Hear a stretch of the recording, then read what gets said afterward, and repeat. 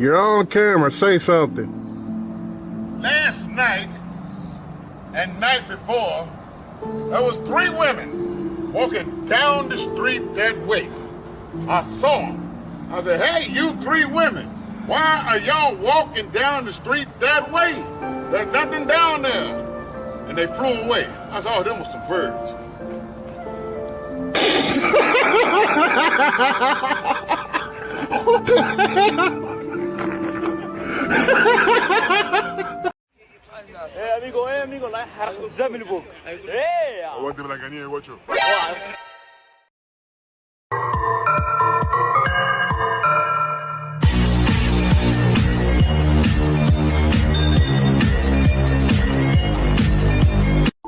Took a little bit of ice, a little bit of strong. Did that? VIP 房同卡拉 OK 咁抵食，全天供應添，乳鴿都只係16蚊99，千里小炒王有4間。 People, I need to show you something here. Why I married the best woman in the whole world.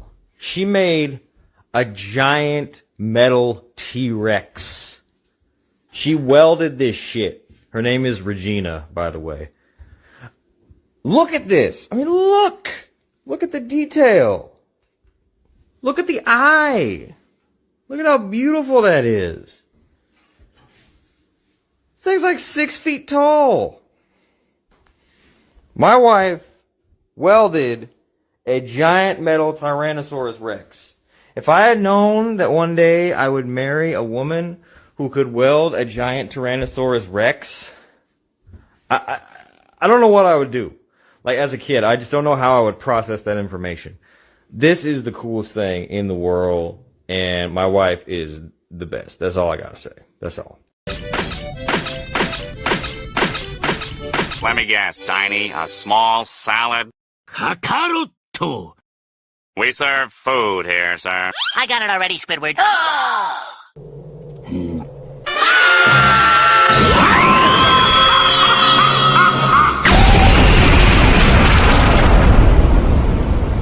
Don't beat yourself up over past mistakes. You are going to fuck up again in the future. Quite possibly in the most spectacular fashion. Why worry about yesterday's fuck-ups when you have tomorrow's fuck-ups to look forward to? You are a fuck-up. And fucking up is part of your growth process. Embrace the process.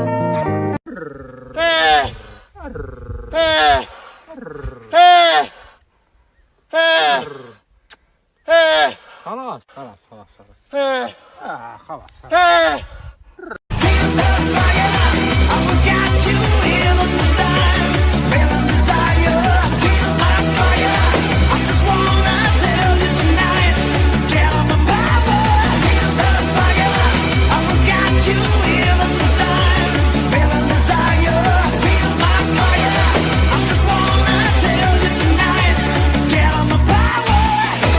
Can be summoned by humans who are so far beneath it. Why can't humans be summoned by ants? The answer is they should be. Well, if a bunch of ants formed a circle in my house, I'd certainly notice. Try to figure out where they'd all come from and possibly wreak destruction there. That's why knowing and correctly pronouncing the true name is so important to the ritual. Imagine how impossible it would be to not go take a look if the circle of ants started chanting your name. And they're like, you can't leave because we drew a line made of tiny crystals. Now you have to do us a favor. And you're like, well, let's just see where this goes. Yup, you got me. What's the favor? And usually the favor is like, kill this one ant for us, or give me a pile of sugar. And you're like, okay. And you do, because why not? It isn't hard for you, and boy is this going to be a fucking story to tell, these fucking ants chanting your name and wanting a spoonful of sugar or whatever. And sometimes you get asked for things you can't really do. One of them, she's like, I love this ant, but she won't pay any attention to me. Make me important to her. And you're like, how? So you just kill every ant in the colony except the 2 of them. Ta-da! Problem solved. And the first ant is like, horrified whisper, what have I done?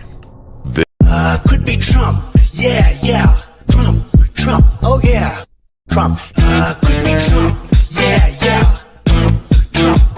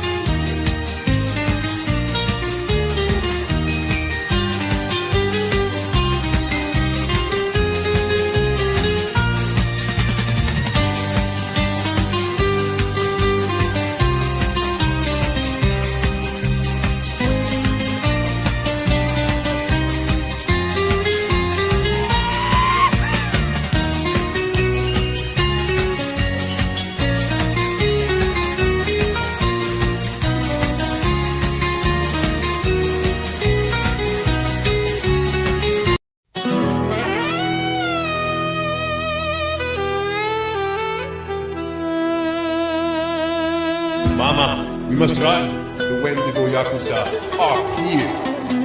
We'll be okay. We're not alone. Where did we park for that? Cider took it to deliver those flowers.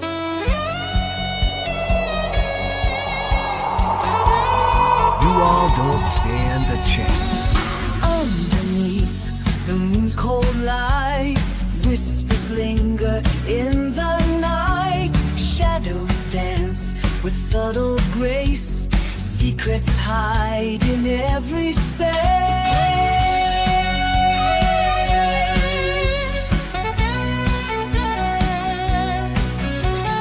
Velvet skies and sapphire dreams.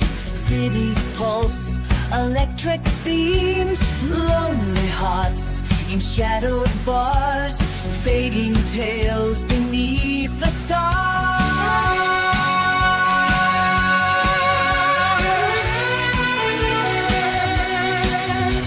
We dance in twilight's tender glow, where time moves soft and slow. Eyes meet in a silent song, in the night where we belong.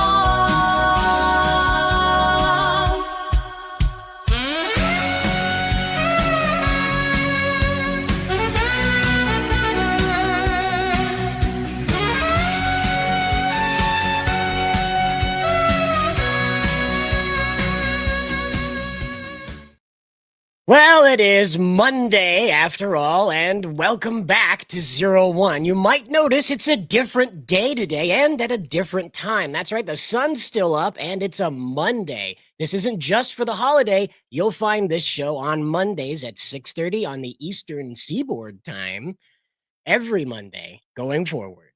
And to help me talk about what's on screen here, I have the lovely Miss Nerdigans. Welcome aboard. Hi, and for those of you that don't know, this week is my birthday week. So on Thursday, I am turning 36, which really sucks. I'm not looking forward to it. Who doesn't love a whole week of birthday, huh? Yeah, it lessens the pain. At least I can celebrate for a week instead of just Celebrate. Yes. celebrate instead of just like being in agony and pain, waiting for one day. At least I could celebrate a little. Wow. One day? What do you mean, like retirement? No. I mean, I don't know. Like after 35, what are we waiting for? Retirement? I Yeah, guess. I mean, the day I turned 25 was like the moment I felt old. Hi, Kitty. Wow. 55 is gonna kick your ass. That's It totally is. That's gonna wreck you. I mean, 35 already kicked my ass. But you know what? You know what really restores that youthful energy inside the human soul? Well, that's meeting your childhood hero. And that's what Bryden's Candler, I think his name is here, the character playing one of the villains for Gozuger got to do. During one of their filmings, they had the Ginga Man red suit out, and this was the Sentai that Bryden's Candler here he grew up watching, so he got to meet his hero. That's awesome. Yeah, Gozuger is really putting a lot of good energy out into the entire world, and we'll talk about it a little later. But I thought opening up the show with some good news might help offset the trouble we're about to run into here with the Crunchyroll anime awards, which I don't know, they're starting to shape up like the Nuremberg trials, and it's not going too well. It's been let's be real, it's been like this since, because I've been watching the Crunchyroll anime awards since it started like in 2017, and it was starting to like get, and I covered this on my stream last night, that it was starting to, gain a little momentum. And it's kind of like Crunchyroll Expo in a way, where it started like in 2017 as well.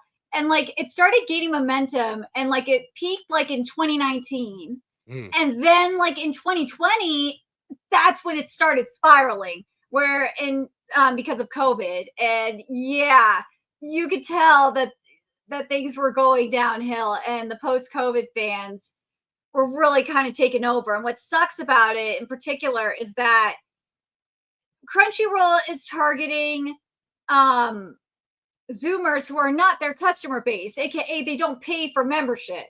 They don't. They are watching their anime on Netflix primarily, from what I know anyway. Well, and that's again like the comment made right here by the Black Sage D. You could check him out at black_D_gamer1. That's right, if you want to check him out. But this is what he had to say about the issue, and I thought it was particularly poignant. He says, "Solo leveling is made for people who think anime is nothing but mindless hype beast. I'll say it right, hype beast, fight scenes and flashy visuals. It's pretty much what people who only grew up on Toonami and think anime is. Zero substance, bland characters, most importantly, devoid of any relatability." But Now, I gotta push back on that for a second, right. because when I grew up watching Toonami, we had Sailor Moon, we had Dragon Ball, but we also had Rurouni Kenshin, we had Tenchi Muyo, we had Yu Yu Hakusho. So that's, to an extent, that isn't true, because we still had the storytelling and we still had the relatability. It wasn't just all flashy fights. Now, if you want to, I don't even, and we also had Naruto as well. I don't know if you want to say maybe like, I don't know if modern Toonami would be a better example of it, but like old school Toonami that I grew up with, I can't say that because of, Well, and also Gundam too. You watch Gundam Wing, and Gundam Wing wasn't all flashy fights. There was storytelling going on. well, yes and no. But yeah, I understand where he's coming from, is that a lot of the Toonami anime, excuse me, were made for product sales. This was stuff that would translate to shelf sales here in the USA. Yeah. And that's where a lot of that came from. It was very safe. It was very like instant slam dunk, kind of hard to go wrong with giant robots that can't blow up, with like boy band pilots, They Yeah, kind of had to yeah, go but wrong like, with that.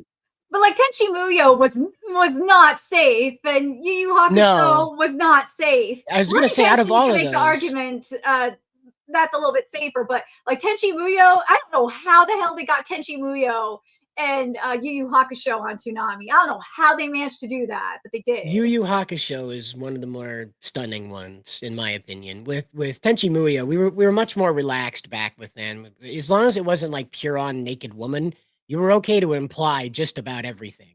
I think Ghost in the Shell aired on MTV at one point, the Yeah, original they one there. did. So as long as you weren't like full on nudie lady, you could imply whatever you like. But the situation that came to my mind with Yu Yu Hakusho is the abrupt and very, very pointed violence. In like one of the first 5 episodes, they're up against a villain that shrinks Kuwabara down and snaps his arm like a twig. Oh yeah. I have Vietnam flashbacks to seeing that as a kid, because my little kid brain was like, ah! It was very terrifying that some giant could just snap your arm for the joy of it, And so that again, like that was one of the things that totally surprised me that found its way to Toonami. But again, things like Big O were there that absolutely were not going to generate a toy line. So again, it was one of those things that, like, when he mentions this Toonami thing, he's talking about stuff that is like hot topic merchandise, good to sell topics. He's talking more about Naruto. He's talking about Dragon Ball. He's talking about Bleach. He's talking about stuff that's got like big giant fight scenes. Whereas like what he's come to appreciate is stuff like Outlaw Star. Yeah. What was that other one? That was Witch Hunter Robin. Stuff that had like a way, like Ghost in the Shell, stuff that was much more subdued in the way that it communicated action, but pushed up the amount of interpersonal drama, which isn't going to work for an after school programming block, because 12-year-olds don't want to do introspection. They want to blow shit up.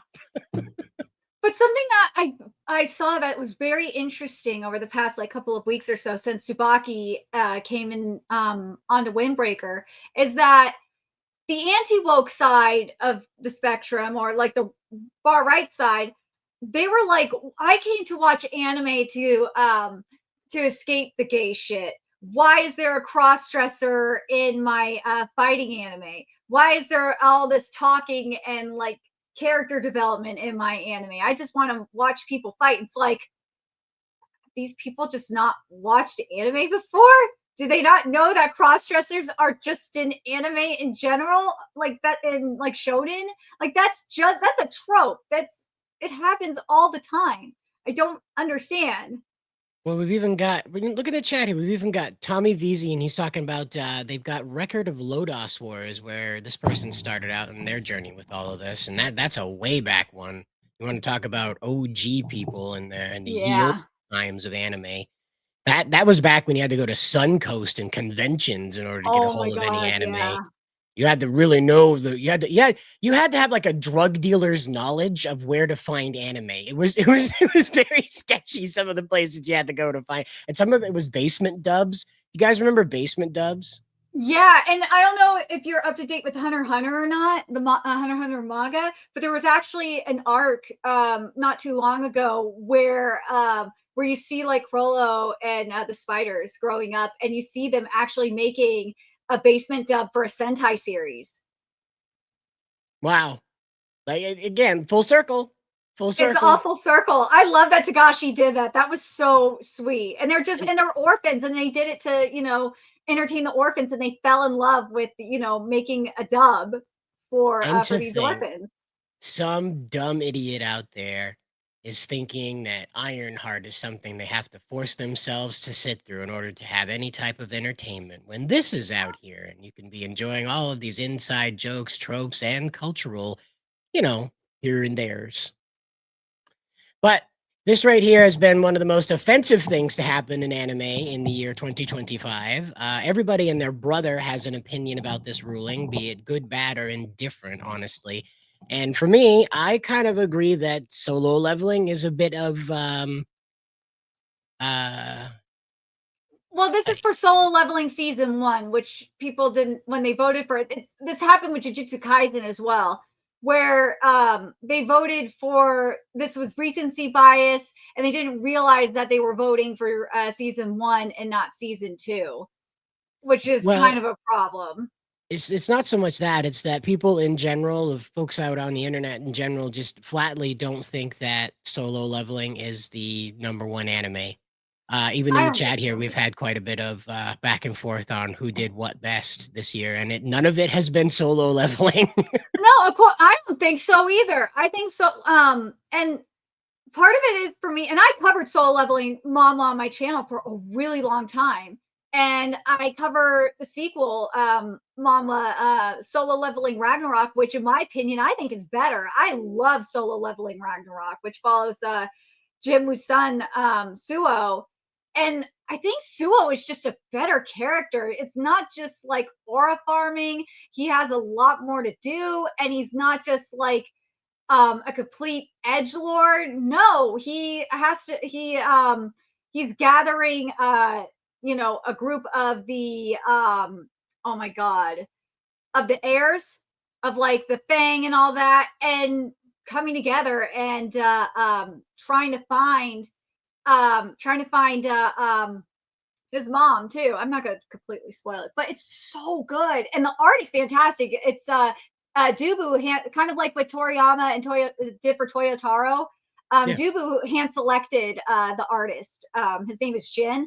Oh my god, the art is so good. He picked a really good one. He picked a good successor. So we have Trump Tuber, and he says, I think solo leveling season 2 was awesome. Also, the intro got me pumped to go to the gym. And I think that's what a lot of people are sort of complaining about with with solo leveling, is that it is it's doing more of the commercial cheerleading thing in anime, whereas a lot of people, I guess, who are older now, because again, anime has a much older audience than it used to. Japan even admitted, like Toei even admitted, there's not enough kids in Japan anymore to market to. So this again is like another symptom of that, where like older anime fans are kind of looking at solo leveling and seeing sort of the shonen tropes about it and saying, well, this wasn't worth game of the year, anime of the year. This is more worth like maybe 3rd place. Whereas I've seen people talk about that. Oh my gosh, it just Assassino Freyren you're talking about. Yeah, Freyren's the one that everybody wanted to be #1. And I know why. It's because that racist meme has gone around about it. It got her massively popular here in the West. And so that absolutely tilts.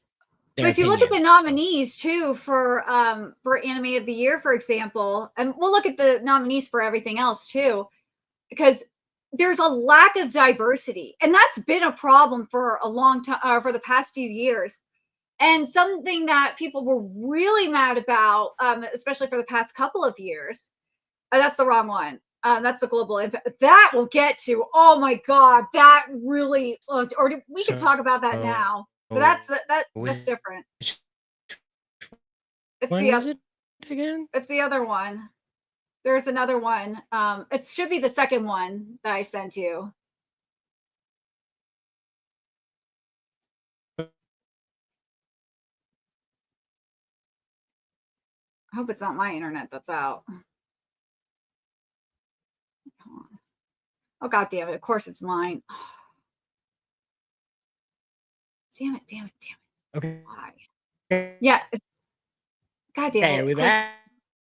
Are we back? Yeah, I think so. Are we? Can you hear me? It should be the second link that I sent you. Are we back? Yeah, I think so. Oh, okay. It is.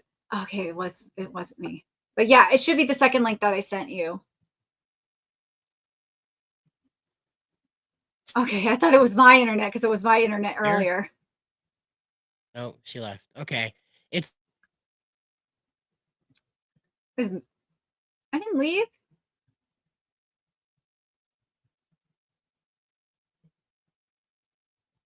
Cider's frozen. Oh no! Being so far behind.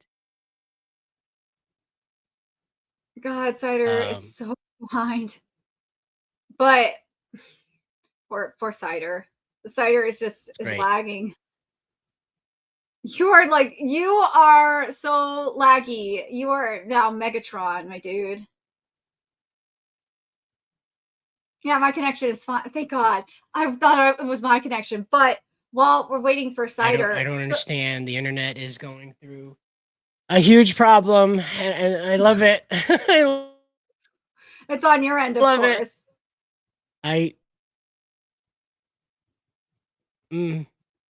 There's absolutely nothing wrong. It's just the StreamYard that's losing its absolute mind. StreamYard hates you, apparently.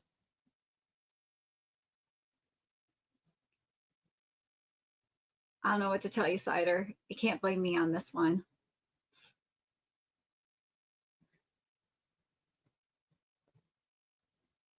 But do you think you got it now, Cider?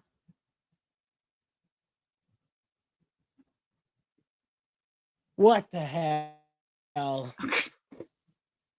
Oh, poor Cider. It's frozen so hard now. Oh no, do you have to refresh?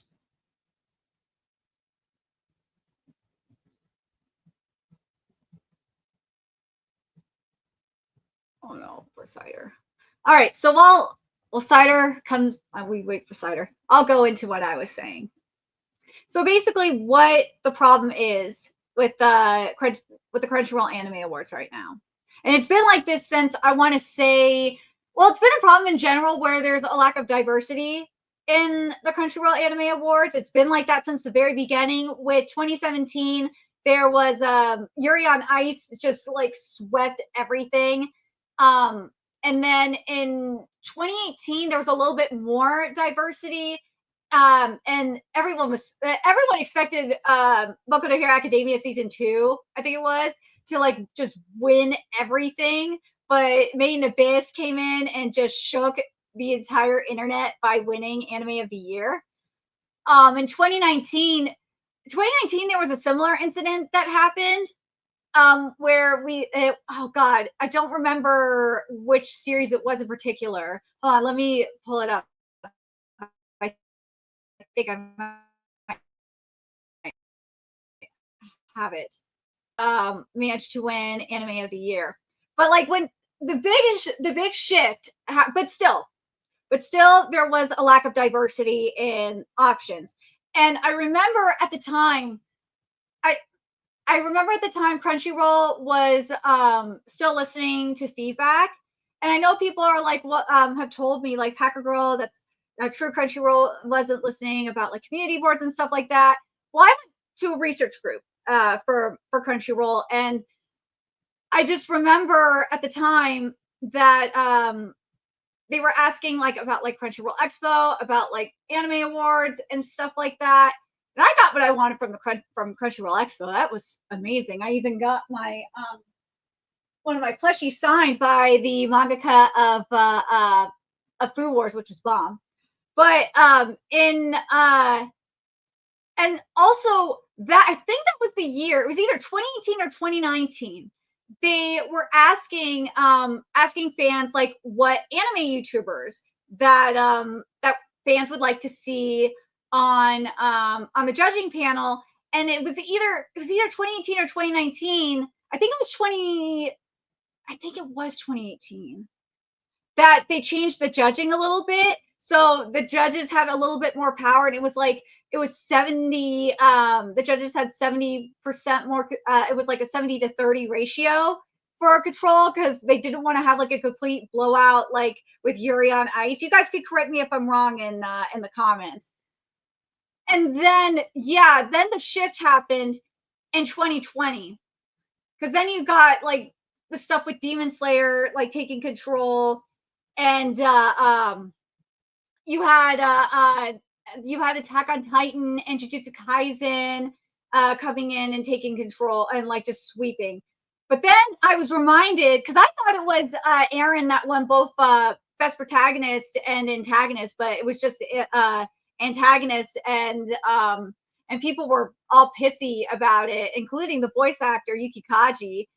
And that's when they got rid of best protagonist and antagonist and just combined it to best main character, which is freaking retarded. And something that, for those of you that don't know, something Isayama said was, this was not too long ago. I want to say this was like a year or two ago. Isayama, the creator of, the mangaka of Attack on Titan, what he said was he had to literally rewrite Eren because of how Yuki Kaji was portraying him as more of a heroic character. And that's why he kind of changed a little bit in the manga, even though, let's be real, Eren was not a hero. He's not. Eren is a total asshole. So it's crazy. It really is. And if I remember correctly, it was either 2018 or 2019 where Anime of the Year had more nominations. I think that's when it started. 2018 or 2019 had more choices for Anime of the Year, and that lasted for maybe like 2 or 3 or like 2 years at least, something like that. And then Crunchyroll decided to say, screw you. I think this was post merger with Funimation, with Funimation Crunchyroll, or the Crunchyroll Funimation merger. They decided to say screw you and get rid of the amount of choices you have for Anime of the Year. And I think it was just in general, because they had a lot more options at the time. It was just ridiculous, man. It was ridiculous. But I wish I had the ability to be able to show you my screen. I don't. Cider has that ability. Hopefully he will be back on in a second to share the screen. But I figured while we were waiting for Cider to get back, I would give you kind of a little bit of an insight of what happened leading up to this.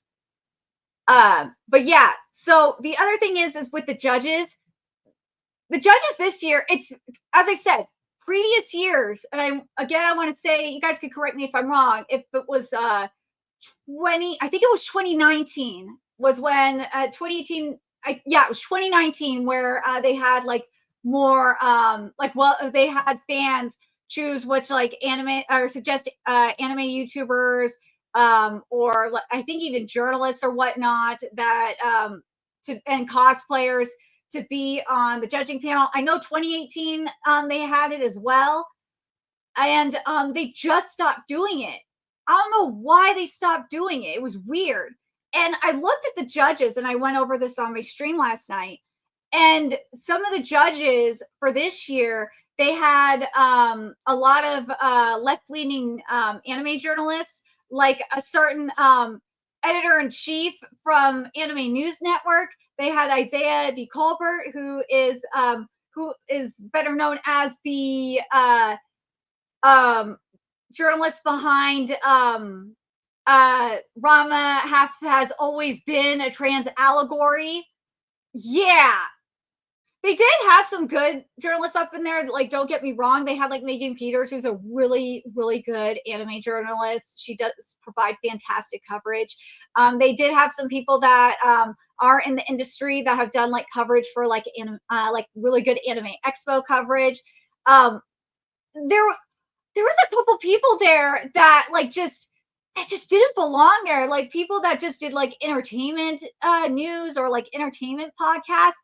And I'm just looking at it like, why are these people here? Why did you bring these people here? They do not belong here. They didn't even have cosplayers this year, which I thought was very bizarre.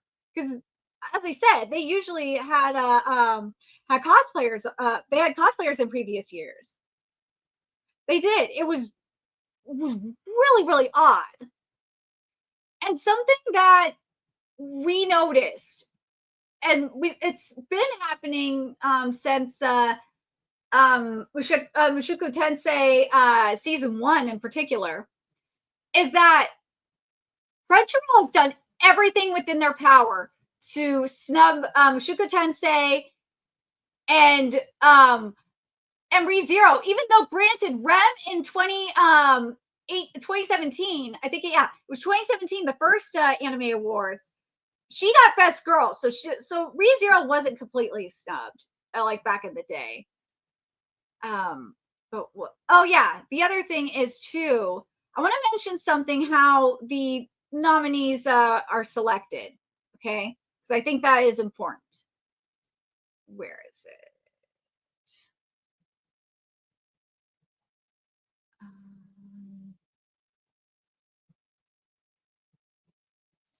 Okay. I think I have this here. So basically, how the nominees are picked is basically a panel of judges determines the 6 initial nominees in each category. Well, the 6 nominees are selected by a panel of judges made up of industry veterans and anime content creators that you guys don't get to choose anymore. As I said, you used to be able to choose which creators got to be up there. Not anymore. We'll determine them, and in this first round of voting, each judge will submit up to 5 eligible candidates per category using a password-protected digital ballot. And the 6 candidates who are mentioned the most become the round 1 nominees.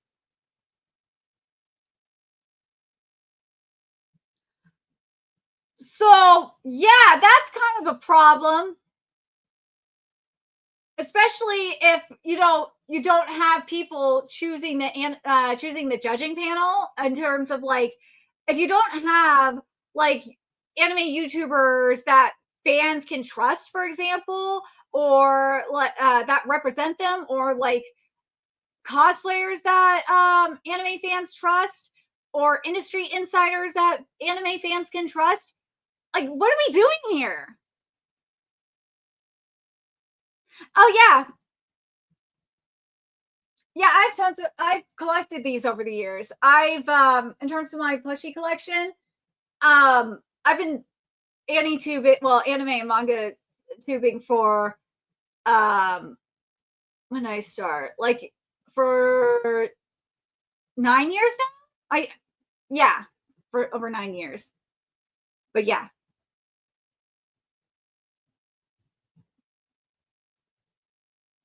But yeah, I do have a Mew collection, and I have a few Espeons up there too. I love my Pokemon stuff. I wish I could get a life-size Espeon and Umbreon. I want one really, really bad, but I'm too poor for that. So this is important for in terms of the eligibility this year. They've really screwed up the eligibility. I want to say last year they did, and I think even the year before. But the eligibility, they fixed it this time.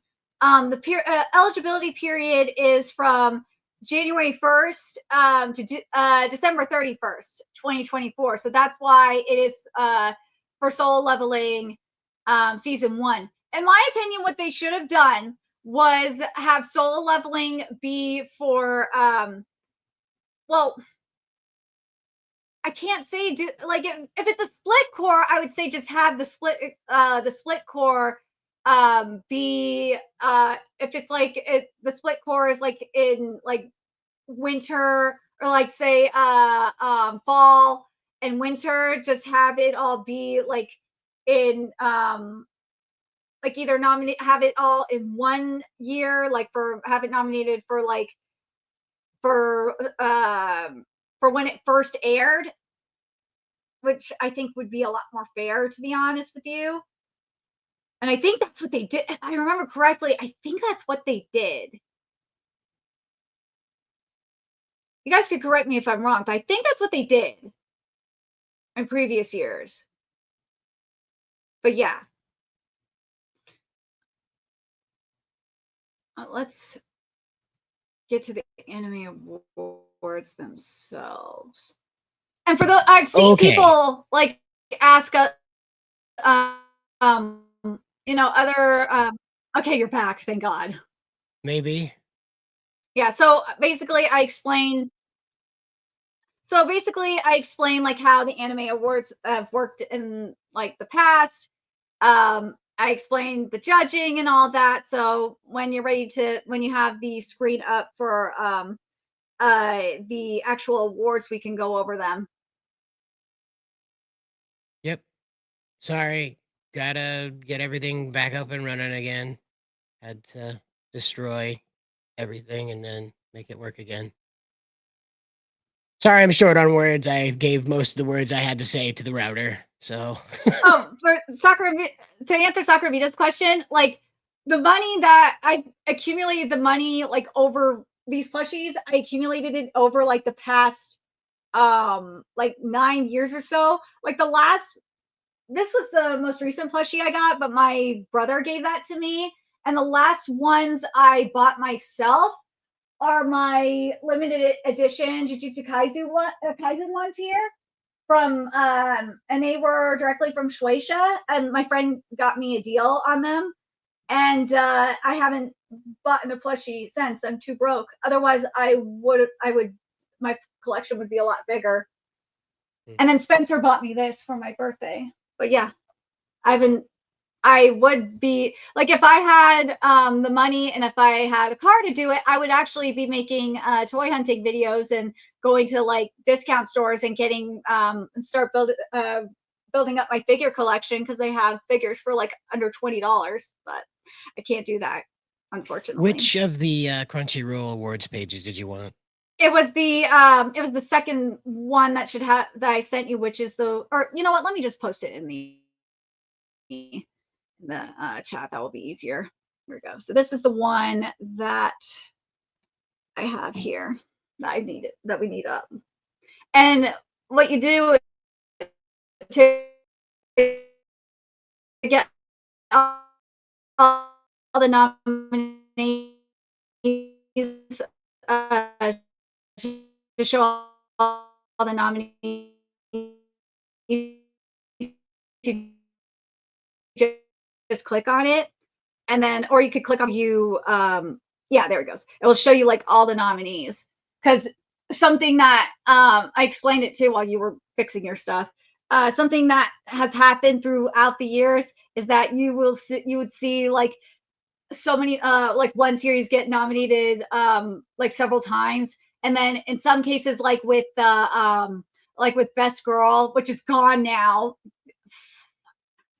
Like with Best Girl, it happened a couple of times where like 2 characters from the same series were nominated, and people were furious about it too. But Oh, Spencer. I say Spencer. Cider had to drop out again. Oh well, I'll just do it without. I'll do it without. Oh, there's Cider. Okay, I was like, if I have to do it without Cider, I will do it. I can do it. I have it in front of me. I just wish I had the ability to share the screen, because I would do it myself. But that's just how life is. So, anyways, so for anime of the year, as I mentioned in previous years, they did have like more than 6 slots. I don't remember the exact amount off the top of my head, but this time they had 6 slots, and it's a damn shame because some like I would say what Soul Leveling does not belong here in my opinion. And I know some people will like say and this is going to be a hot take for me, but I don't think Kaiju number 8 belongs here either. I don't. And the ones I do think belong here, obviously ReZero and Mushoku Tensei definitely belong here. And I think Shangri-La Frontier belongs here because that anime is amazing. Windbreaker belongs here. And what's the other one? Dangers in My Heart, season 2 belongs here. Bleach belongs here. The fact that Bleach is in here really bothers me. I don't know if Crunchyroll is just salty that Bleach is not on their platform anymore. But if they are, it's your goddamn fault because you let Disney outbid you. That's according to James Hansen. He said that's what he said. He said that you mofos let Disney outbid you. You did not care about Bleach enough to keep it on your platform, so that's your fault. Dan I understand Dan being here. I understand Delicious in Dungeon being here because that anime is fantastic. And obviously Sosa no Frieren, I really don't like the localization name for Sosa no Frieren. And the Japanese don't like it either. So I'm sticking it with Sosa no Frieren. And also the Apothecary Diaries, I understand that being here too. But Soul Leveling and Kaiju number 8, they don't need to be here, and there should be like way more slots here. It should not be only 6. There should be at least 9. Oh, Spencer's here too! Yay! Now, if only Spencer could get in here. Cider has to allow him in here. Because I can't let him in. I can't do that. I'm not special enough to do that. I do not have the power.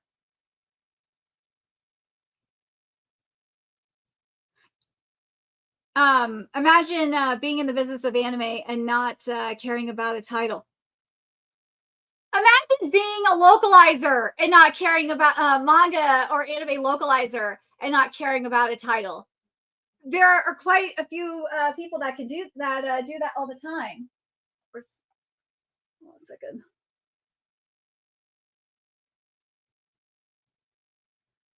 Okay, Spencer is going to come in here and take over first, hopefully, and we can then have everything on the screen. But because that will be a lot easier once Spencer gets here, and so we can have everything on the screen. I can't wait. And once he gets here, it'll be a lot more because Spencer will understand what I'm talking about too. But the other thing, I will say this though, the one that I will say is definitely fair in all this in terms of like awards, and I would say has been consistent is for the most part is Film of the Year. Film of the Year has been pretty, for the most part, it's been consistent and it's been correct. And this one is Look Back, and there's part of me I can't say as much as I know. I probably like part of me is like, yes, the dumpster haiku, the dumpster battle should be there because I am a Kemma stan. I love Kemma, that's my boy.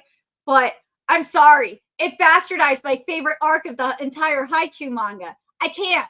It also Look Back is goddamn beautiful.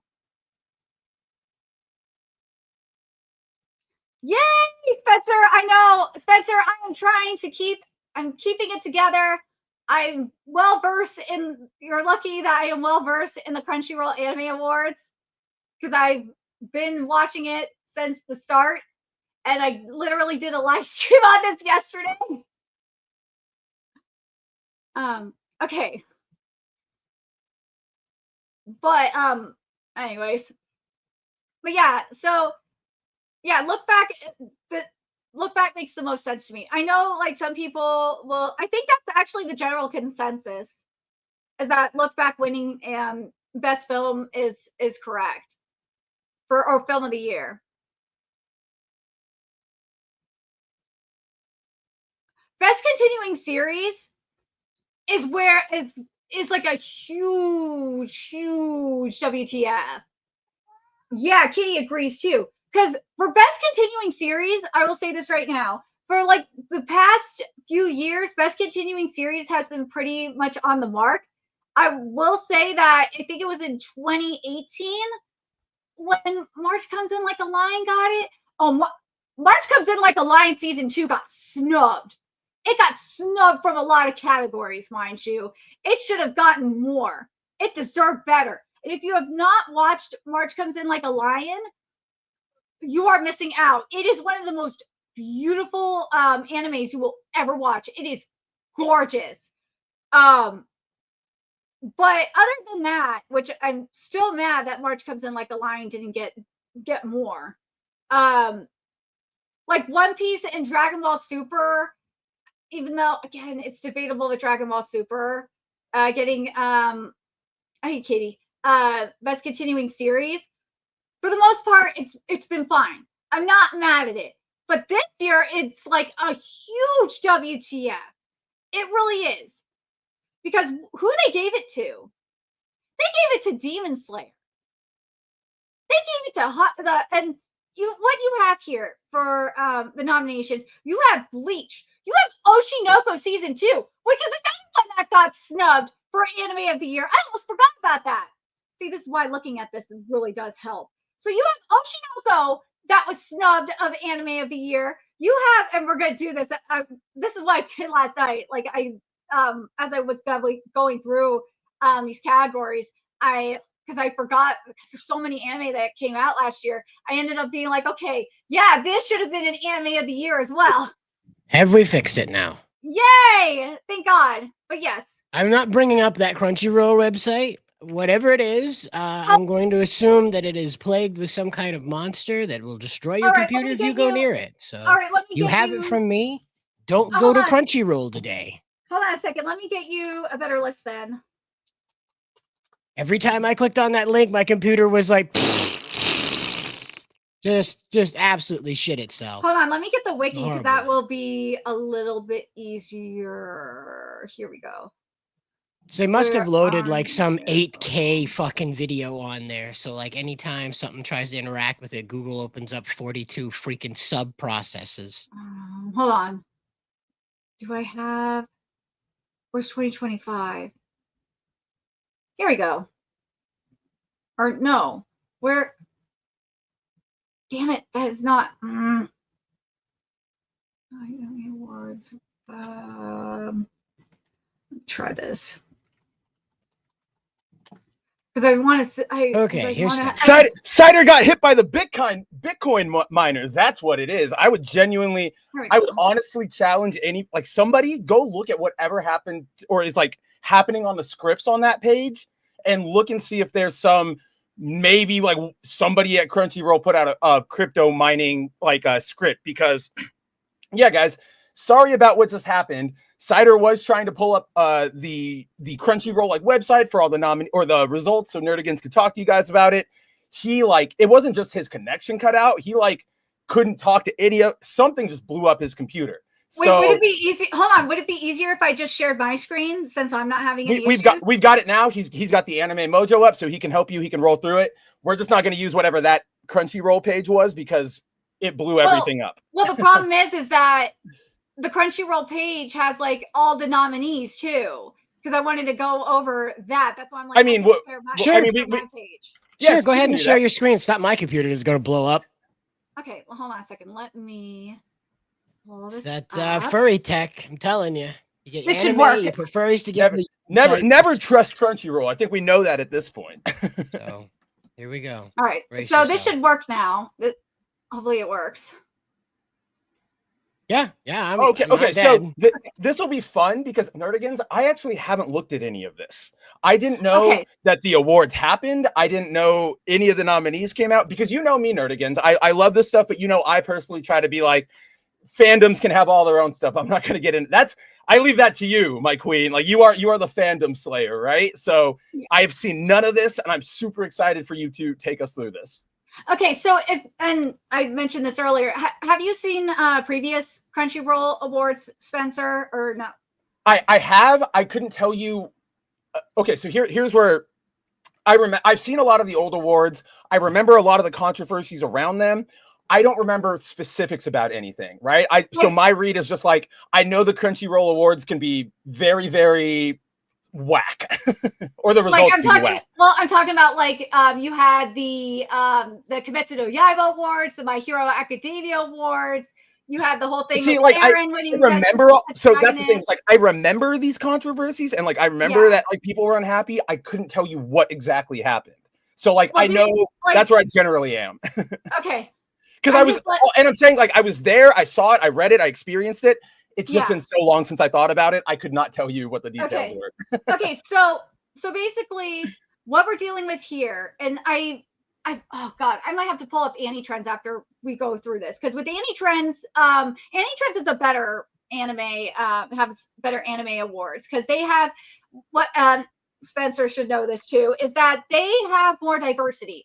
This is something that Crunchyroll Anime Awards doesn't have because only Yasuke animes. That's all they have. No, I'm kidding. When Nerdigan says diversity, guys, she means like of genre of stuff we will look at, not just shonen. Well, and that's because it's because of the judging. Like, and I said this earlier, and I think this was in 2018 or 2019 is when they asked fans what anime YouTubers you want to see on the judges panel, and they had a lot more. That. Okay, I remember that. Yeah. You remember they had a lot more cosplayers. They had a lot more. You just have to remind me. I probably remember. You just got to remind me. This time though, they had a lot more journalists on the judging panel. They barely had any like actual anime YouTubers that I knew of. Did they have like ANN staff? They had the editor in chief of Anime News Network, Lindsay Loveridge, right? Yeah, they had Isaiah D. Colbert on there, of course.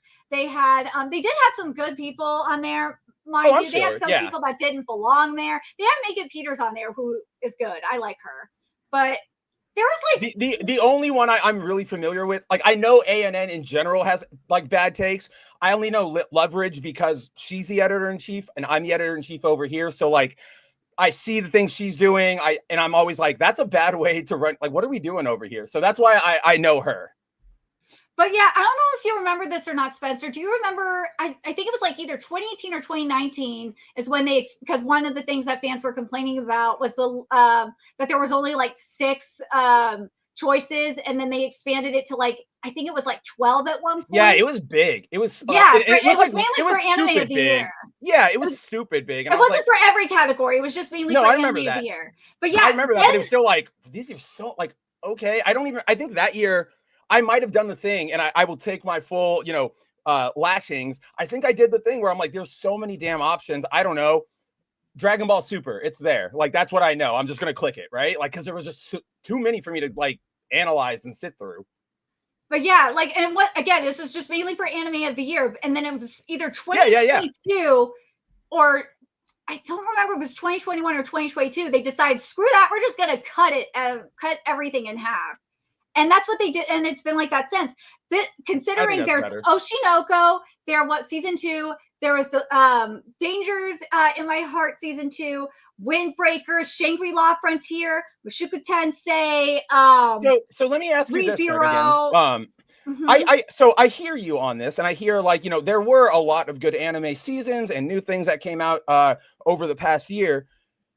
So help me out here, and we'll walk me through this because how do the nominees get put onto the Crunchyroll ballot? I guess is what we're looking for. So basically, the first round it's selected by the judges, and they vote on a ballot, a digital ballot, password ballot, and the titles that come up the most are the ones that get on for each category. Okay. So that to me, so here's where I think there's a differentiation to be made, is that I know, like, we can talk about their tastes, but I don't necessarily think cutting like the amount of anime you're going to have up there to vote on is a bad thing. Because again, if you put everything that's out there up on, you know, a ballot, people are going to get overwhelmed. They're not going to know what they're looking at. They're going to just go to, like I said, there were probably way better anime I watched on whatever ballot that was. But because I was like, I don't want to sit here and compare 12, I just went, well, I liked Dragon Ball. There we go. So I'm not against that, but I do hear your frustration where you're like, what? So I think the main point here is like, and correct me if I'm wrong, what I'm reading from you is like, why do the judges have such bad taste? Like, why did they all judge to get these 4 or 5 out of everything that was put up, or 6? Yeah. Like, out of all of them, these are what we got. And that's a very valid, like, complaint. I would say, like, the number, like the amount of them, I don't know, but yeah, the quality of what we got. Like, I think I will agree with you that 12 is too much. I would say a happy medium would be 9 at the most. But you know, considering how about this? Because I still think 9 is a little much. What if we did, like 2 rounds of that? Like, ooh, yeah, right? So we do, 12. And then the judges vote on that, then they get 9. So then from that 9, they have to go, okay, pick your 6. And then those 6 go on to like the main ballot. Do you think that would be better? I think that you have the first round be 12, and then you have the fans vote on the second round, and then that's a better one. I like that. And then have the third round be that final set of 6. I think that would be fair, because then you have the judges pick, you have the fans pick. And then, and I think that's how they did it at first too, if I remember correctly. I like that. I think that's how they did it. Spencer, didn't they do that like a few years ago? Was that there was like 2 rounds of voting? Maybe. I think that's what it was. Maybe. I don't even remember. Again, I don't it's been so long. But if we were writing an article, if you and I, or like you were writing an article, or we were working on something, oh yeah, you and I could leap right now and we'd be looking it up. But we're hanging out here. I just don't know off the top of my head. But yeah, if I had to replace any titles, Solo Leveling and Kaiju number 8 would not be on here. Which is why I said I don't get how Kaiju made it. Like genuinely. Exactly. I wanted to like that anime and that manga so bad, because like kaijus, and it's also almost Ultraman style, where like the people turn into the kaijus, Ultraman mixed with Attack on Titan. I'm like, this could be cool. And then like, the blonde girl with the twin tails, I'm like, cute waifu.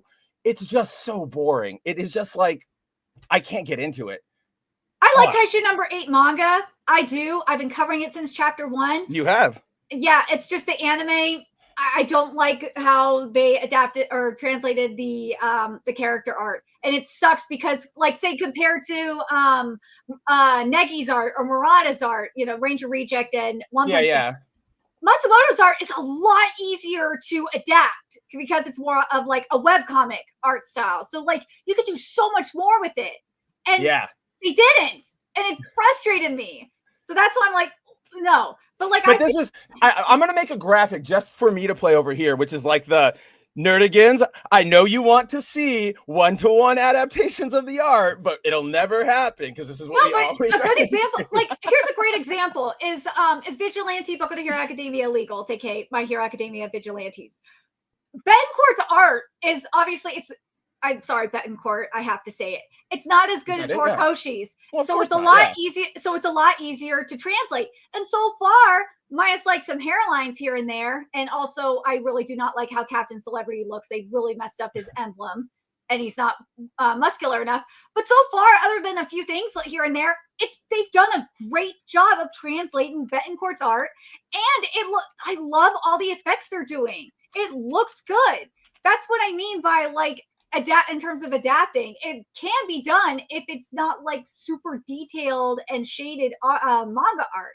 It can be done. It can look really nice. Yeah, that's true. But there's also, it doesn't. Here's where I get, or I like be the buzzkill, because like it's just sort of like the unfortunate reality is in the translation of mediums, unless somebody is doing like a literal, I'm going to turn this book into like a flip book, we might get like shots here and there that are 1-to-1 with it, but I mean, you've watched anime from birth, right? We watched all the stuff in the 90s and the 80s, like, well, from the 80s. We weren't alive I wasn't alive back then, but you know that like it just sometimes happens. So like that's why I always like I love you for it, and that's why I always like I say it as an endearment that you always get hung up on like I want to see the exact 1-to-1, and I'm like, Nerdigans, I know, but we're never gonna get it. We have to accept that. But for the most part, I am kind of getting it with Vigilantes. I'm not like except Vigilantes. I have to throw it in the bin. I have to give it my biggest LF of the entire time, because they made what's his name? The sliding kid? Koichi? The main character whose name I'm totally Koichi. They made him do an Akira bike slide. And I hate seeing that. To me, like, okay, I think I saw a Caffeinated Wolf in the chat. Andrew, my co-host over at Foil Variant, Ripaverse, big shout over there. He and I always get into this because I always tell him I hate the Akira slide.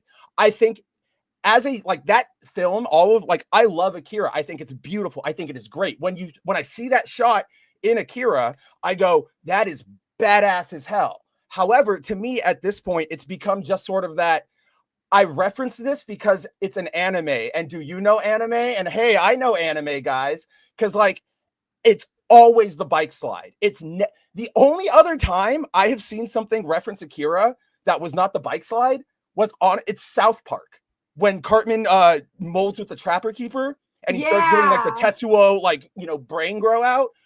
That's the only, and I'm like, okay, you guys probably watched Akira, really loved it, and you know what anime is. Everybody else, I just go, yeah, you want to go, I know anime, everyone. Isn't anime cool? You're not referencing Akira, you're referencing the reference, and it always bugs me. So I'm just making a joke on that point, but yes, let's continue. But yeah, like the other series in terms of like adaptations, because I got to bring it up, Sousou no Frieren does a really good, Madhouse did a fantastic job, and so did Trigger with Delicious and Dungeon. And same with Toa with Apothecary Diaries. They adapted the source material really nicely, and they deserve like a lot of the stuff that they were nominated for, they deserve it.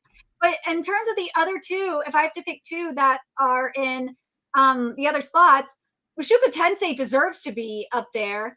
And like if I have to only choose one other, it's either got to be Windbreaker, ReZero, or oh god, it's hard between like Oshinoko and Shangri-La Frontier and The Dangers in My Heart, because those were really good.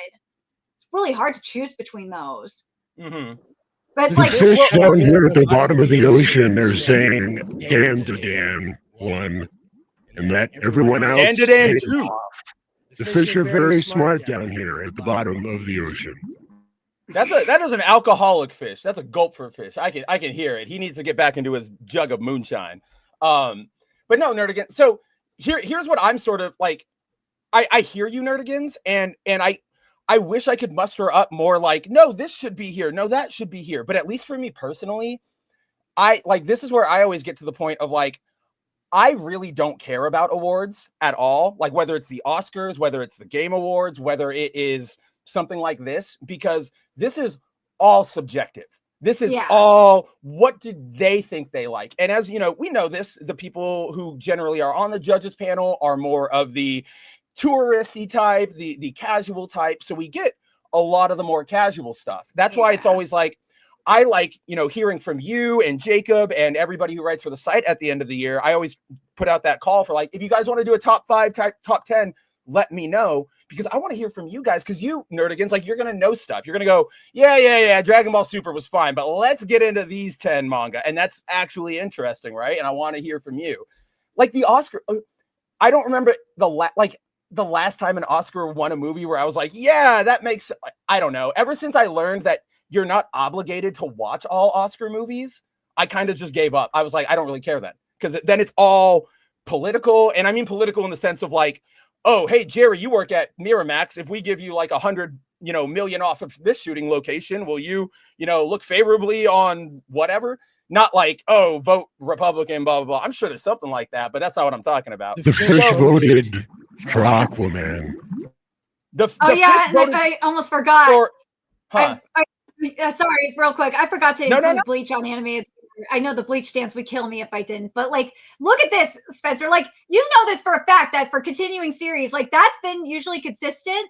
But look at this. Yeah. They picked like the worst arc of Demon Slayer over like My Hero Academia season 7, Oshinoko season 2, one of the best arcs of One Piece. Okay, and do you want to know what I think? Love Do you want to know what I think it is about this one in particular, Nerdigans? Like this. Okay, this breaks from my like what I was just saying, but like in this particular case, I think what you're looking at here is okay. You know, ongoing series are always going. There's going to be fewer of those in this category because throughout the year, you know, rarely do we get something that goes on, you know, through multiple cores. So, you know, this makes sense, right? I think we can agree, Nerdigans, that the nominees here like make sense because there's what else are you really going to throw in there? But I think what you're looking at is kind of what I was saying a second ago, and you always call out. It's the tourism. They're being very easily manipulated, right? Because that series was super big. Like everybody and their casual mothers got into Demon Slayer when it was running, and I mean even now. So they get that. They remember, oh, all the stuff I have seen was good, and then. Give me your read on this because this is something I've been noticing and I've been really critical about lately. A lot of anime and Demon Slayer's like last few like movie arcs or whatever you want to call them have done this. They replace like actual fighting, like actual smooth fighting and like crazy looking fluid animation with shit like noise, lots of slashes and cling cling cling cling and sparks, and you go. Your brain goes kind of like me and Cider always joke about, right? Like that's your temple runners. That's your Family Guy funny sitting in the corner of the screen. So everybody goes, oh, new thing happening. But then if you're like, you know, us and our audience, you went back and you sit and you think about it, you go, that was not a really cool fight. That was really just a lot of bright lights being flashed at me. So all of that, I think people get for that. They're the reason why all that stuff's in anime now. Fish, notorious anime consumers. Most of the market is made for them, in fact, you know. Well, that makes sense if it's a goldfish, because that's about the attention span I would imagine a average Demon Slayer viewer has. This is where I've got to push back on that. If by that logic, Spy Family season 2 would have won. But here's the thing: is that Spy X Family never got to that like a lot of people like Spy, and it is more of like not a casual one, but like more general people I see out there liking it, especially because of Anya and everything. But remember, like Demon Slayer, that thing is basically like this, like the current generation's, I would say, Dragon Ball. Only in the sense of how big it was, right? Everybody has like a Hanafuda earring thing like on their backpack, or they have the checkered kimono. Like it's just that big of a thing where people are going to go, oh, big thing. I like big thing. It was flashy. Let's go. Oh, remember what we talked about how like I think it was Best Girl and I think even Best Boy like several years ago where they had two characters from the same series nominated. Oh, yeah. Well, they didn't learn their lesson because look at Best Supporting Character. They did it for 2 series. See, they did it for Joseph Fraven and Dan to Dan, which I think is freaking hilarious. See, I don't in terms of like character specific categories like this, I don't mind if you pick multiple things because, like, for example, if you were gonna be like, who's best waifu this year, like Mav, Spencer, I would go, well, here's Robin from One Piece, here's Carrot from One Piece, here's Bulma from Dragon Ball Super, here's Chi-Chi from Dragon Ball Super. I would pick a lot of those same characters just because they're good. Like right here, Frieren and or who is it? It's Fern and Himmel.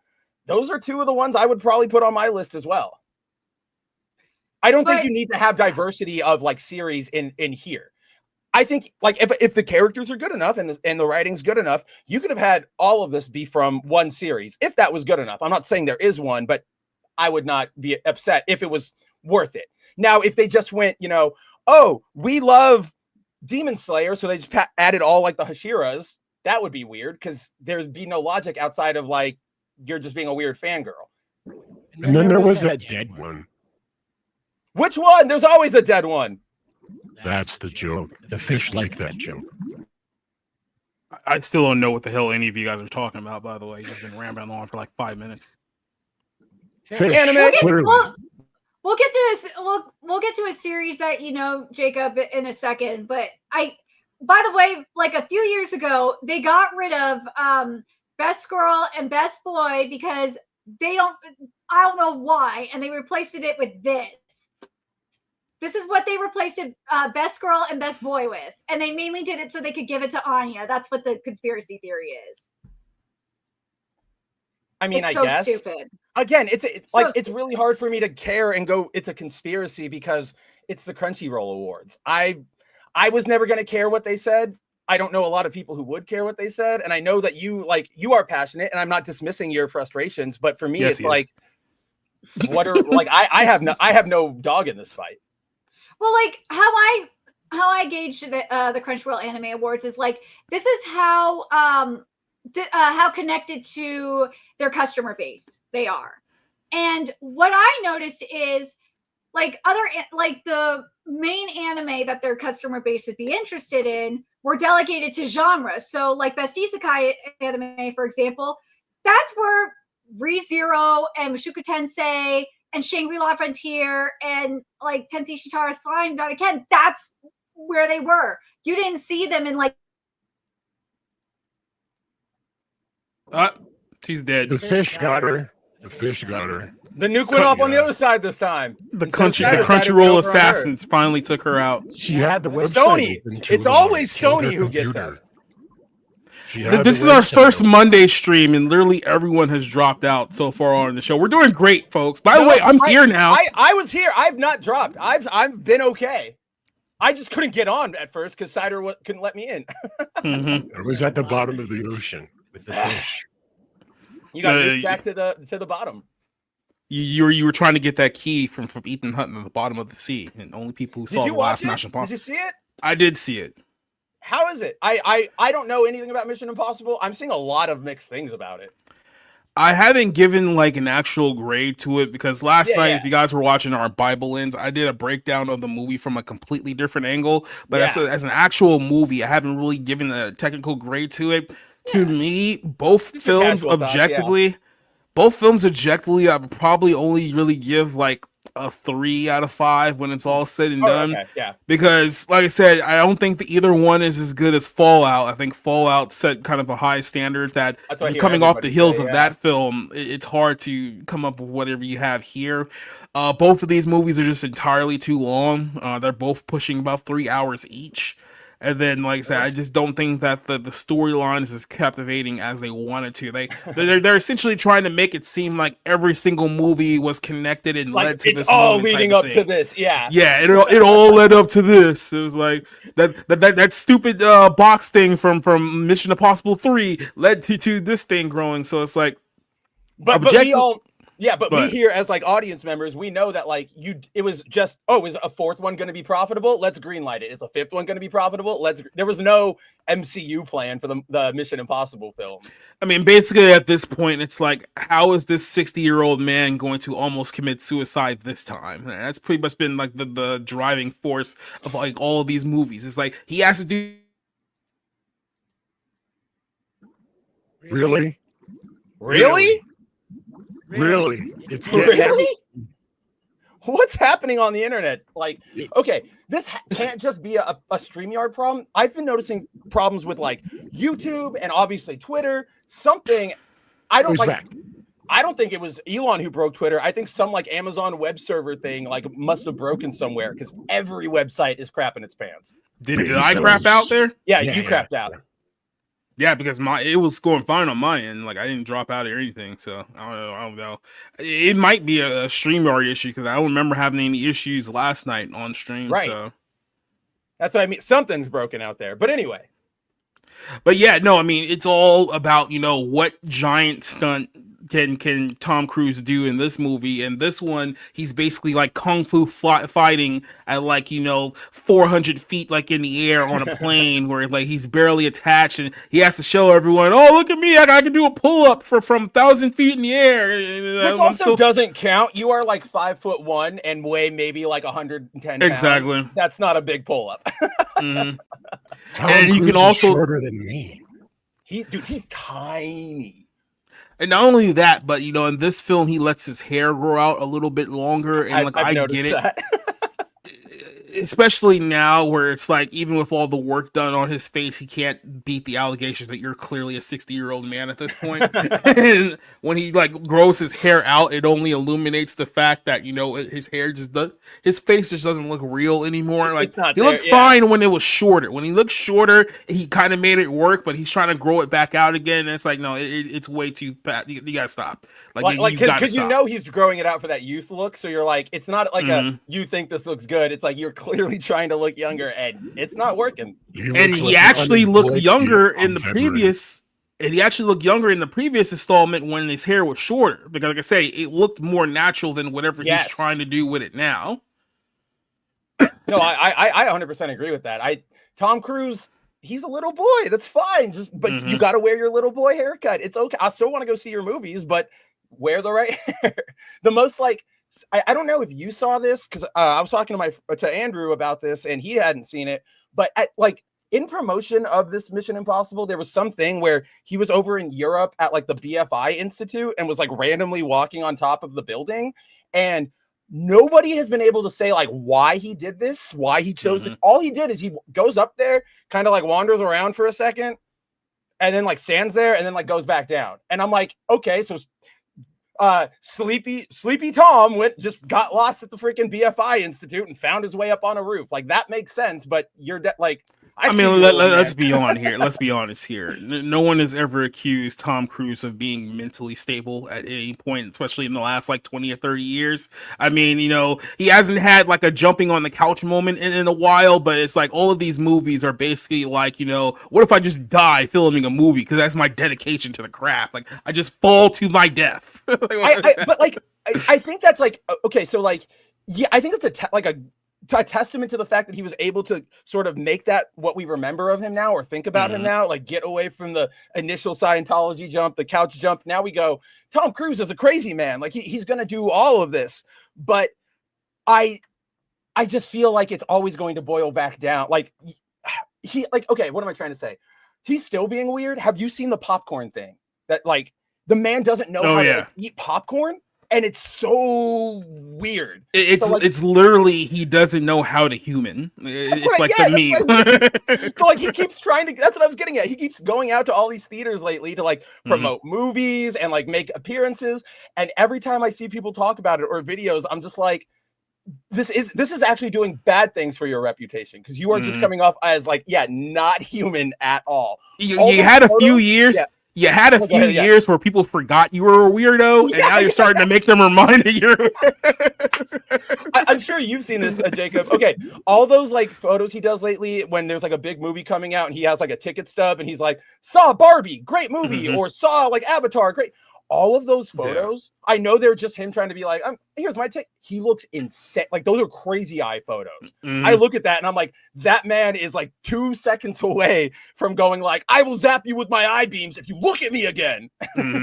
He's basically on the crab fisher and Adderall diet, which means that he hasn't slept in 32 hours. 32 Hollywood. Yeah, remind you, he thinks that an alien puked into a volcano and all life emerged from that. Just wanna. But in all honesty, in last night's show, I didn't even talk much about the whole Scientology aspect of it. No, even though you mentioned it at the top, and you were like, "Yeah, he's a Scientologist," but that's not really what's going on here. And I was like, "All right, yeah." Because Scientology is its own episode in its own right, and it's I just do not have enough time to tackle that. As the theological scholar you are, and you the show you host on Sundays, I can't see your episode on Scientology being more than literally you 5 minutes long going come on, guys. This isn't even a religion. Come on. Really? It's all, like I said, it's all Gnostic garbage. It's the same thing as the 5% Nation and the Freemasons and Scientology. It's join our cult. We'll give you some secret knowledge. We'll tell you you're God, and you go find some other suckers to pay a social fee to come join our. It's all the same thing.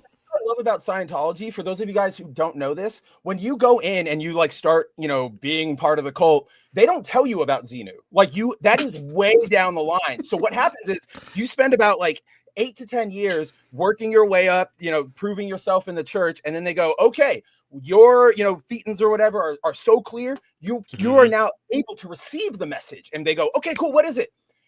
An alien came down in a Boeing 757 and dropped a bunch of alien slaves into a volcano. And it's just like, at that point, I know it's like, I can't admit that I was wrong, or I will look like the dumbest fucking person on the it's the same thing. Like at the end of the day, they can't front load the demon worship, right? Because at that point, it's going to drive you away like immediately. You can't open up with, and so here's what we believe in: a alien puked into a volcano, and all human life sprang from that hork. Yeah. Okay. The Great Horkening is what brought us into existence. The Great Loogie, if you will. It's like remember the that Freemasons can't start off by saying that, oh yeah, we believe that Lucifer was the light bearer of the entire world, that he's the good guy of this story. Because then everyone's going to go, okay, I'm out of here. Yeah. Didn't nuke the Greater Nerdigan's compact area. Yes, he's back. Yeah, they went after my cam, so I had to restart the... rolling blackouts in California. They knew. Those Redditors. I knew. We were talking about Mission Impossible and how Tom Cruise is quite possibly a zombified creature from deep space, Lovecraftian horror, but he's shorter than the average countertop in your house. Well, Tom Cruise said he's gonna do his own stunts until he dies, so... And that's exactly what Jacob was saying. Like, that's his reputation now. He's like, how do I make people not think I'm crazy? It's I'm like kill myself doing a stunt. Yeah, right. He's the Hollywood version of Ric Flair. Ric Flair's like 72 years old, and he's still trying to go out there and have one last match because he desires to die in the ring. He literally wants to die. Jacob, he doesn't want to die helicoptering his dick in front of teenagers. Okay? Yeah, I know. He doesn't want to go out like David Carradine or anything like that. He wants to go. I think that's his fear. Like deep down inside, he's like, you can't. Not like Carradine, not like Carradine. Mm-hmm. You know? He wakes up in the morning, his heart's racing. He's like, not like Carradine, not like Carradine. Yeah. He wakes up immediately and goes and films like just 2 stunts in his own giant compound or whatever. And he's like, cool, okay, got those out of the way for the day. At least if I die now, that's my last like legacy. Yeah, it's the last thing I did. Yeah. Well, there you go. There's that. Tom Cruise will most likely die jumping out of a helicopter, but it won't be in midair. It'll be in a green screen. He'll fall and just bunk his head too the hard. actual death is going to be added to like the DVD extras. Yeah, right. 4K. You can get it in 4K. Tom said he wanted you to see this. Okay, I just enhanced. Oh God. So he like sprouts angel wings after he snaps his neck on the ground. Right? No, then it's gonna be like he snaps his neck, and then when he like stands back up, he'll look like what's his name, LRH, like he will look like L. Ron Hubbard, and be like, like that'll. So, do you guys remember DMX's funeral? Like when DMX died, and they did like the monster truck down like in New York, they had the giant monster truck with his like casket. I kind of imagine that's what's going to happen with Tom. Right now, we're all like, yeah, he's going to die for the craft. And we're all on that angle of like, yeah, he's weird, but he's a craftsman. As soon as he dies, I feel like it's going to be 100% weird. Like, it's going to be like a golden casket with an AI LRH giving his Tom Cruise's corpse into the core of the sun. This is the least we could do for such a patriotic gift to American cinema. He'll be the first human to ever walk on Mars. Excuse me, the sun, on the sun. And no, look, we all know for America. We all know Top Gun 3 is coming out, and his big stunt in that movie is that he's literally gonna base jump from the outer ring of space. Oh, he's gonna do the Red Bull guy thing? Okay. Yeah, he's gonna do the I mean, that would be spectacular, right? Like hitting the ground in some farmland at terminal velocity. I was gonna say, like, is that okay? I admit and I acknowledge that those are like cool human feats where you're like surviving the pressure and you're making it down, but like it's still just a straight drop. Mm-hmm. Am I missing something here? What is so impressive? Is it just the distance? Which again, I recognize, but it's the distance. It's the distance because like when that guy gets on there, he's like space station view. Height. Yeah, it's crazy. He's like on the it's like, and that's why people are like, "Whoa, that guy did that!" And even though it's most of the way is like not weight, It's just kind of force, you know. It's what I said. It's still you pretty know, impressive, you know. It is. It is. When you go back to what was it, Fallout, the one that came out in like 2016, I think it was. It's like he literally shot that helo jump 42 times just so he could perfect what was essentially a 2-minute segment of the movie. No, he was having fun for 35 of those times. You know that. Well, they were that reminds high-fiving me when of he was the- on his way out. Yeah, with the are we talking about the one with the bike, Jacob? Right, where he goes off of the No. The one before the Fallout's the one with Henry Cavill, you're where right. he just jumps out of the plane. Yeah. There's that one, but then because then I always think of that bike one because we watched like when they were doing all the pre-release stuff. We watched on these streams like he did he just kept doing it. Everybody's like, why do you keep doing it, Tom? And all of us were like, yeah, why? I guess he can afford it. But why do you keep doing it? Well, none of them have the power to tell him no, because let's be honest here. Tom Cruise is the producer, which basically means he's the director, he's the writer. He can do whatever he wants. No one tells Tom Cruise what to do when he's on the set of Mission Impossible or Top Gun. It's his movie. I like that. Yeah, those two franchises. You're working on those. It's fealty to Cruise. Yep.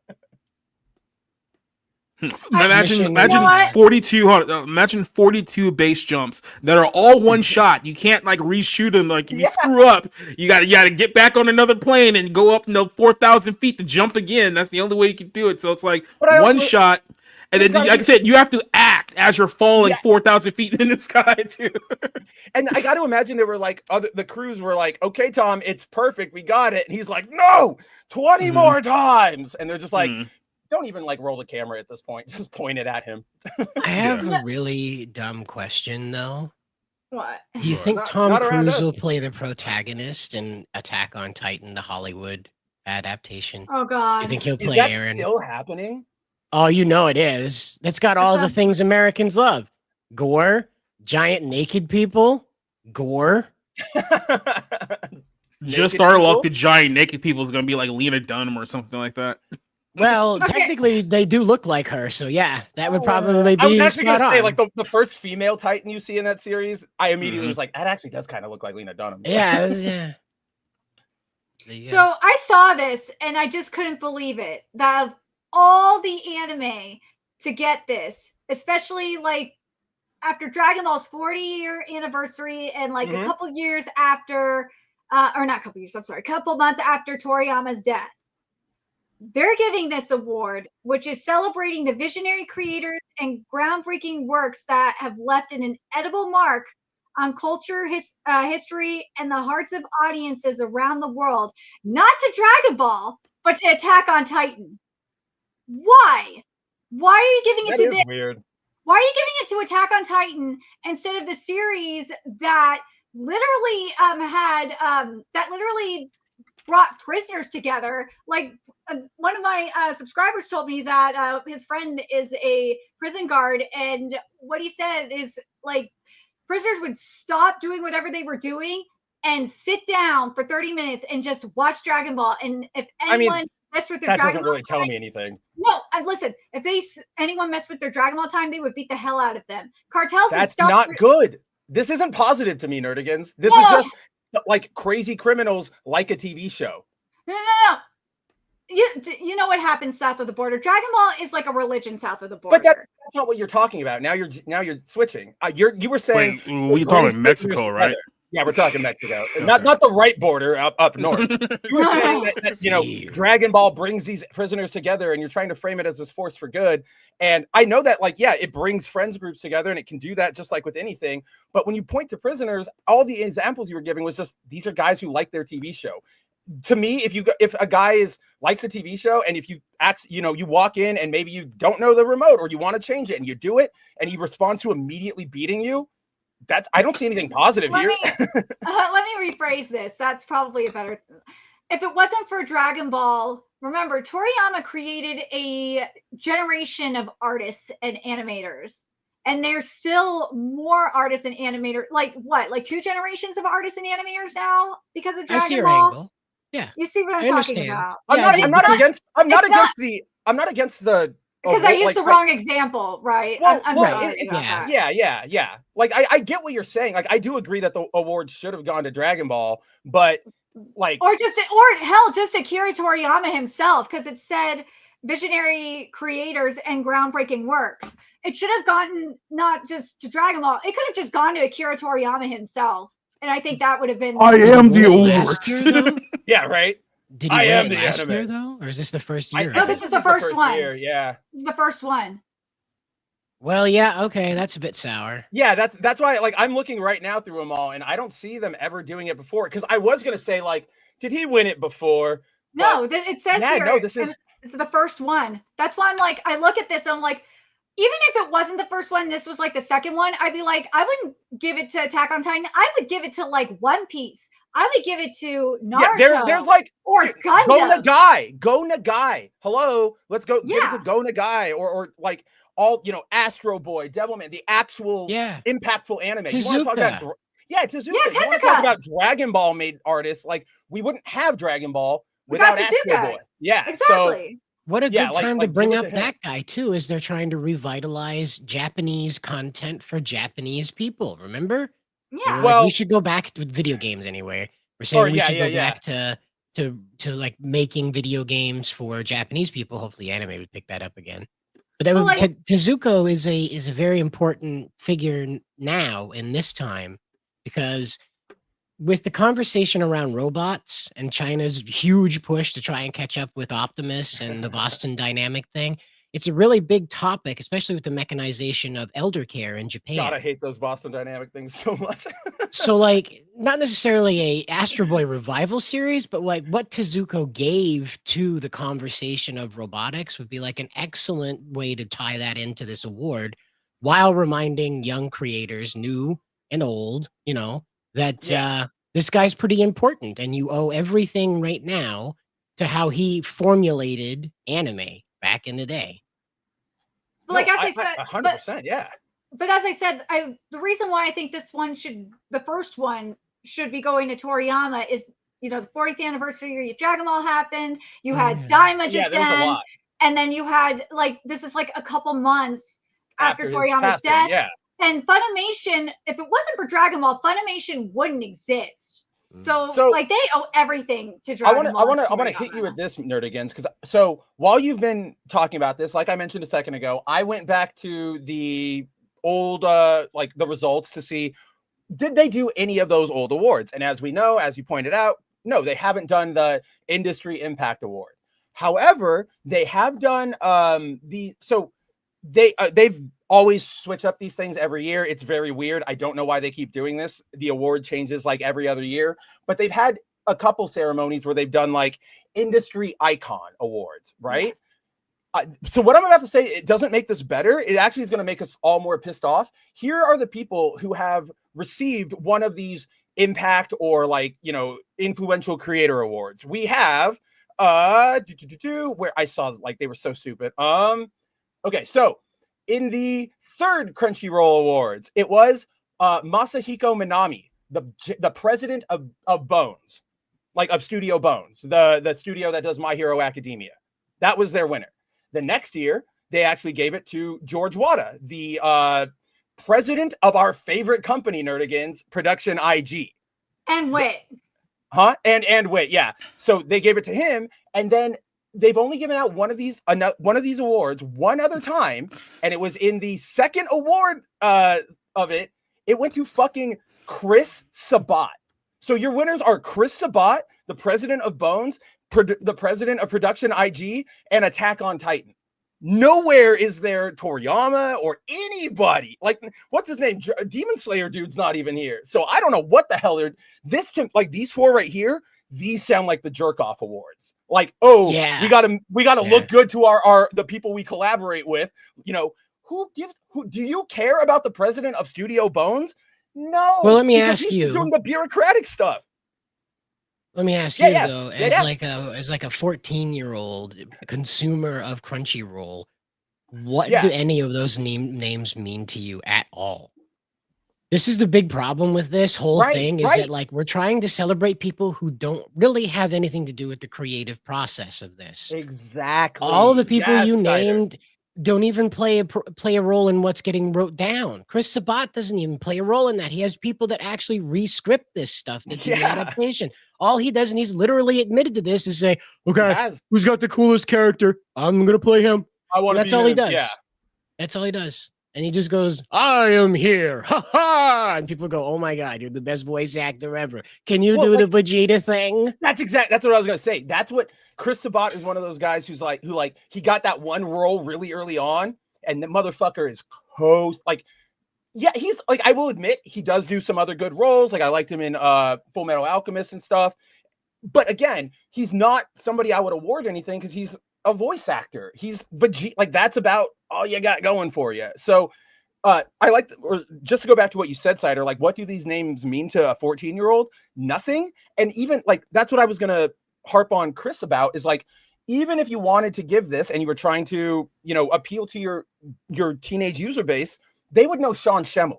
They would know him over Vegeta, right? Because that's freaking Goku. That is the guy. Even if you're a Vegeta fan, you're going to know who it is. So yeah, that's where I think this is just like, hey, Chris, we really, really like your work. Can you, give us the exclusive license to the series next season? Yeah, Nerdigans, that's really fucking dumb. It is dumb. Like there's so many, you could give it to directors, you could have given it to you could have given it to creators, actual crew, the creators of the source material. I would have given it to the guy. I'm sure you guys all saw this floating around a couple months ago, but like you and I watched it, Cider, the PBS All Access guy who used to bring anime and just like host it. Oh yeah, and be like, this is Serial Experiments Lane, and he's like a total like. You could have given it to Jason DeMarco. Fuck no. You don't get absolutely not. No, I'm sorry. Fuck Jason DeMarco. That man is single-handedly he ruined Adult Swim.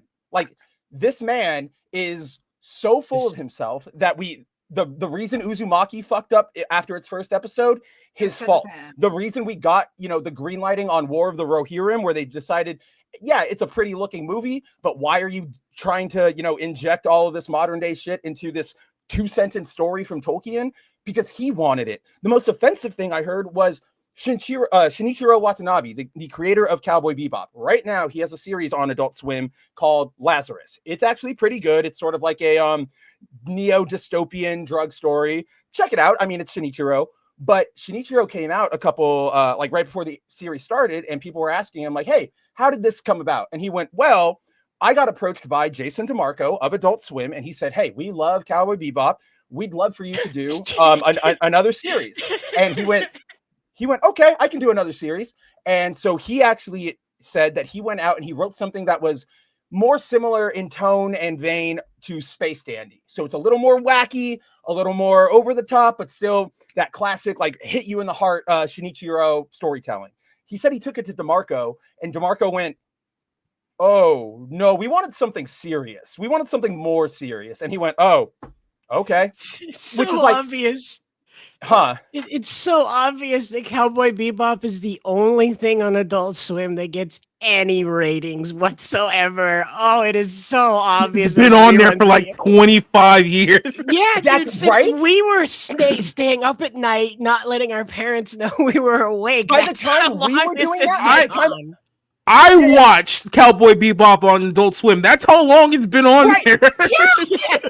and check this out for everybody out there. By the time the four of us, from like even with our like 3 or 4 year gaps apart, by the time all four of us were watching it, whoever started it first, probably like Jacob, that it was already in reruns. Like it wasn't new. They were already like cycling through it. It was just like the thing that was already on. The majority of anime we were watching like on even Toonami back in the day, they were all reruns because it took forever for dubs to come out.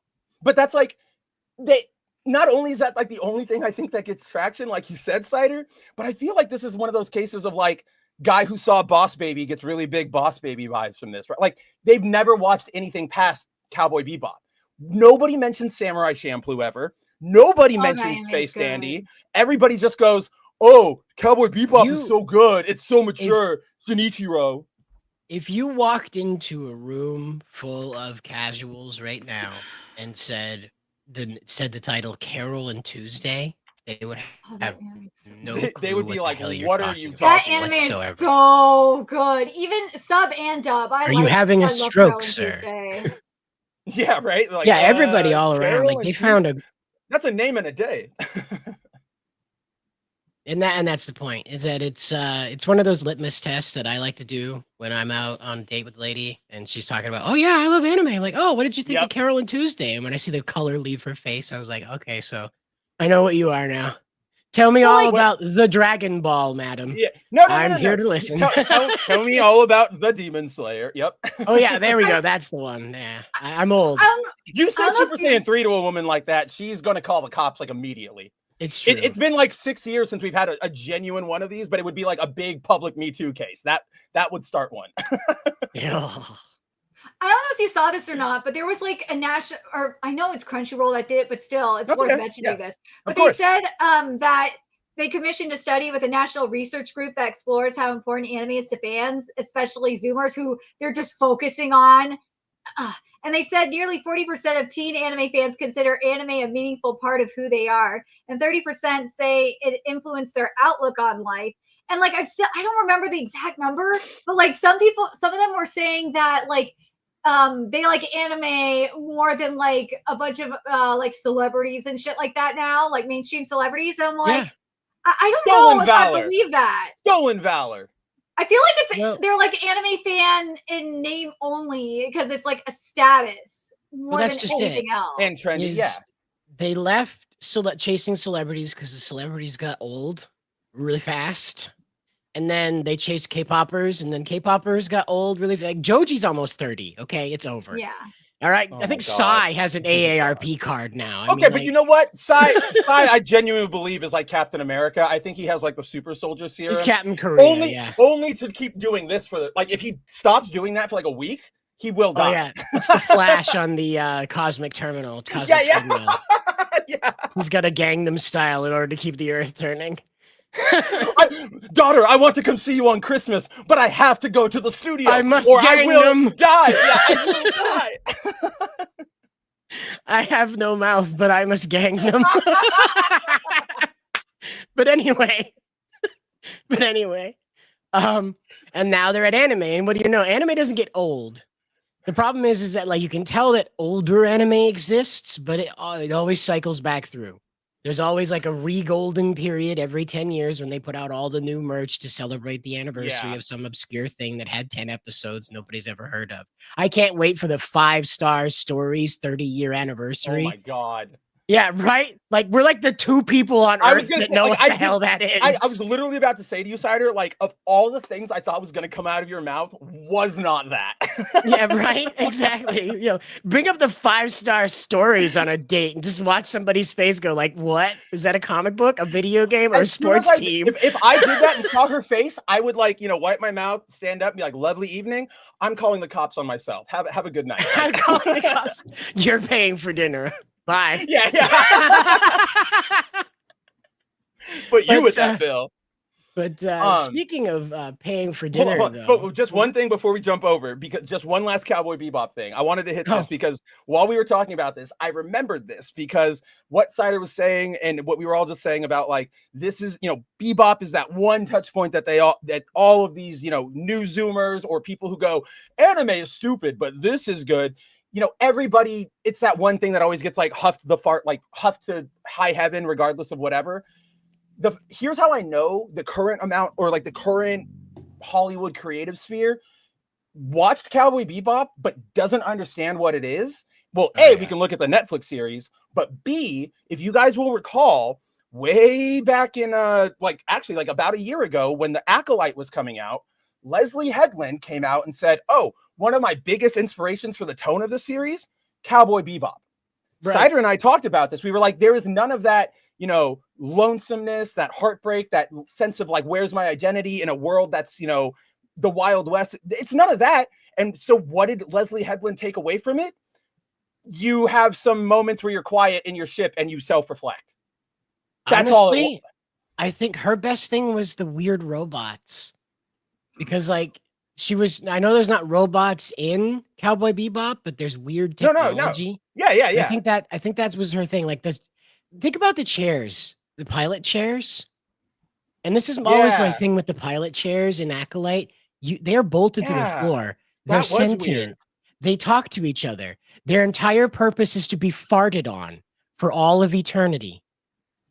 These things don't haven't. Yeah, exactly. What is my purpose? To be farted on. That's it. They can't run away. They are bolted to the floor. They exist to be farted on. That is it. And that's say that all like she it's a bad thing. Now we're getting to the real topics. Oh, I hope at some point we talk about Lilo and Stitch, because God. Forget I said that. Grug no say that. Hell yeah.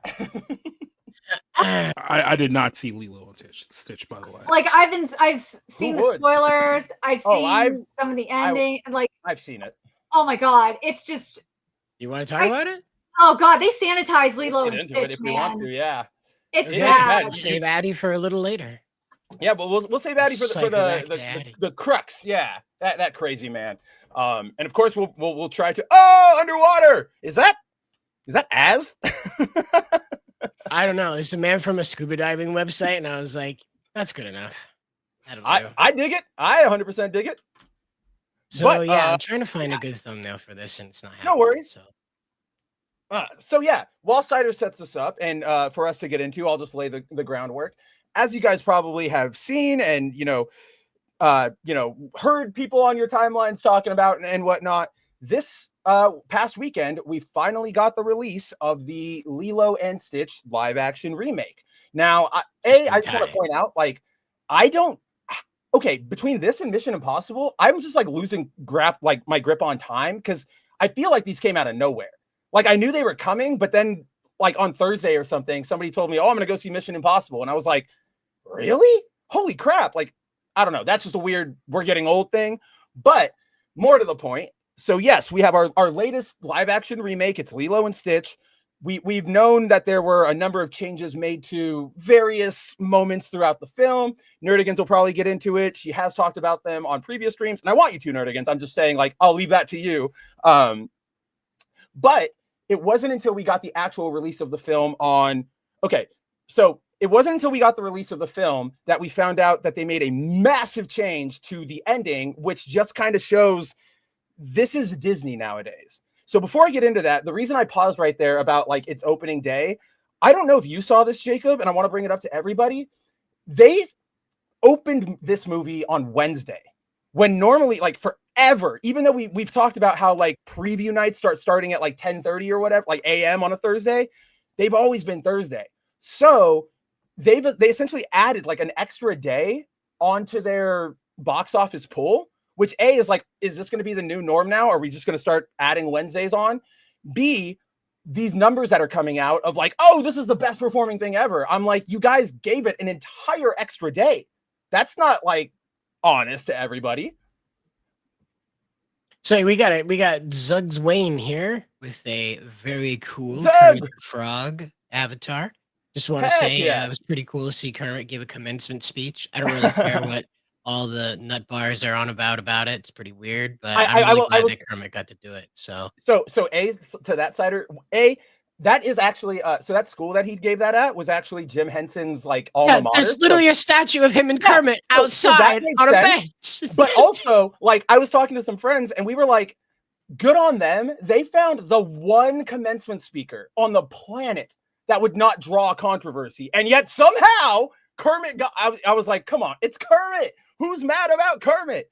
Anyway, yes, Zugs Wayne, it is really, really really bad. So if you guys remember the original animated film, the entire premise, plot, theme of it is, Ohana means family. We open the film with Lilo and Nani's parents having just passed away from a car crash.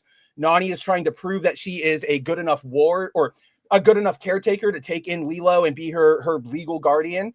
And throughout the film, that's sort of where they come into conflict. You see Nani trying to keep them together, where Lilo is rebelling until Stitch comes along, and Stitch, helps them out. But then the added chaos of all the aliens leads to way more conflict. If you guys remember, the first scene we actually see with Nani, who my Disney waifu forever, I will never apologize.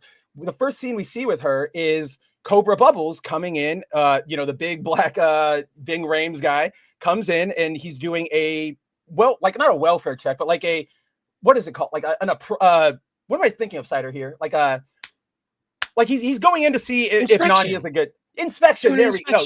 Yes. That's genuinely. I mean, like I was genuinely blanking on that word. So yeah, he goes into their house, gives an inspection to see if, you know, Nani's a good caretaker. It goes really bad. He says, hey, this went bad. You know, I want to see improvement. So Nani keeps trying, and, you know, it all boils over to the point where the house explodes at one point because of the aliens trying to get back Stitch, and Cobra Bubbles, that's all he sees is, you know, the house is blown up. Nani still doesn't have a job.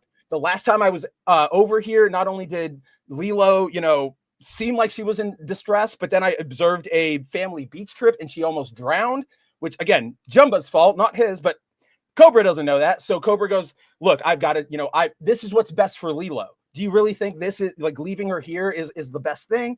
But then we get the resolution and everything, blah, blah, blah. Everything works out. Cobra says, yep, Nani is a good parent. Nani dedicates herself, yada, yada. Hana means family. Hana means family. And we wrap that in the end of the film with Lilo being with Nani having a job, getting into a relationship with David, living in Hawaii in their house. Cobra's even a friend. He comes over and he celebrates like their birthdays. We see it in a post-credit montage.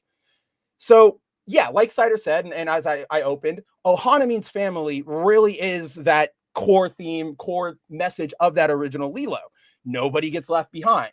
Now we go to the live action, and the big change that happens here is, so it's sort of twofold. One, in the original film, when Lilo used to, you know, bring up Ohana means family to Nani, she would be frustrated. She would go like, ugh, because she's like, I'm frustrated by the situation, but you're right. And I need to like work that out for myself. In this movie, Nani very much treats Ohana means family as kind of like, that's just a platitude. Stop saying it. Like, it's not like a real thing. So it's very, message gets really mixed here. But then we get to the very end of the movie, and as you know, the Supreme Commander or whatever flies off with Gantu and leaves everybody, and everybody's, you know, resolving.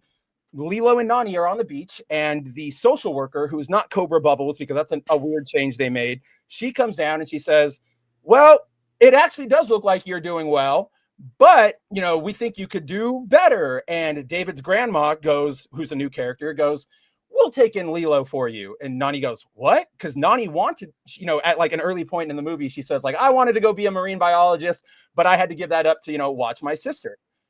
And she goes, no, you should go to college and pursue your dreams. We'll take care of Lilo. So that is how the movie ends. Nani, to her credit, is like, no, I want to stay here and, you know, protect you and care for Lilo. Everybody convinces her like, no, you should get out of here. You should go, you know, pursue your dreams. So making it even worse is the fact that, okay, sure, that's a family friend that she's going to stay with. If Nani stays in Hawaii, you can hang out with her, right? She goes, instead of staying in Hawaii, she goes to San Diego to study marine biology at UC San Diego. Yes, she has Jumba's portal gun, so she can kind of Rick and Morty herself over back to Hawaii whenever she wants. But it's still this weird. Oh, it does, like Ohana doesn't mean family anymore. Ohana means family when convenient. And so sort of my big takeaway from all of this, and I'll open up the floor, I don't think Disney, genuinely, guys, I don't think they understand the concept of love. Jet Set Radio style. Oh, stop. You only just now figured that out? All these years? Well, I tried to give them benefits of the doubt. Back in the 90s, we got some good, they lost that benefit of the doubt like somewhere in the late 2000s. Well, that's what I'm saying, right? Like in 2002 with Lilo and everything, Brother Bear, like it was around there. And then they started getting weird with like Meet the Robinsons and everything. But this was just the most blatant one, because like that entire message of that first movie is, I want to, like, Nani wants Lilo. She wants to be there for her no matter what.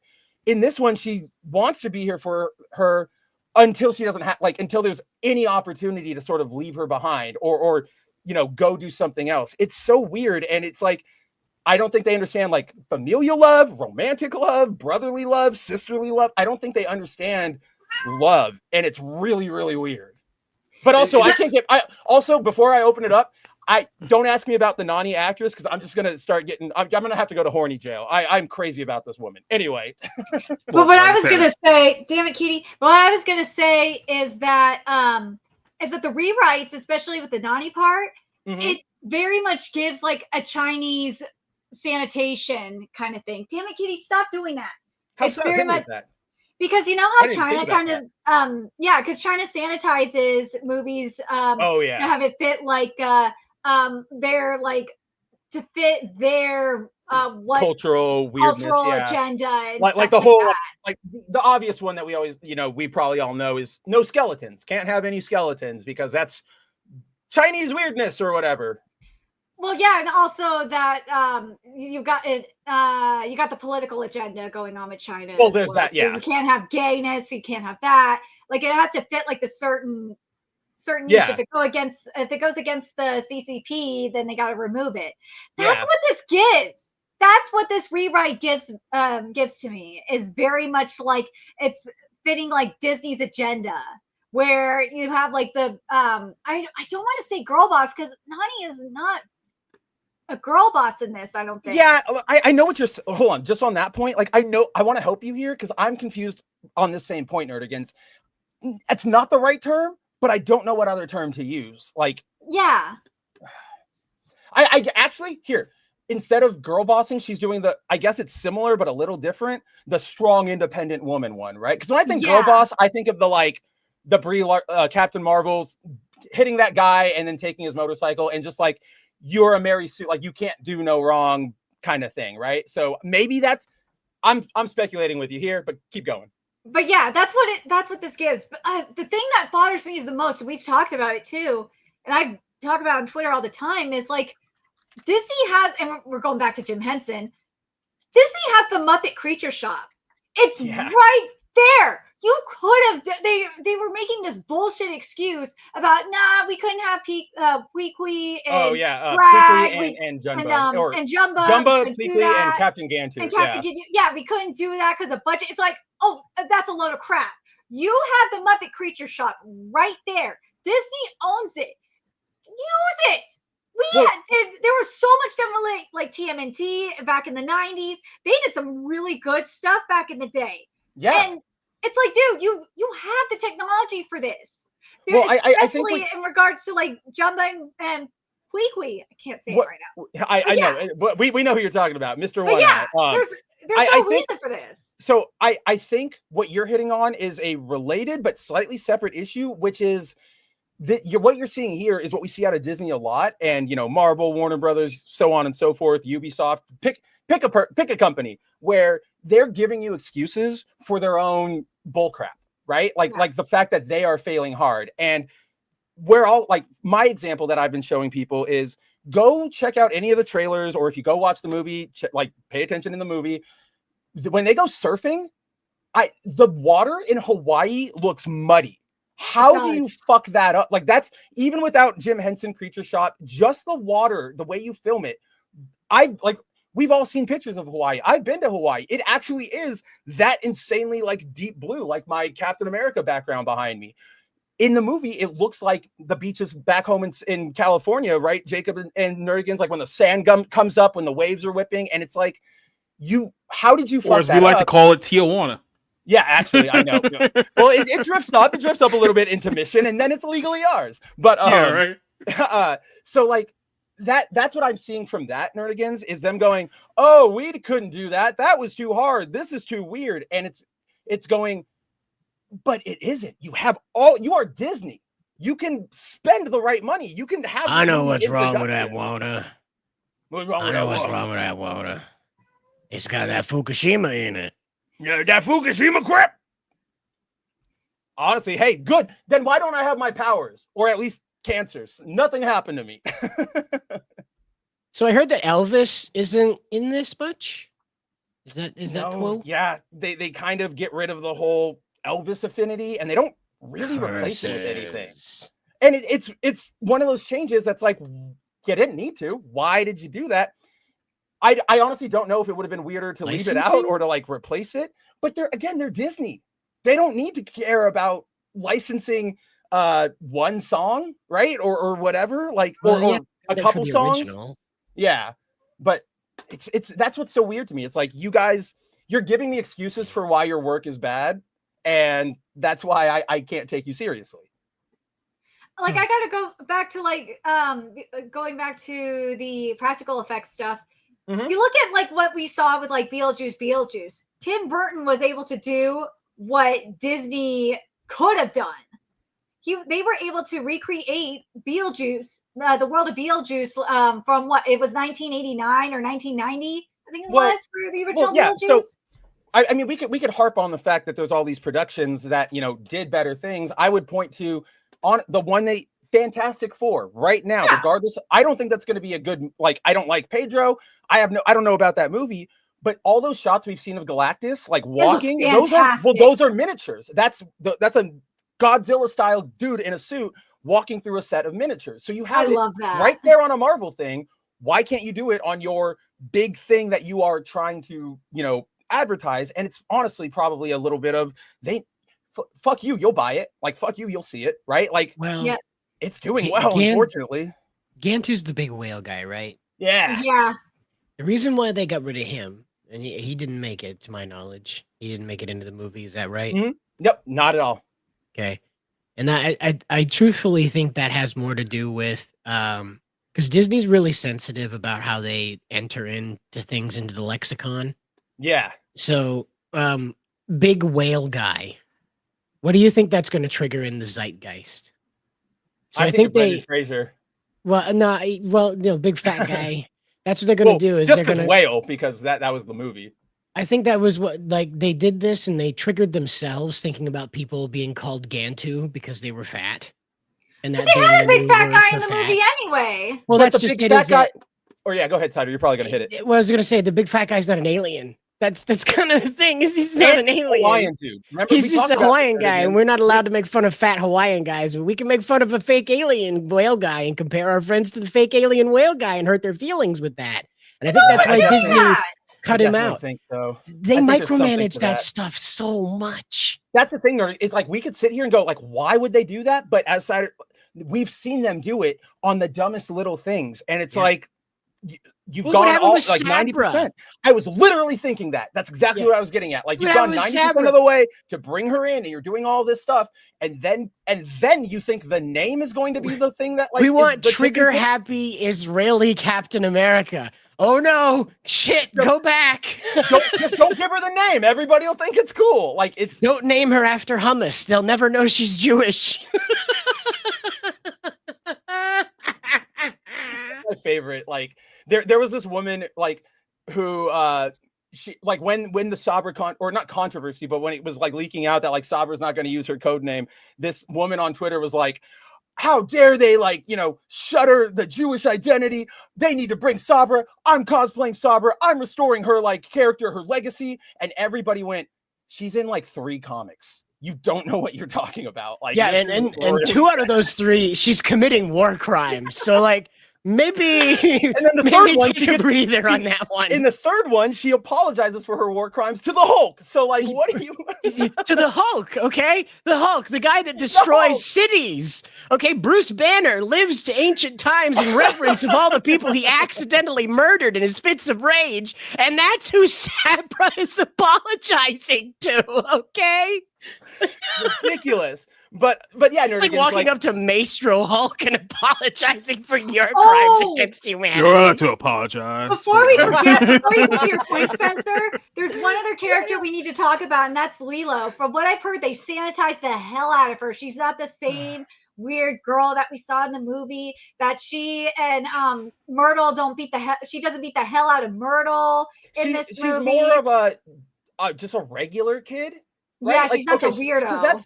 That's one of the things that I really hate, and they very rarely ever do well in animation to live action, is in animation, all of the design choices, all of the extra motions, like that's meant to communicate things, that lets us visually communicate Lilo's personality or whatever. Since we've all seen that kid, right? Who like in high school or in early college or around that time in our lives was really thought acting like an anime character was cool, right? So he would posture all the time and he would like talk like Sephiroth. That's not that cool, right? Like it's weird when you try to do these ostentatious things in real life because it's not natural. So what they did with Lilo is she's adorable. Like, I do like, you can't really get mad at a kid actress, right? Like, she's adorable, she works. They just don't give her a lot. Like, she's just kind of there. Like there's a scene you guys might have seen in the trailer where Stitch gets his hands on like a soda gun, or those things you spray the soda at like restaurants with. And Lilo's like, don't shoot me with it. And of course Stitch does. And instead of any like, oh my, get over here, she just goes, Stitch. And it's like, okay, maybe a real kid would have done that, but that's not who she was. So it's very, very weird. He would have encouraged Stitch to shoot the soda gun, and she would have like played not along at her. with it. Not at no, her. Not at her. No, I'm saying that instead of like the scene being Stitch shooting it at her, she would have joined Stitch. She would have been like, give me that. And then she would have been like, you do it like this, and like shoot it at Nani or something. Yeah. But I think the actress that plays Lilo, I think she could have done the weirdness correctly. Well, that's what I'm saying. It's the material. Nobody tries. The materials. Yeah. Because again, they think too much about real life, and that makes everything boring. It's very easy to ask that actress to just, rather than recoil and act like that, to do what the character would have and like dip her head forward and glare at Stitch over her brow. You know, like that cold 5-year-old anger. You know, like that kid might murder this blue thing. As soon as you brought that up, I'm like, I see that like in my nieces and stuff. It's pretty adorable when it happens. I probably would have thought the same when Lilo did it. I would have been like, oh. They could have made her a bit less of Stitch's antagonizer and more of his tamer, as opposed to just being a kid that's along for the ride with this weird dog from space. And I feel like Disney didn't know what to do with that when you're describing her, because like they wanted to do this thing with children, but they didn't want to give the idea of children being mischievous, because they took out Gantu because they didn't want people calling other people Ganto as a joke.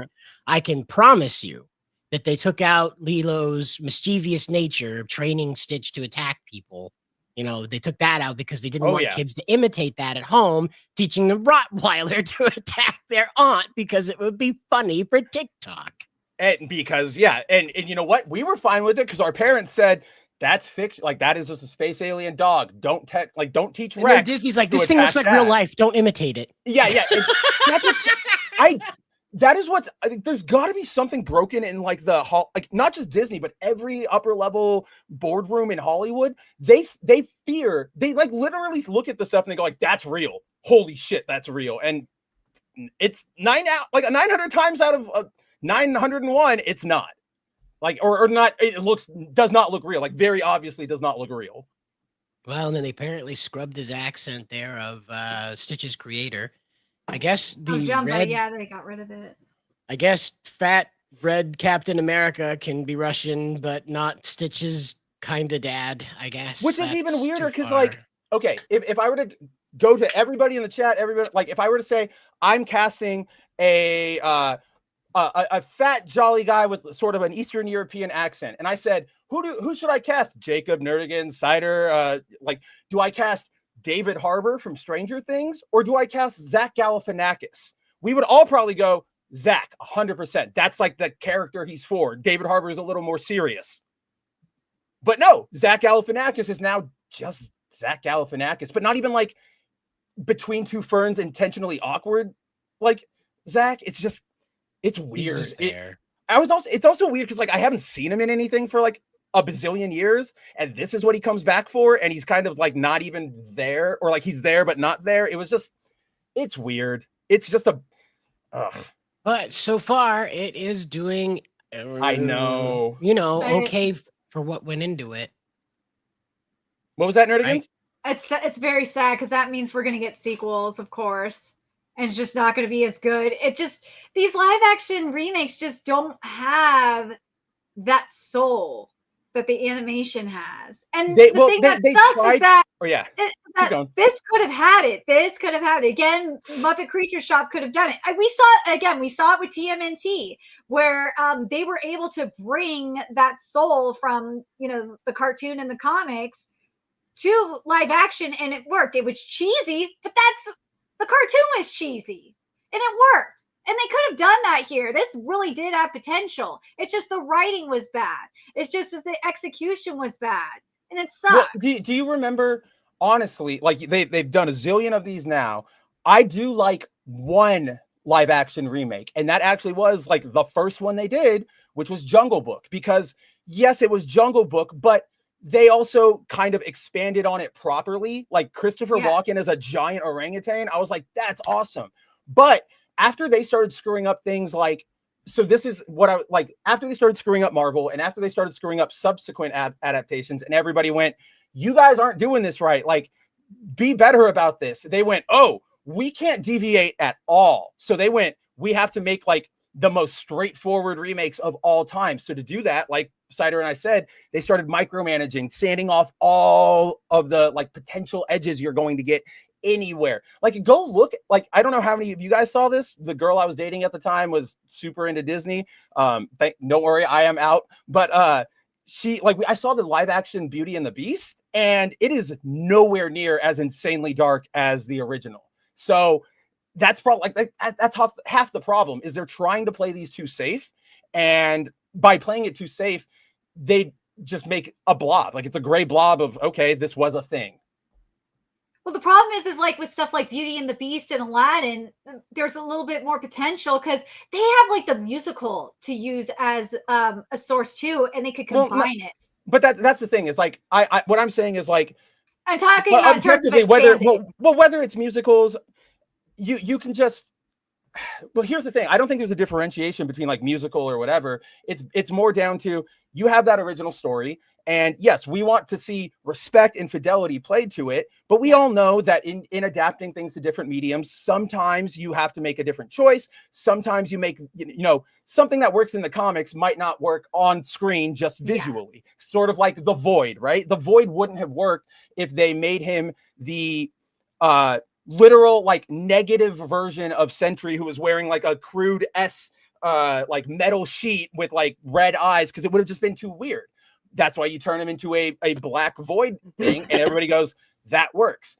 You can take these little changes and little risks as long as you're not like outright insulting your audience or the source material. I think there've been a bunch of times in video games or comics or movies before like 2012, and even, you know, throughout recent years from our favorite creators, where they go, I tried that. I know I messed that up. That was on me, right? Like, that we could respect that when we go, yeah, it didn't work. Thank you for knowing it didn't work. But as we have, you know, we're in 2025, we know that nobody's receptive to that in Hollywood, and they'll just yell at us and blah, blah, blah, blah, blah, blah. Well, and speaking of yelling at us, you got into it a little bit. Oh, man, are we getting into this one? Let's do this. Absolutely. Yeah. Adi Shankar, the creator of Devil May Cry Netflix anime, that is also the bad one. The bad one, right? That's the bad one. There I was hope you a saw bad that one. essay, by the way. Spencer, did you see that essay that Adi posted? Like, posted yesterday. I think it was yesterday. No. Oh, so I'll go through this. But, let me. I'll grab it while you're going through it. Well, I'm gonna go look. While Cider lays down the law or whatever we're doing here. Okay. I'll go look it up myself. So Adi Shankar is the creator of Netflix's Devil May Cry series. It has split the fan base of Devil May Cry. And Castlevania. Well, he's notorious for adaptations that are not so adaptatey. And we have now crossed his path as an institution. Bounding into comics has entered the bear trap of Adi Shankar conversations. I mean, in the sense that he came over, said something stupid, got horrendously dunked on, and then ran away crying for the next 2 days. It was very sad. It was like an Ethan Ralph level crash out on Twitter, man. You got, Nerdigans, I just read that, and I'm fucking furious right now, and I will tell you guys, because there is so, like, yes, you guys have seen the public part. I have more to it. So, like, oh my God, Cider, just go. Like, oh my God. Okay, formulate your thoughts, okay? So, during one of Adi Shankar's wonderful podcasts, he decides to delve into his own opinions about how his season 1 of Devil May Cry went. And during this interview, he expressed that he was perhaps misled or maybe, in our opinion, blinded by his own ego. But what he explained was, I thought the franchise was dead. I thought I was bringing this thing back. And what he's referencing here is that after the anime was finalized, news of the DMC5 video game was announced that basically, in Adi's opinion, well, he didn't say this outright, but he expressed that it stole the wind from his anime and felt that he had been robbed of the prominence of rebirthing Bing Bing Wahoo Pizza Man. No, I just love that name for it. Yeah, you're good so far. So unless you're turning it over or like whatever. Well, no, this is the final turn. We're coming into the finish line here. Finally. Yeah. So then Spencer, of course, caught this story, made a report on it, promptly put it up on our Twitter account. That's right. If you're not following us, jump on over to @boundingcomics at x.com. That's where this action happened. And Adi Shankar replied to this headline saying that this was not journalism, that we were fabricating quotes. And then Spencer came down from the rafters in a Sting-style reminder of just what Mr. Shankar had said. Fuck you, Adi! And he says, "Hi, Mr. Shankar. The quote was taken directly from your podcast as relayed by you at the 2 hour, 3 minute, and 22 second mark." I mean, that is Vulcan level precision, man. I was there ready. If you'd like to offer a clarification on your statement, we'd be happy to publish it in full. Please let us know. And Mr. Shankar has not directly said yay, nay, or any type of correspondence. He instead took 2 days to go all over Twitter, up, down, and backwards, searching his own name, finding accounts that have like 2 followers to fuck with them, trying to get a dunk. It's so weird. Yeah. Work. 2 days of no dunks, man. It's gonna kill him. So yeah, like, okay. So that is basically where we were, except the continuation is I have actually spoken to him. So but check it out. This is where I'm like, I'm gonna get it. Like, we'll get into it. So as cider recap, yes, Adi Shankar had a podcast the other week where he hosted AEW's Kenny Omega on just, for a general chat. It's a podcast that Adi always has. It's just a general thing. He invites a friend on, kind of like here, and they just talk. So eventually they get into the topic of Netflix and DMC, and Adi starts talking about how, I didn't actually start by going to Capcom for DMC. I went there looking for Dino Crisis, and then I thought maybe Street Fighter, because, these were dead franchises, and I wanted to sort of, give them new things, revive them. And so he got DMC, and so he took it. But here's what caught me, and the reason I wrote it up is because he then says, after getting the news or after signing the deal with Netflix and Capcom to do DMC, they went, "Oh, by the way, we're about to do DMC 5. Be like, heads up." Adi straight up says to Kenny on the podcast, "I was unhappy by that." Big thing to say, right? Because I would imagine, and I actually posited this to a bunch of normie friends I have, both like in professional marketing jobs and just like regular video game fans. I said, if you had a game franchise that you loved so much that you wanted to make like let's say a movie or an animated series or something about it, and it had been dead for 10 years. And when they finally said, "Here, you can do it, like your thing. By the way, we're making a new game," how would you react? And everybody said, I would be excited that A, I'm getting a new game, and B, I get to sort of, help, promote it, bring it back. Our 2 projects can work off of each other. But what Adi says is that he was unhappy. And then after that, Kenny actually, so Jacob, I don't know anything about Kenny Omega, but I kind of think he's a cool-ish guy. I'll leave it to you for that opinion, because he does seem like a very knowledgeable video game fan, nerd, all that fun stuff. He actually gives Adi an out. He goes, "Oh, did you want to play it before your adaptation came out?" And he went, "No." And you can see Kenny go, "Oh, okay." And Adi explains, I was, I thought I was bringing this thing back from the grave. I thought I was going to revive it. And if now that I find out it's this ongoing thing, well, I should have picked up Street Fighter instead, right? Like, which he also considered dead. All of that, as I read it, and as you guys can see in the clip, that's exactly how it came across to me. So I go out, as you guys know, with Bounding into Comics, we try to give you exactly the information. Whether our opinion might be wrong on it, we'll say, here's the podcast, here's this video, this is what we're looking at. I mean, Cider clips it for his videos on the daily. I put them in the articles. You'll see them for Nerdigans and everything. We want to give you the facts. So instead of, talking to me or responding, sending me a message through our press email or my own accounts, Audie, like Cider showed you, just accused me of fabricating quotes. Now, you guys have seen this before. I do not really care if you disagree with our reads or you don't like our site or you don't like some of my contributors, whatever.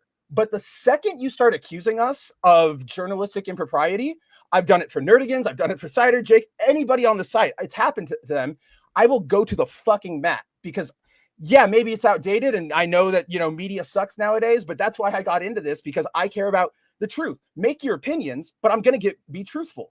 So when he said fabricating quotes, I wasn't going to take that. If he could have said, you got my read wrong. Cool. Let's talk. But to accuse me of making something up, absolutely not. So I gave him, I retweeted, I showed him, said, hey, I'll be willing to post anything you say in full. Let me know. He proceeds, as Cider said, to spend the next few days. So he's weird on Twitter. He really tries to post he thinks he's a poster, right? Like he thinks he's funny. He's posting winning, right? Like who says winning now? Like Charlie, that's 2009. He makes GIFs. Remember that dead meme from 20 years ago? Right. And that's bringing back dead memes. That's what he's doing. He's trying, but then he keeps creating. We're going to reference Chocolate Rain next one. I mean, Reddit's doing it right now. Reddit memes are memes. Well, Reddit itself is a dead meme. Let's be honest. That's true. But there's also a difference, Nerdigans, between going or between a whole group of other people making fun of you and making memes and you going, hey guys, here's a meme of me. Remember back in 2010 when a lot of people were getting on the internet, there were a lot of accounts would do the meme this of me, right? And they just post photos. That's lame. That's not how it works, right? It has to be organic and natural. So Audie is putting himself into GIFs. That's so cringy. Okay. For example, here's one of the cringier ones I saw. Regardless of what your opinion on him or this GIF is, we know that one of the Mark Kern Grums, one of the gifts that is always sent to him by his detractors is various things of him getting hit by hammers, right? And one of them is the 4 construction workers who are breaking ground on something and they just put the picture there. He went to Twitter the other day and he's like, there was a hilarious gif of me getting hit by hammers I can't find. Who has it? And somebody shared it and now he's replying to everybody with it. And I'm like, what are you is this supposed to endear us to you? You're acting like you're acting like the anime kid, right? Nobody wanted to hang out. Huh? You mean the Chuny? Yes, exactly. Yeah, you are acting like a Chuny. You're acting like the middle school weeb or otaku rather. It's not cute and it's not funny. So he instead of any of that, he accuses me. I reply. The next few days, he's going on Twitter, winning, here are all these dumb memes, and he zeroes in on the only 2 people who gave an agreeing sense of let's hear him out in our tweets. 2 people, and he retweeted them, and all he said was heart emoji. Yep, very teenage girl, right? That's, you're not engaging, you're just going you said it, not me. It was super immature. So I retweeted him again, and I said, Mr. Shankar, I'm seeing you retweet all of our detractors. You have not addressed the fact that you accused me of lying. I'm willing to hear you out. Please let me know. So yesterday, wait, what is today? Monday, Sunday, Saturday afternoon. I'm sitting here, I'm playing Fortnite. All of a sudden my phone lights up. Adi Shankar is now following you. And I get it twice. And I go, what? He followed me on my account and he followed me on Bounding. And I went, okay, let's see what he wants to talk about, right? Whoa, that's weird. It was so weird to the point, Cider, that I saw it and I went, no, I read that wrong. That's hash slinging slasher weird, man. I don't know. But, so it was weird, but then Audie messaged me, and the reason he added me was to DM me. That's what he was trying to get a hold of. Of course. because he then messages the Bounding into Comics account. And so I don't know if you want to share it, Cider, because I know you have it, but I can read it. I don't know how any of this feels like impropriety wise, whatever. But basically, I prefer if we just read it for legal cool. purposes, because I don't Sounds know good. what That's what I was. That's what I was running. That's what I was running with. That's what I was asking for. So again, I'm on the same page. So he reaches out, and you guys might have seen this if you have been a Audi critic for a little while. He really thinks he can smarm his way through people. Like, he thinks that if you are his critic and he reaches out to you and starts putting on this like, hey, what's going on, buddy? I'm on your side. You'll eventually go, wow, I'm sorry, Mr. Shankar.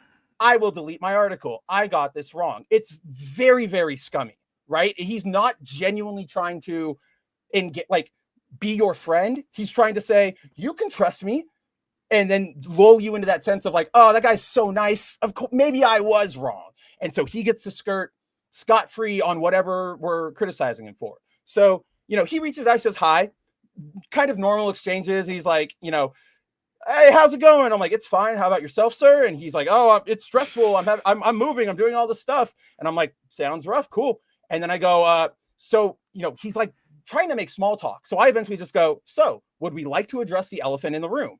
He laugh emotes at me, or like he laughs at it. And I go, I'm sorry, Mr. Shankar. I don't find the situation at all laugh-worthy. You've accused me of fabricating quotes. As someone who values nothing more than the facts of the matter, I find this highly offensive and unfounded.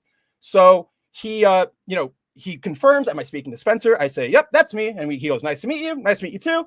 And I let him know, like, this is my issue. And he goes, well, the part I took exception to was because it took the spotlight away from his Netflix series. And I said, I understand that.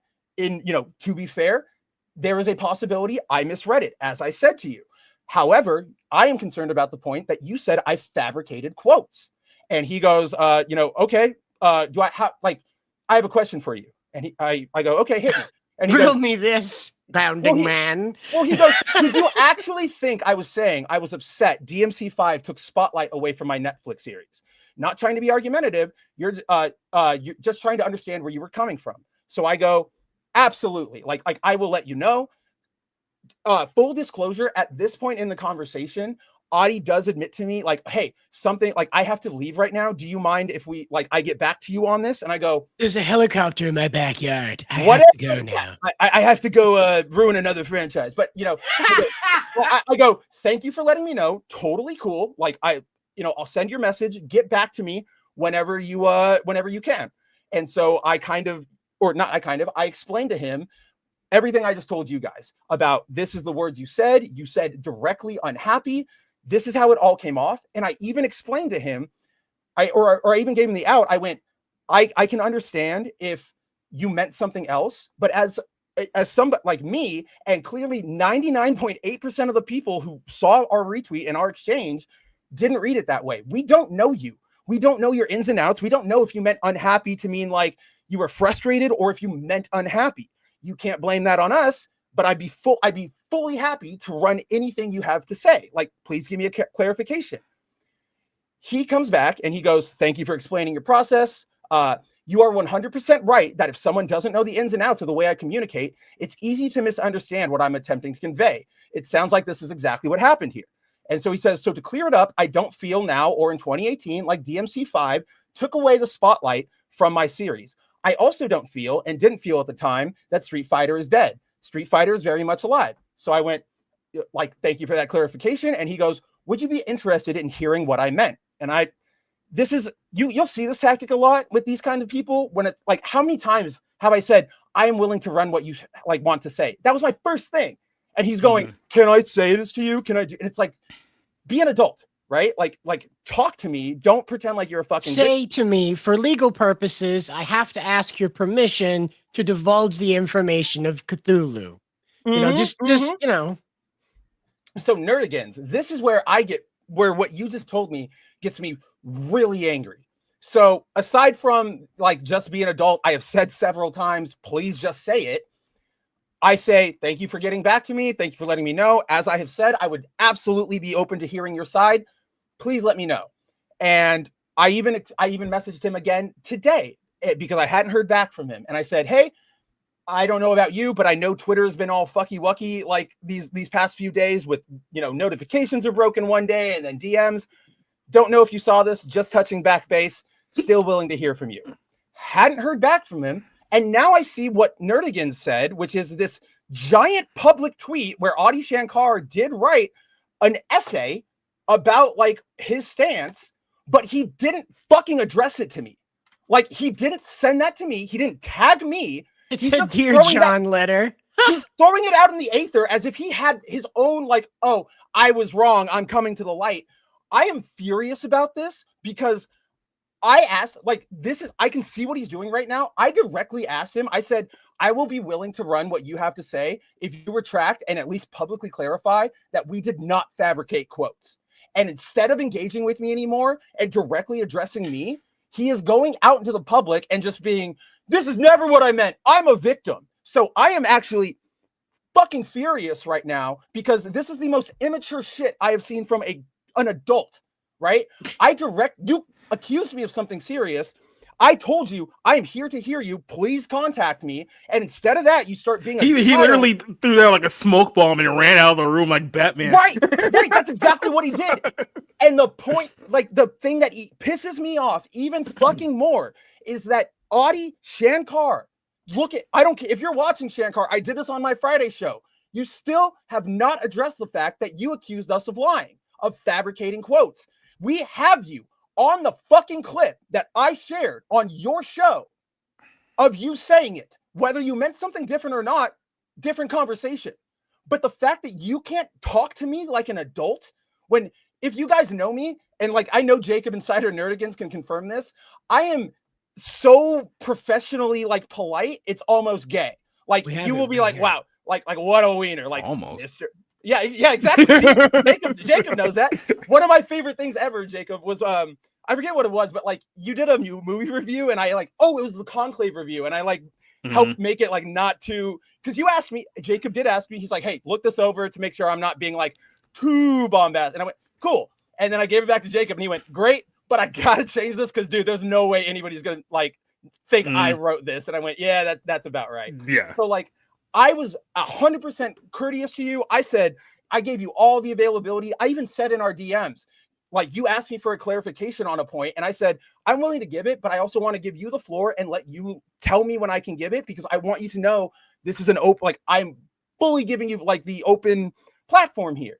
So for him to just retweet his defenders, try to smart me over, and then not reply to me directly after you already engaged me, this man is a child.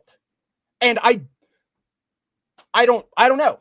This is I now have enough fucking media. Okay, calm down. You don't have to attack M. Night Shyamalan all night. I mean, Jesus Christ. He kind of looks like him. So here it is, the infamous clip. I'm passionate about Devil May Cry. Like I love this thing. Yeah. And I love this niche thing. That's the most important And now thing, I can take it and hopefully blow it up to a point where I can expand it and there'll be more of it. Yep. Right. So, and I didn't know that there was a Devil May Cry 5 coming out. You didn't know? No. Wow. I got actually unhappy when they, so I signed the deal and I'm like, yeah, great. I'm doing it. And then they're like, good news. We have Devil May Cry 5 coming out. Were you hoping to play it before doing your adaptation? Is that what you're saying? Or you just... No, I actually thought the franchise was dead. Oh, I got you. This was my thing. Like I like Dino Crisis. I see. And I thought I was bringing this thing back, and I'm like, oh, this is like a modern fucking thing. Like this is ongoing. Then I should have done Street Fighter. Yeah, this is not a comment made by a guy who's like, no, I'm chill about it. I'm chill. No, you can hear the seethe. Like that's what is it? Chad Sneed and Seed. What is it? Chad Seed or Chuck's or Chuck Sneed and Seed. Yeah, that's what it is. Sneed, Seed, and Feed, formerly Chuck's. Yeah, formerly Chuck's. Yeah, we'll get it right eventually. That guy's the whole franchise. And that, my gosh, you could just hear him. He's like a 14-year-old girl that ended up showing up to like some like school dance wearing the same dress as another girl. No offense, Nerdigans. Right? No, C would have at least worn it better. There's another hilarious bit in here that like kind of, informed my read. Look at his face. I paused it. Look at his face. That's someone clearly not bothered, right? The face you make when you're not bothered. You're doing this to me? You're doing this? There are multiple times throughout this interview or throughout this podcast where he tells Kenny, when I got DMC, because I revere it so much, I didn't want to turn up the Adi Shankar to 11. That's a quote. So he says, he says, like in his mind, he went, I only turned up the Audi to a 2. I only put a little personal touch. I think was super accurate. That's exactly my point. I don't think this man, like, I will not doubt that he's a fan of these things in whatever capacity, but he doesn't understand them. So when he says something like, oh, I wanted to expand it, I wanted to bring it back, from your body of work, you've paid no reverence to any of the properties you have ever worked on, from Power Rangers, which was an unofficial thing, to your Ubisoft stuff, to your Castlevania, where like Dracula or vampires are afraid of crosses because they can't deal with right angles. Not even joking. That is what he says in Castlevania. Because you know what that means? Huh? That means the swastika is the ultimate weapon against vampires. You know what that means? Hey, I ain't seen no Nazi vampires in Devil May Cry or in Castlevania. Maybe I don't think Adi Shankar thinks these things through, guys. He doesn't. But the fact that there's like no reverence to what you've handled, how am I supposed to take anything you say as I was really happy about this? You are a guy who takes everything and makes it your shit. We don't owe you a benefit of the doubt. And now with you being immature like this, is this a good look for like a creator? I mean, unfortunately, he's already locked in at Netflix. He's working on Assassin's Creed right now. Oh God. Good. Yeah, I know. I freaking know, Nerd. I am excited for that. That'll hasten the death of that thing. And then now you got the right-wing version of Kotaku attacking Downey's journalistic integrity. Hold on. We'll get there. They're getting as much traction as Kotaku, so let's just have fun out there with the mail and Alyssa Mercante. You mean John Della Rosa's tweets? You mean John Del? No. It's John Del Mercante. Let's be real. We call him John Del Mercante in this house. Yeah. So that's a sort of asterisk here. The House of Bounding, where Jacob is king. As you guys know, John Della Rose and John F. Trent, former editor of Bounding Into Comics, they have gone on this weird super Catholic crusade, and they are just the right-wing woke SJWs now. It was really pathetic because did Trent respond to this too? Because I didn't see his. Well, he wrote the article. He wrote the article. So throughout the weekend, John Della Rose is. I said there were 2 defenders. There were 3. It was John Della Rose going, why would you ever take his words out of context? Bounding is awful. Bounding is like a bad site. Follow Fandom Pulse. Which, first of all, I'm not going to take journalistic integrity advice from your lying ass. I edited your work. Anything on Bounding that has your name that's even barely legible, that's my fault. You report news by going, oh, this person's weird. Buy my book. Fuck off, John. So, but by the way, I just wanted to throw this out there. I did see Della Rose try to jump in, and it's very clear his angle here is that he thought that he was going to gain an ally by attacking us, and obviously it didn't work. Not only did it not work, he has such a soured reputation with basically everyone now from everything he's done over the last year. He just got completely shit on because everyone saw immediately through his attempt of trying to get a little bit of clout. And here's what makes me so upset, or not upset, but just more add to the audio of it all. So all weekend, John Della Rose was trying to retweet us and say, they're lying. Spencer's a bad reporter. How dare they not listen to your quotes? I knew what you meant, Audie. Yes, like Jacob said, everybody went, shut the hell up. We know the angle you're coming from. We don't go away.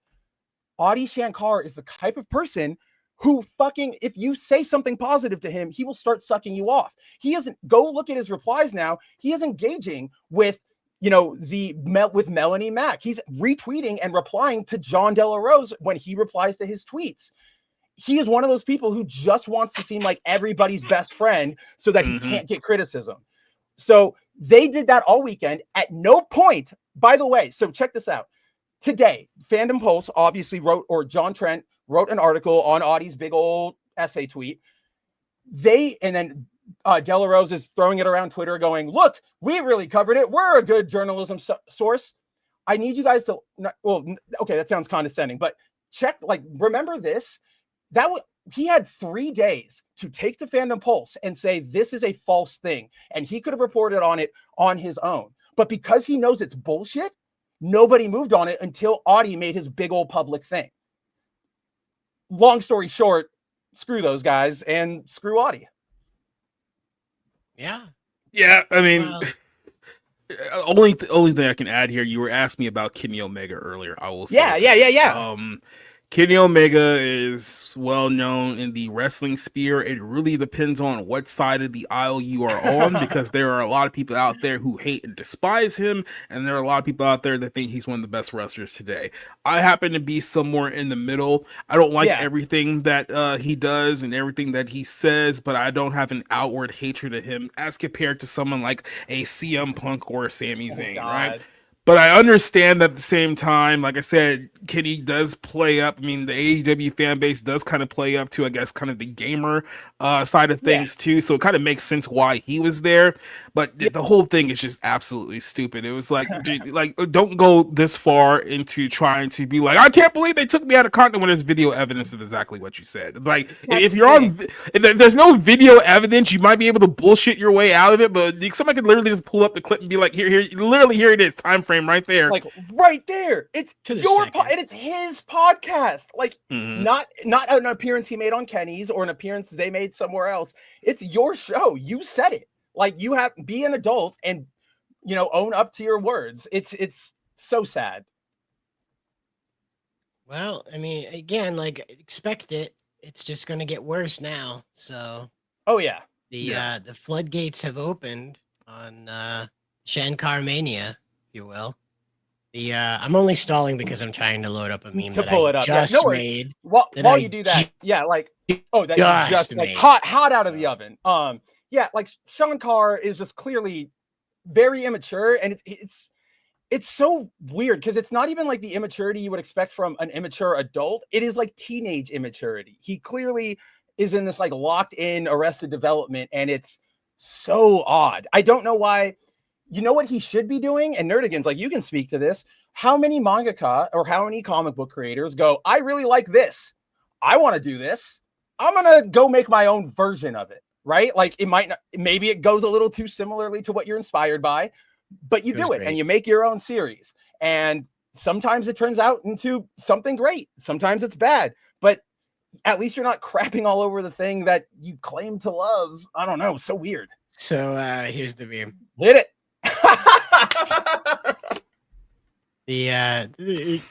Somebody Zugzwayne was the Zugzwayne said it. Yeah. The baby like, oh shit, you're right. That's his face. That's the face he's making. When it's been 5 minutes and you haven't ruined a franchise. Oh my god. Like, here's something just like, okay, he says in the interview that when he went in to talk to Capcom, this is 2018, so he's only. In the podcast, he admits he's somewhere around like 40 or early 40s. So 7 years ago, he would have been somewhere in his late 30s, right? 36 minimum. He said he walked into the office, and I quote, dressed like a DMC character. Ew. Like, come on, people. Like, unless you are gacked performing on stage, you don't dress like that. No. It's very bad. Do you remember when he I think this was the last time we talked about him, but remember when he was on like AEW promoting it, or like he was in the crowd and they like showed him and he was dressed as Dante. Then he had that scene where he was in the back with those two black guys beating him up, and it looked like they were shaking him down. I didn't understand what that was, man. Yeah, dude, I didn't understand what that was. That was weird. That was the Triple H hazing ritual. They're like, if I'm gonna have you being this goofy asshole in your iParty costume in the crowd, you're gonna work for it. And they just have some guys rough him up in the back. Like, I would get a little bit of respect for Triple H's management of WWE if in that moment he said, as soon as the cameras are off, this is going to turn into a real beating. Yeah, right. It's over with. So I made another meme about it. This was a few days ago when it first happened. I missed the Reigns down in Adifrica. I can't play the whole thing because it does run a little close. Protective, very protective. So here we go. Nope. Here we go. Hold on. I fucked it up. It's gonna take a lot to flip this line around. More than cutting Lauren to a different mood. I miss the rains down in Adifrica. Gonna take some time to be honest too. Here we go. We're looking for him, Cider. We're looking for him. Boom, boom.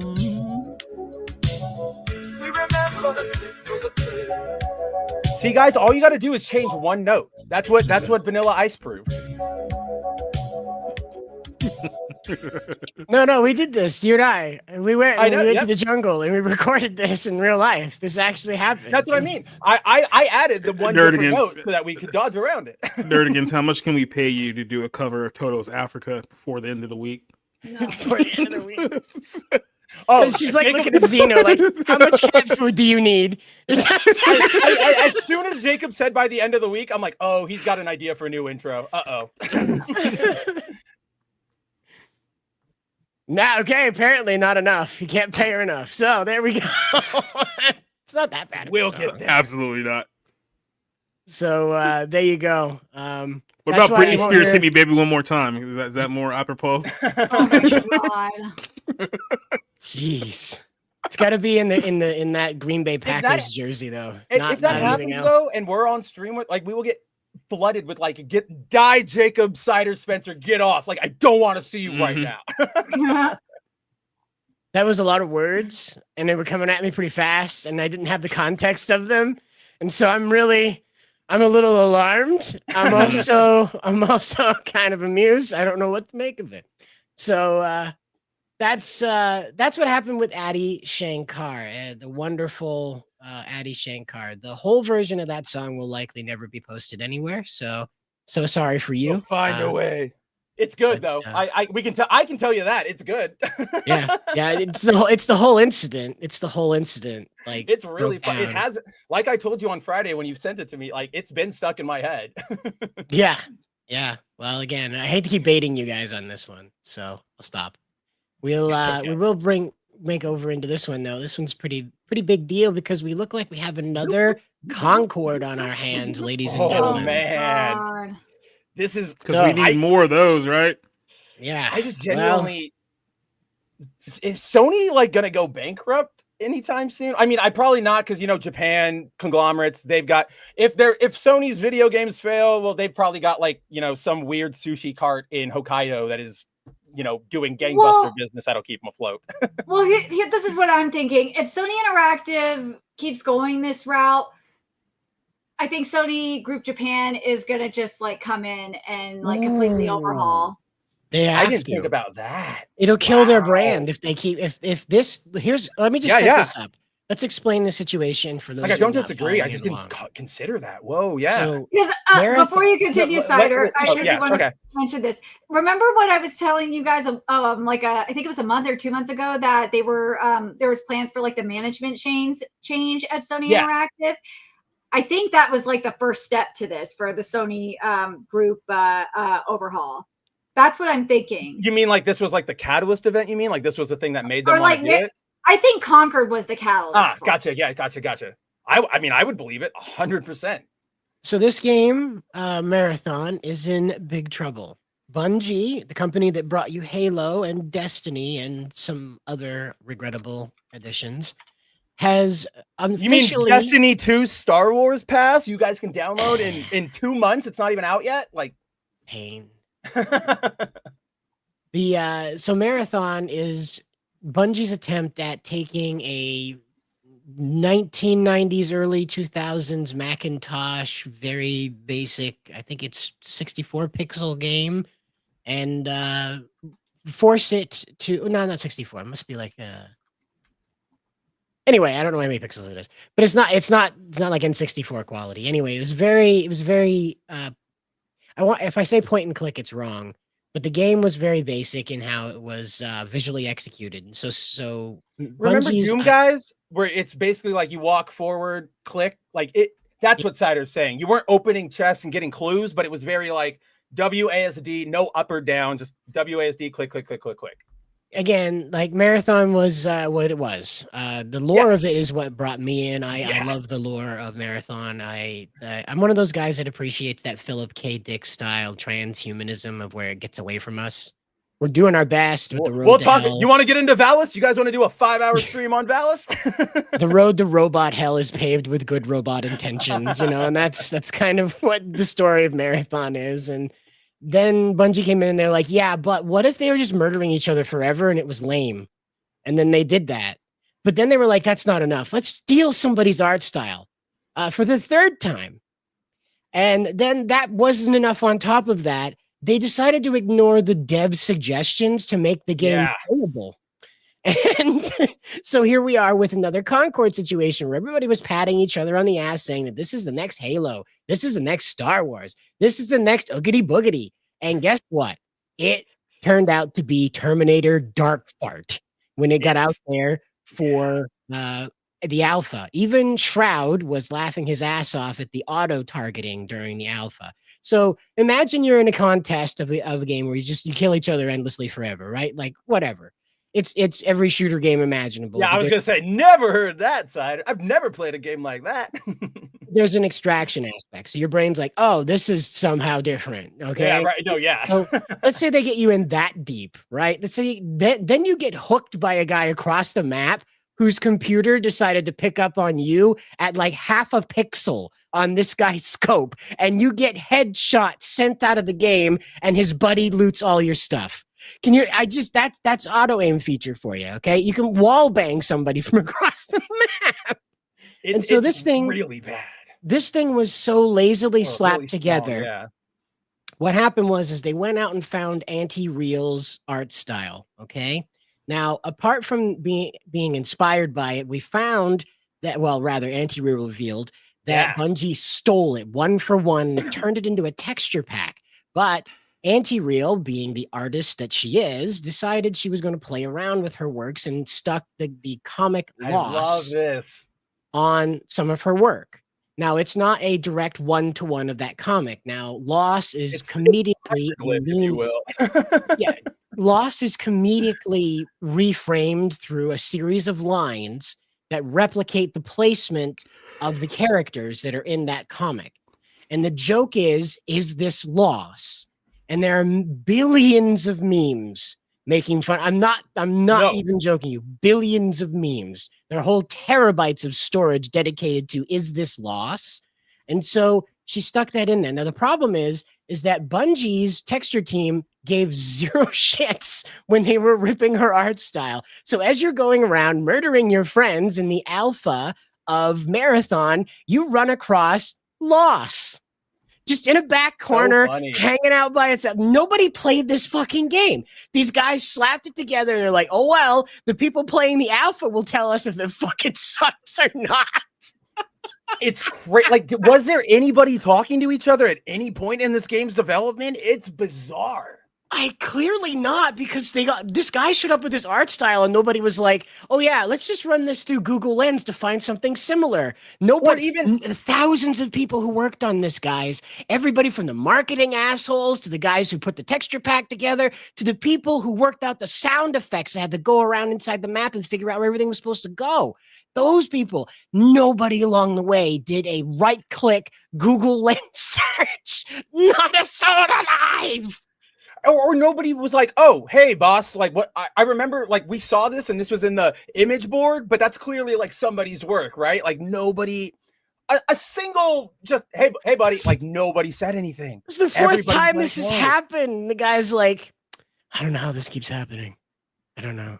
I don't know how us, why us? Asmongold had a great joke, and I couldn't find a clip of it yet because it hadn't come out yet. But Asmongold had a great joke, and it shows the guy that was doing this in a McDonald's uniform, and he says, "Local McDonald's revealed to be serving Whoppers for the past 3 months. Manager quoted as saying, 'I don't know how this keeps happening to me.'" It really is kind of like that, and it's like, clearly, dude, it's on you. Like this is coming from the top. But so, yeah, what's happened now is Sony has stepped in and said, hey, all that fancy marketing we were going to do for this and that open beta we were going to do, psych. They've cut all of the marketing everywhere that they possibly could have stuck it. So unless it's unless it's already on a truck somewhere, it is out of commission. Now, as this points out that there will be a delay, likely. Paul Tassi talked about this, that his insiders are saying that the game has to be reskinned. The character designs are apparently not stolen. The assets that are attributed to those bodies, the decorative features, are apparently not stolen. Now, Whether that's true or not is going to take some time. but even like, yeah, you're right. But for the audience, like, let's say, even if this, those were all original and all they did was steal all the texture and visual aesthetic, if they tried to release this game still, we will all mock it. And I don't mean just like us here, like the Kotakus will mock it. Like everybody will, like nobody is on the side of this plagiarism here. Spencer, I got to tell you. Oh no. I got to tell you. Paul Tassie's people are saying can't cancel the game.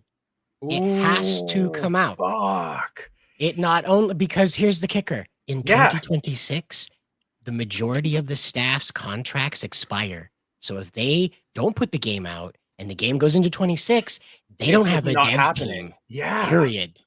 So they can't even do the thing of like, just throw it out there and recoup what you can. They expect the majority of Bungie to exit in this 2026 contractual expiration. I would believe it will be a mass exodus, either voluntarily or with the company just gently like booty bumping you out. Like we're not laying you off. We're just encouraging you to work someplace else. And that is what Paul Tassie's insider said, is that the game has to come out. It will have to go the Concord route. It will have to go take its beatings. And then Bungie might not come out the other side of it because they put a lot of money into this, stupidly. Yeah. They put almost $100 million and 5 years worth of development into this. When you said earlier, are they going to go out of business? I was thinking to myself, no, they're just going to start putting out mobile games that look like Pokemon. Yeah. That's what they're going to do. Get ready for like 7 different Halo like gotcha games, right? Halo Pokemon collabs where Master Chief is some hot MILF, like he's a muscle. Whoa. Hold on a second. We might be onto something. But yeah, call me Bungie. We can steal it from somebody, I'm sure.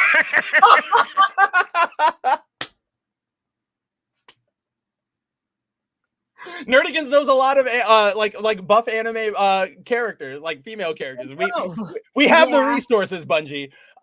Just stick a PNG Master Chief helmet on top of that character, and it'd be like, really perfect. all you need to do. Really all you need to do. But so like to what Cider's saying, it's like, yes, this game is going to be a disaster, and that's crazy that if they have to contractually release it, I don't know how it's going to do, but. I posed that, like I said that, Cider, not because I was like just being ridiculous, but like off of what does Bungie have at this point, right? Like this was supposed to be their big thing. As I pointed out, they left after Halo, they made Destiny. Everybody went, okay, weird. Then they went, got a new game, Destiny 2. Okay, all right, new game, Marathon. Okay, so, at least it's something original. Oh, you just plagiarized everything. Yeah, it's not original at all. And then guess what? In 2025, Destiny 2 is getting its first like Star Wars Who cares, right? Like it's Star Wars. What are you doing? It's like a PB&J. Guys, in 2028, we're gonna get the first part of the Ray trilogy. Aren't you guys excited for it? Be great. The Destiny collab. It'd be great. Oh God. You get the quick time event where you give birth. It'd be great. The Force Baby quick time event. It'd be great. The cosmic placenta. But then the baby, this Force, but it's a Force baby, and it goes back in time and it inhabits the body of Luke. So truly, Rey is the Skywalker. She's all of them at once. Yeah. Now I'm thinking that because the contracts are up in 2026, especially with this plagiarism scandal, it's probably in Sony's best interest to let the majority of these people go. That's just it. Is they're doing this fun thing where they're going around salvaging dev teams of the like destroyed studios that have collapsed upon themselves, and they are plucking out the legitimate talent from them, apparently. Which I think is smart. Well, it's a little late, is what it is. Yeah, that's what I was going to say. Like, it's late, but it's objectively. Smart. Well, it would have been smart if they'd have done this before. Now, look at what they burned through. So many studios from Firewalk on Concord. Already? No, Jacob's sharing a screen. That was the joke. Hey, look, it's copyright strike. That's what I'm saying to the end of the show. So only the last few minutes get copyright struck. The real meat of what we're talking about. Yep. Well, I just want to throw this curveball into what we're discussing about all of this, okay? Hit us. So, gaming is a big ship to turn around. Like Hollywood is a big ship to turn around. This game was in for 5 years. We need to impress upon all of the devs that we interact with or have any kind of like we're making articles and videos about. We need to impress upon them. We do not need these 86-hour games. We don't need them. Really 5 hours for $25. Most people will get on their knees and thank you. Provide them with a slice of Final Fantasy VII, not the whole damn shebang, and then split it into 4 different. I was gonna say, then you can sell it 3 or like sell 3 games. Yeah, exactly, and that's I tell you what. I just played for the first time in like 20-something years SOCOM 2 for the PS2. Yeah. I was playing it for about an hour, and I just thought to myself, did I ever play the stealth route of this game? I had to think to myself, was I ever actually good at this game? Because it's like I was literally getting caught like every 5 seconds. It was like, no, dude. So, like I remember as a kid, that game. So everybody, there would always be those articles in Game Informer or whatever, like top 5 stealth games, right? And Metal Gear Solid, Thief, or whatever. But that was always there, and I'm like, I don't recall if I ever actually tried to do stealth because there's no advantage per se. And this is something that SOCOM was cool. It was another K company that did a survey of gamers and found that gamers don't care what it looks like. Oh no, that was Capcom. Thank you. Capcom did a survey of players, and players said we don't care what it looks like. And so, honestly, when you go take a look at the indie market and see like Schedule 1, it kind of proves that making it look like a movie, making it look like Final Fantasy Advent Children is not going to make the game any more pleasant to play for gamers. The opposite happens when you turn it into a David Cage style movie that you run around inside of. That's a reference to Heavy Rain for you folks out there that aren't old enough to know what that is. Yeah, I remember that. And back when the PS3 had no games and it was the only game we could play for like 5 years. Oh gosh. But well, here's just the capper is all I had to say about this is that if we go back to being simple, it'll come out faster. You'll be able to take your lumps and move on quicker, and you won't have these gigantic craters in your budget. That's all. The stat that always like I obsess about is what is it? God of War 2018 and then Ragnarok, like the newer ones that they made, like the next gen ones. In the time it took them to make those 2 games, they made the entire original like a God of War trilogy and had time to spare. And I'm like, those games, okay, yeah, we got that cinematic story, I guess, out of that one, but they're less fun. I'd rather play those old ones. Like, I feel like the only ones that could kind of get a pass in terms of like the 5-year timeline or 7-year timeline is like the Ghost of games, because there's a lot of research going into them and it's a little bit more complex, especially with Ghost of Yore because they're in Hokkaido and they're putting a lot of research in there. So like, I feel like those could get a pass. Oh, like 100%. A lot of those get a pass. But if you're doing like intense research like that, and you're doing like a historical based game. Well, like, that's what Cider was saying, right? Is like the graphics, what it looks like doesn't like, it's not going to make your game any better or any worse. What you were saying right there, Nerdigans, is like they could have presented that in PS1 style or even given us an old 16-bit Final Fantasy style from the SNES like presentation. And the game has still been good because of the work and dedication and care they put into that, right? Yeah. No matter what you threw at, let's say Marathon here or Concord or what's that one? Fail safes or whatever it is, Cider? Fair games. Those don't have a good base. They're slop. So when you try to put, you can put lipstick on a dog, but it's really not going to make it look any better. Oh yeah, something that, and speaking of Sucker Punch, and you mentioned like trilogies. Like today is like the anniversary of Infamous, and I remember when Infamous came out, and that was like and I was working at GameStop at the time, and that was like one of the biggest selling points for the PS3 at the time was Infamous because it was new. It actually took advantage of if I remember correctly, took advantage of the controller a little bit, the motion control. Not by much. It wasn't great, but yeah, they did. They tried. And that meant that A for effort. But yeah, but like you actually had a good story, you had an original character, and it was and that like game kind of looks like ass. yeah, and it was one of the first games that like gave you like choose your own path kind of thing, like consequences for your actions. It was that in Star Wars The Force Unleashed that did that. And I think that came out the same year or like around, I know it came out around that time. That kind of system has been around for a while, but I know what you're saying. Yeah, and I'm talking about in that generation at that time, like in terms of like taking advantage of the graphics and stuff like that. That's what I'm talking about in particular. But yeah, like it's incredible where gaming has gone since then. Like we don't have as much innovation. That's what my point was. We don't have as much innovation or as much originality as compared to like back around the time of like Infamous, Bayonetta, Star Wars Force Unleashed. That's what we've been hitting over, you know, the most few recent months or whatever is like the games. When you get a game that's made by people who really care about making a good game, whether it's good or not, you can go, that was a good, like, I hear you, good effort, try again. Or you go, wow, that was really great. Something like Claire Obscure, right? Most of these companies are chasing trends, right? The people at the top aren't people who know video games. Remember, we talked about this, like the head of Warner Gaming, the head of PlayStation. None of these guys play video games. Go for it. They don't play video games. So they just go into market research and they go, what's popular? What do people play now? And they see Fortnite is big. People like Warzone. Make a battle royale, make this. And that's where we get to the point where there's 70 out there and 20 start closing because nobody cares.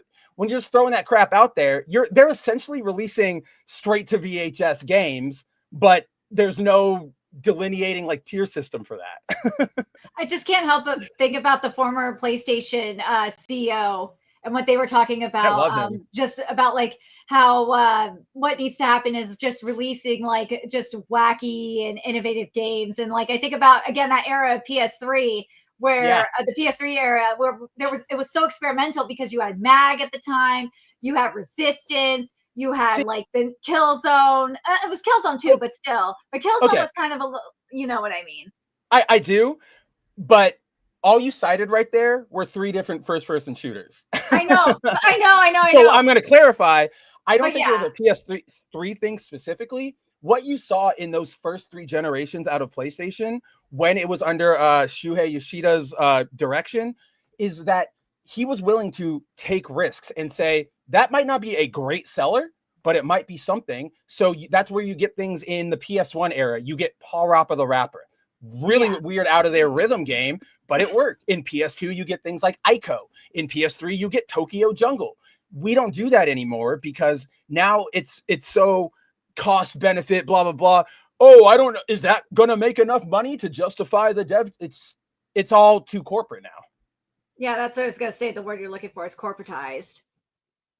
But now the question is, do you guys think from what we're seeing here with PlayStation, do you guys think that there's going to be, as I was saying, a possible Sony Japan overhaul with PlayStation Interactive based on, you know, the contracts with Bungie being up in 2026, the stuff with Concord, you know, the Concord. We saw the ousting of, I think it was Herman Holst, right? That got ousted not too long ago.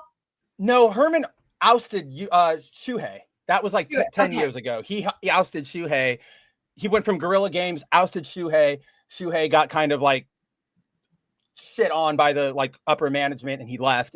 It's a whole thing. Me and Nerdigans have covered it on Bounding. Go check that out if you want details. But to your question, Nerdigans, so just at the top, I'm personally going to put the Bungie stuff out, like the potential Bungie contract stuff out of this my read, because I think that's too specific to Bungie and all that sort of stuff. But to your point, I think in light of this marathon stuff, I do think that something has to happen over in Japan or whoever currently is like the big Sony person, because like you were pointing out, look at just how badly mismanaged the last few years have been for the American Sony or American PlayStation brand console reputation. PS5 sold like, or, you know, was hard to get and nobody really, you know, gave us any communication, and they were charging a shitload of money for it. They released no games. They've canceled 700 different, live shooters. And then they keep, here's Concord, here's this. And their solutions, as we've seen twice now with Concord and Marathon, is instead of going, let's listen to the devs, let's, go back to the drawing board, they just go, here's another 40 million, make it look better or make it better. And they don't, and that's all they keep doing. So they're like, okay, yeah. Yeah, no, exactly. They're like, all right, I guess. It's actually I could use another Miata.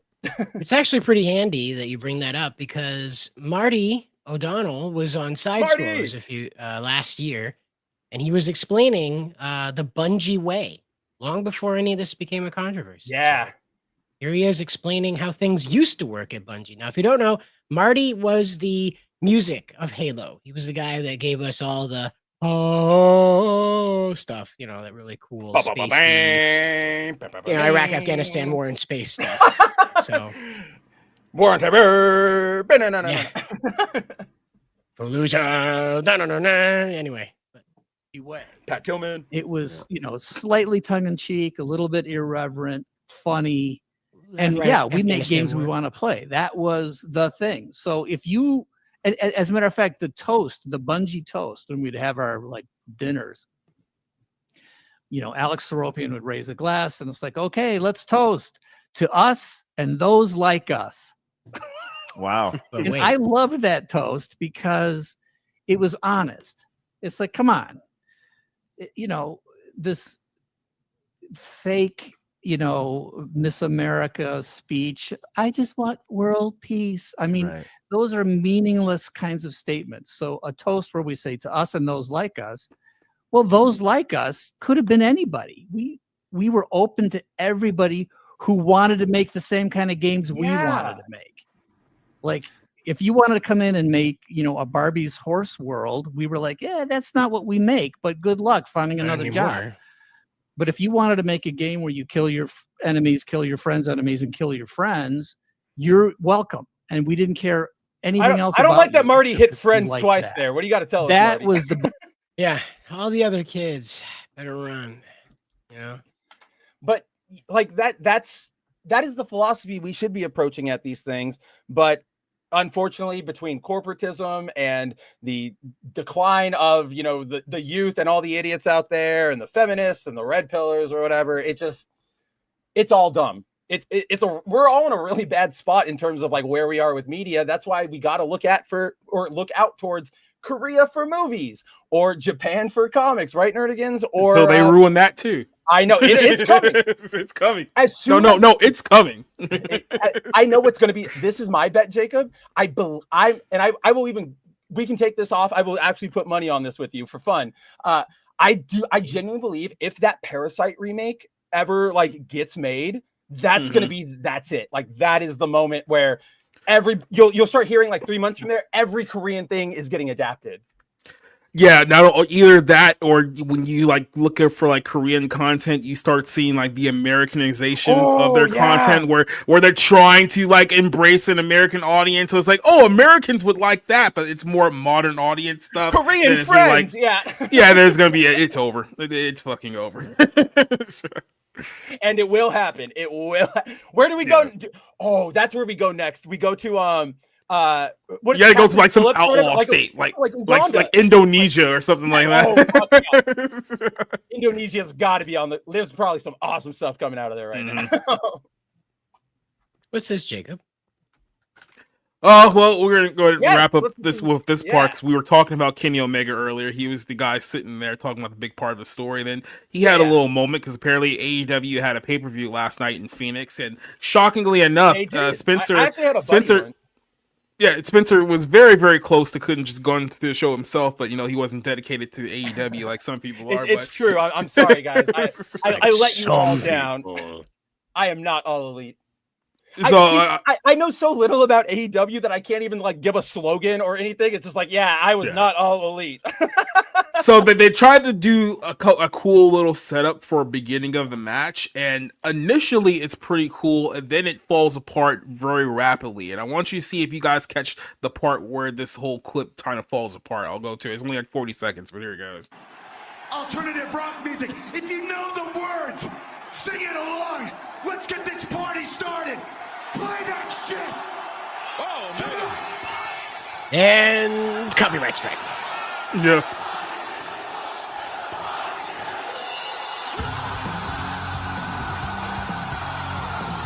And we'll just mute it from there because we got it. That's that guy. Yeah, let the bodies hit the floor. Let the bodies hit the floor. So this is supposed to be the beginning of a match, and everyone's supposed to get super hyped, and then you realize that, oh wait, all the wrestlers suck shit, and they can't really wrestle very good. So all the hype they had built into it, it's like, what the hell is that? It's like, what are we doing? What is this? Where are you taking these men? It is so funny you like brought that up because, okay, I had a buddy who went to it last night. He doesn't know wrestling at all. He had like a friend say, oh, this thing, you want to come with? And he went, sure, why not?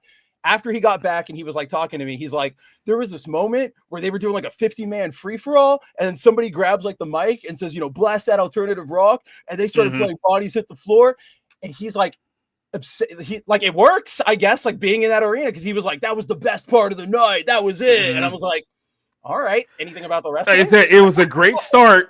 And then, like I said, you just have like guys like doing this. You kind of like because when you play a song like that, like you just expect like hands to start flying and people start getting hit in the head with like complete chaos. And it's like guys are just like slow walking to like the edge of the ring and like lightly tossing each other into the like. What is this? Like, what do we do? What? Were they? Is it one of those cases where like they knew who was being filmed for the broadcast or whatever, so like they didn't put in the effort? That's what it seems like to me. I don't know. It was like they had something there. Then it sounded like they lost it almost immediately. You know what? I bet you what it was everybody went, yeah, bodies hit the floor. But then, like Cider was saying, just you good graphics don't make a good game. Cool music isn't going to make like the event that great. It feels like if you drop that in the middle of your free for all, it's already going south. So if you don't wrap it up within that song, you lost it. Yeah, speaking of losing it, we do have Eminem? Netflix's canceled young adult Power Rangers reboot would have featured Lord Draken, Sentient Colors, and Tommy as one of the most important people in the Power Rangers universe. Yep. So big story that broke right as the weekend was hitting, or relatively big story depending on how much you care about Power Rangers or Netflix or whatever. But if you guys recall, over in 2019, Netflix announced that they were going to be rebooting the Power Rangers. Now, they never specified whether it would be like a TV show, a movie. I know, Cider, you can verify. Like, we've seen like 90 different reports at different points being like, it's a show, it's a movie. I heard it's a movie. It was all over the place. Yeah. But, we heard, so it got announced. It was under development by the creator of a Netflix show called The End of the Effing World. And he just wrapped up directing the Karate Kid Legends. So he's got like, talent. He's got credit. So he got tapped. And that was 2019. Throughout, for the next few years until 2024, we got one update. And that was during an earnings call in like 2020, where one of the Hasbro execs was just like, Power Rangers project is in active development. And then, Transformers 1 is also in development. Just one of those listing things to tell investors. In 2024, we got the official announcement or confirmation from TV Line, who found from Netflix's sources, it's done. They were not moving forward with it. It was completely over. This is probably something to do with all the Playmates, Hasbro weirdness that Cider and I have been talking about. We don't know that exactly yet. But long story short, that was the end of that. In those 6 years, it was announced. We heard nothing about it. No casting, no direction, no what was this going to be? Until Friday, where the Entwistle giving an AMA, like an Ask Me Anything session, which is like just a public Q&A over on Reddit for Karate Kid Legends. Unsurprisingly, he got a couple questions, or not a couple, but a lot of questions about his Power Rangers work. And so he was pretty open about it. And that is where we got these details. So, one fan asked him, what would it have been? Would it have been a new take on Mighty Morphin? And Entwistle explained, quote, from as early as 2018, I had created an entire new universe for Power Rangers, kind of a multiverse. It was very fashionable back then. I wasn't doing MMPR specifically, but Tommy Oliver was the center of the world. all the mythology was surrounding him being one of the most important people in the universe, because we all know what he would become. So it was basically a time-bending, huge story about stopping Lord Draken from taking power over everything. The TV series had a kind of really cool King Arthur vibe. That was the angle, more mystical, magical to start us off. Jenny Klein, who was writing that show, also came up with a very cool idea, or a very, very cool idea for sentient colors. But alas, it never went anywhere, which sucks. I would have loved to have made that universe a reality. And then quick note, that Jenny Klein he mentioned, she was a longtime Supernatural writer, did things on like Jessica Jones. So she's like a TV superhero writer, I guess you would say. So those were the basic details we got. As people started, asking him what happened to it, he basically just admitted, I was writing it. They couldn't decide if it was going to be a movie or a TV show. They kind of put me on ice, and I said, okay, let me know when you need me back. And they it just couldn't get off the ground. And he literally says it got lost in the mix. So all in all, obviously let's talk about it. We'll get into it. I will say, I don't really know how I feel about it. You know what I mean? Like, I get it. And like, I'm not even mad at the multiverse thing. Like he points out, like it was pretty cool to do back in 2018, but like Cider, to me, this just feels like, I don't know, like just like kind of like Power Rangers Prime that we've been talking about a little bit. It just doesn't feel, I don't know. I think my biggest hang up is making Tommy like the center, your chosen one, because I don't really like chosen one stories, right? Like I like when you have somebody who goes to the top, like a Goku or a Sonic the Hedgehog or whatever, but I don't like, oh, you were born to be that hero. And I feel like that defeats what Tommy was. I do like the sentient colors because, or let me clarify this. I don't know how they would have done it, but in the Boom comics, we do have the Morphin emissaries who are like, they do represent each color, and they're depicted really cool because like they live in the Morphin grid, but they're constantly like cycling through all the different like Ranger suits. It's pretty cool. I like that. If they would have done that, here's my fear, Cider. This is something I wanted to tell you. I worry too much that if they went through with this and they said sentient colors, we would have lined up too close with Green Lantern. They would have started being like, red is the color for, courage and anger or whatever, like stuff like that. And that's where you start kind of losing all of this. Jacob, what's your read on it? I mean, it just feels like that it was a Netflix project. Yeah. They were like, well, who's the most popular Power Ranger of all time? Tommy. It's like, okay, great. We're going to put the whole thing around him. And then the unfortunate situation with Jason happened. And they were like, well, this did now. So yeah, I think it's more oversimplified to that. That's kind of what it feels like to me. Like we had something going here and then, like, crap. Yeah. Yeah. Miss Nerdigans, what do you think about all that? Well, and what can I say? They were baking on Tommy, and now, I know you love Tommy. I do. I love Tommy, but I mean, he's not here anymore. There's nothing they could do. Mm-hmm. Yeah, I mean, it feels like they wanted to. Hold on, this project? Did the wheels get turned on this project before David Yost project got done with Netflix? Was this around the same time, or this one actually get pitched beforehand? Let me look up that date for that show, that one real quick. The timeline of production, always or whatever. Well, just to clarify, the timeline of production was happening at the same time as Cosmic Fury. So yes, this was somewhere in production while all of this was happening with Cosmic Fury and Once and Always. That Jenny Klein writer, she was actually tapped so as Cider said, they did Cosmic Fury, which was that awful like original one with Zato Jesus, and that they were going, that's going to be the end and we are going to reboot it. That Jenny Klein woman, the writer, the Jessica Jones writer, she was actually supposed to take over as like the lead creative person over Simon Bennett. We got to move away from tokusatsu. This is lame, blah, blah, blah, blah, blah. So this was, I think, all kind of going together with it. I probably bet you that Once and Always stuff was probably supposed to link into a bigger like reset event, right? Like a bigger end game type thing where you would have, restore the Morphin grid and then here a new range. I don't know, something like that. But instead, that's all we got, right? And as we know, as like you and I know, it was bad. It was not great, as the kids would like to say. And again, like there was, it was like a Make-A-Wish thing for David Yost, you know, just really give him was. it and let him go, you know. And so, which is also funny to me. Just side before you go to that is like they put all this reverence on Tommy because Tommy's been 700 different Rangers. David Yost has been on that show just as long. He just hasn't suited up like for 90 of those seasons. So it's like, all right, guys, we see what you're doing here. Sakura Mita. I will address the comment. I will address the stuff with the Texas bill because I don't have. I have. Well, we'll get to that. Let's set this up first. That's the next topic. Yeah. Yep. Yeah. We're just going to wrap this up, and that's why I asked you because we were going to jump into that next.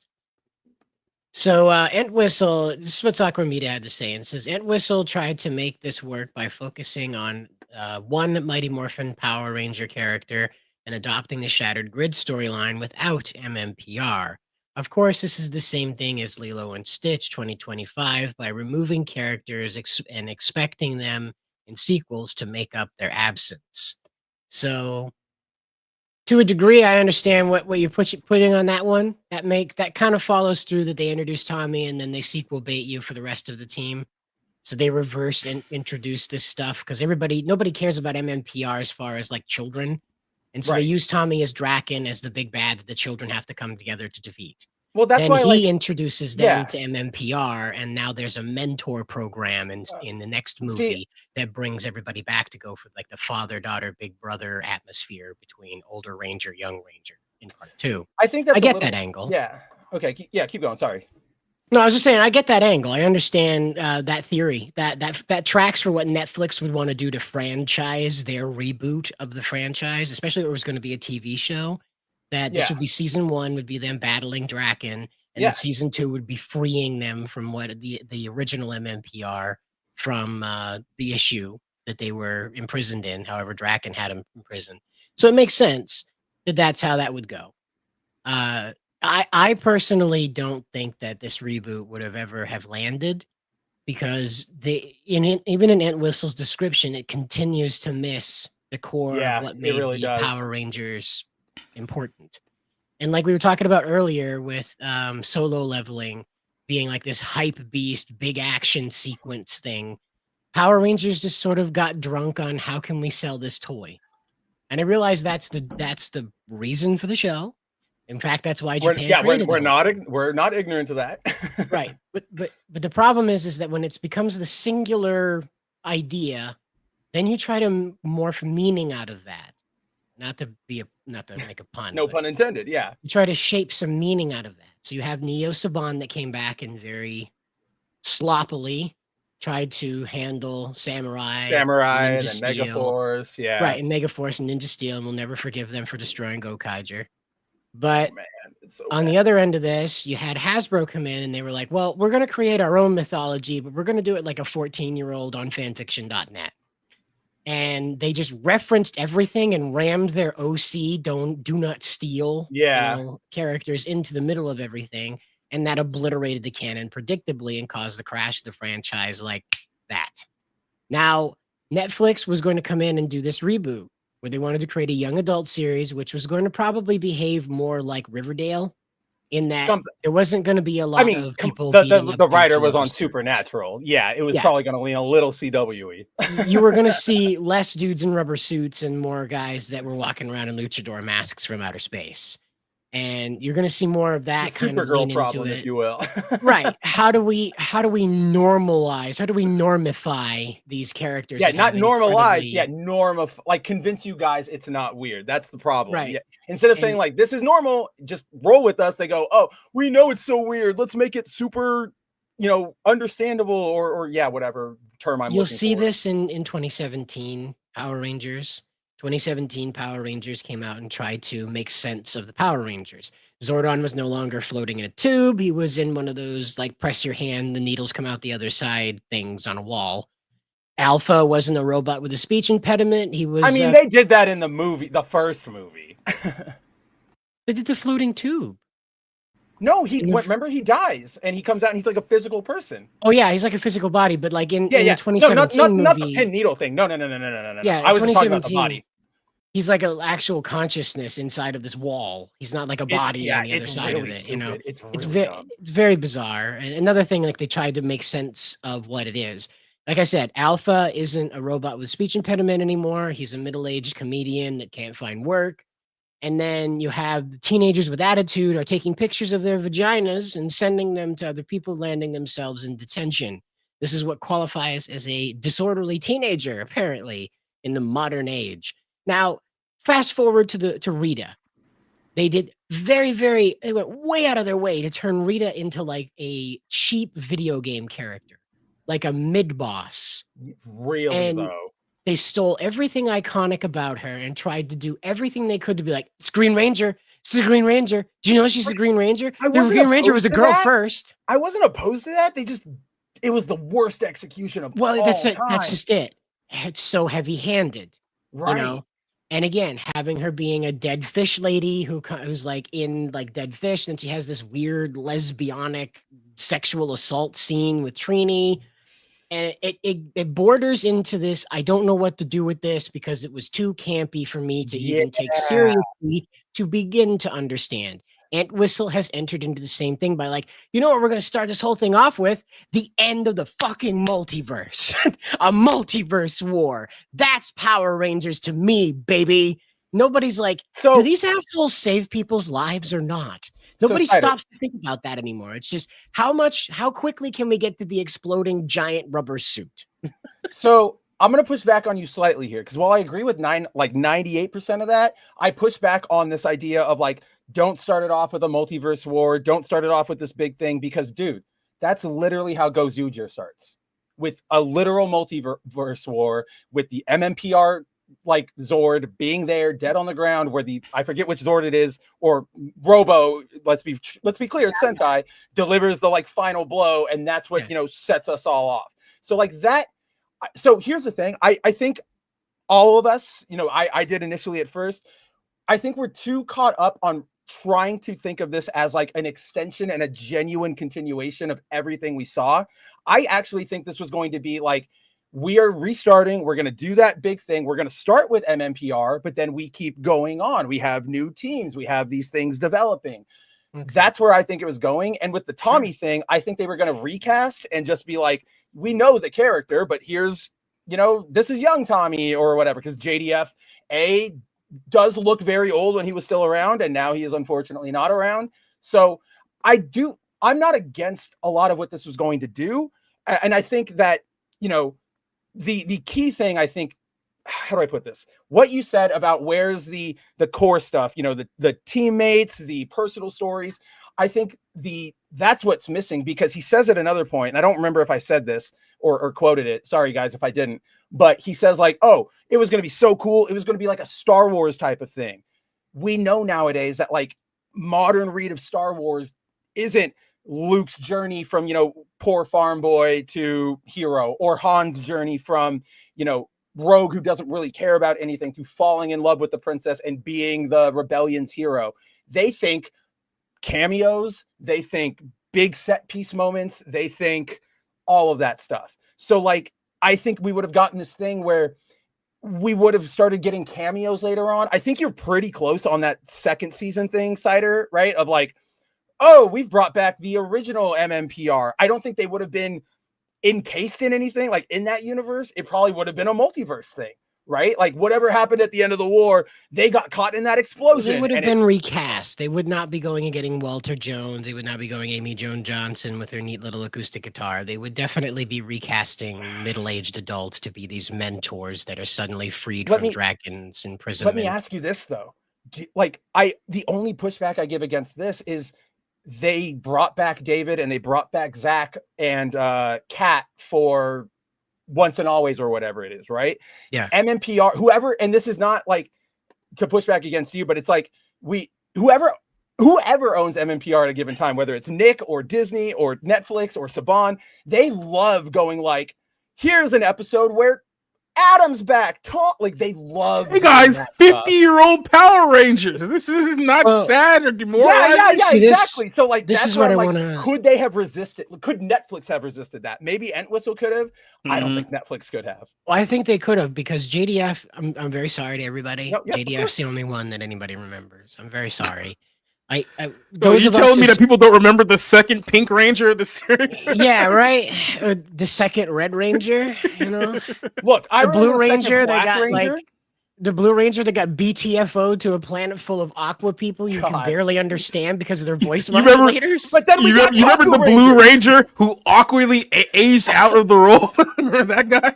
Really aged out of the role. But I felt so bad when he came back like 7 seasons later as like the tech guy, and I was like, David, you're so old. Like, yeah, man. He's there in Zeo. He's already 30. Yeah, dude. Oh man. Like start a bar, man. Like JDF was the same, JDF was like the same age-ish, but because JDF like took care of his body and was all MMA and workout, he looked okay. Lose the goatee, man. I'm sorry. David Yost looked like the number 2 to Steve Jobs by the time we got to 1997. Yeah, really? He could have body doubled.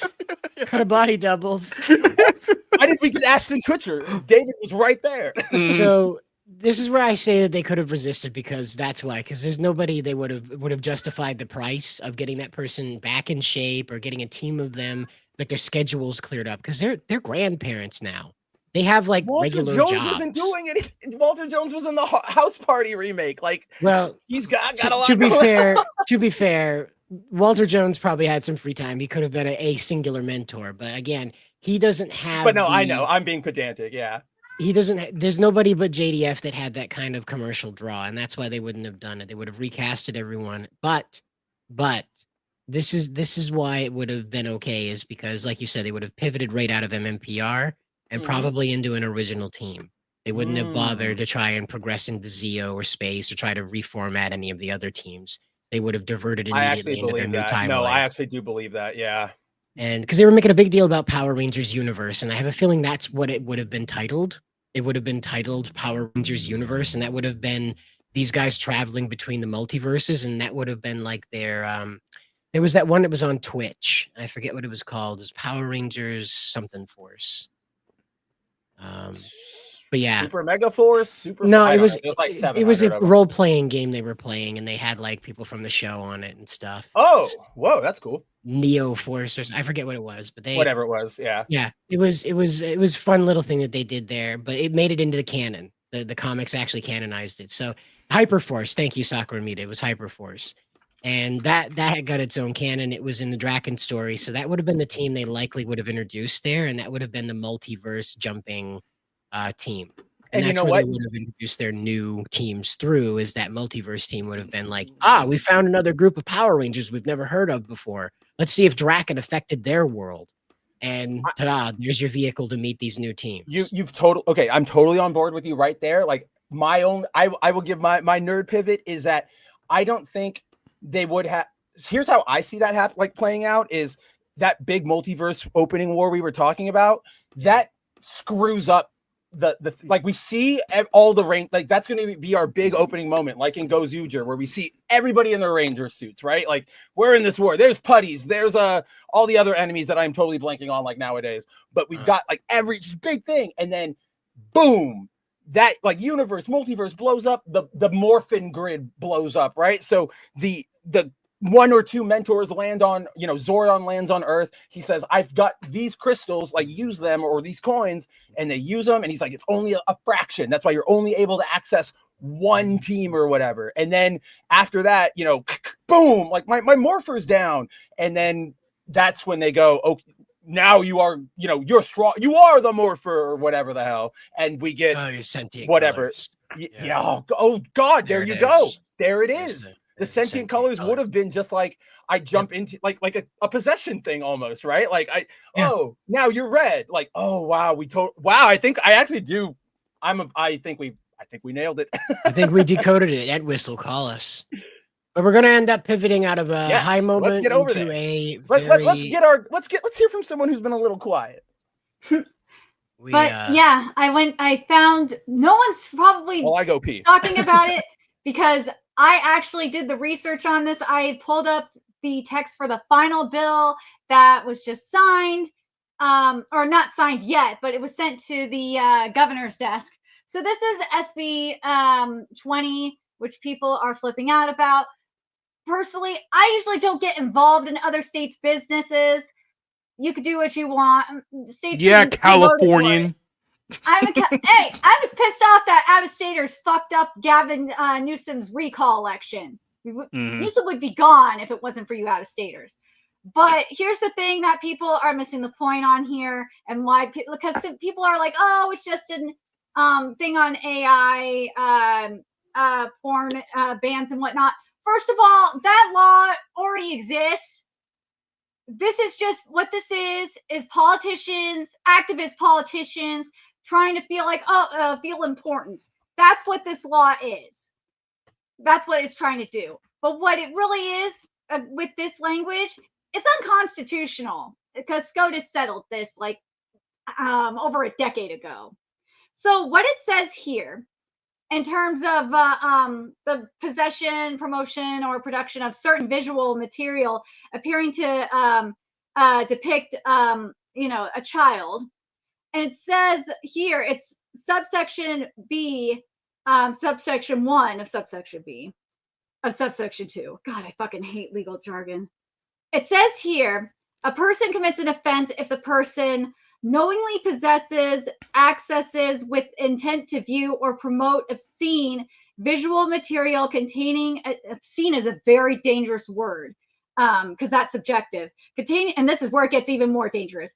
Containing a depiction that appears to be of a child younger than 18 years of age, engaging in activities. I don't have that part with me on here. Let's see. Described by section 43.21, subsection A, subsection 1, subsection B, regardless of whether the depiction is an image of an actual child, a cartoon, or animation, or an image created using an AI application or other computer software.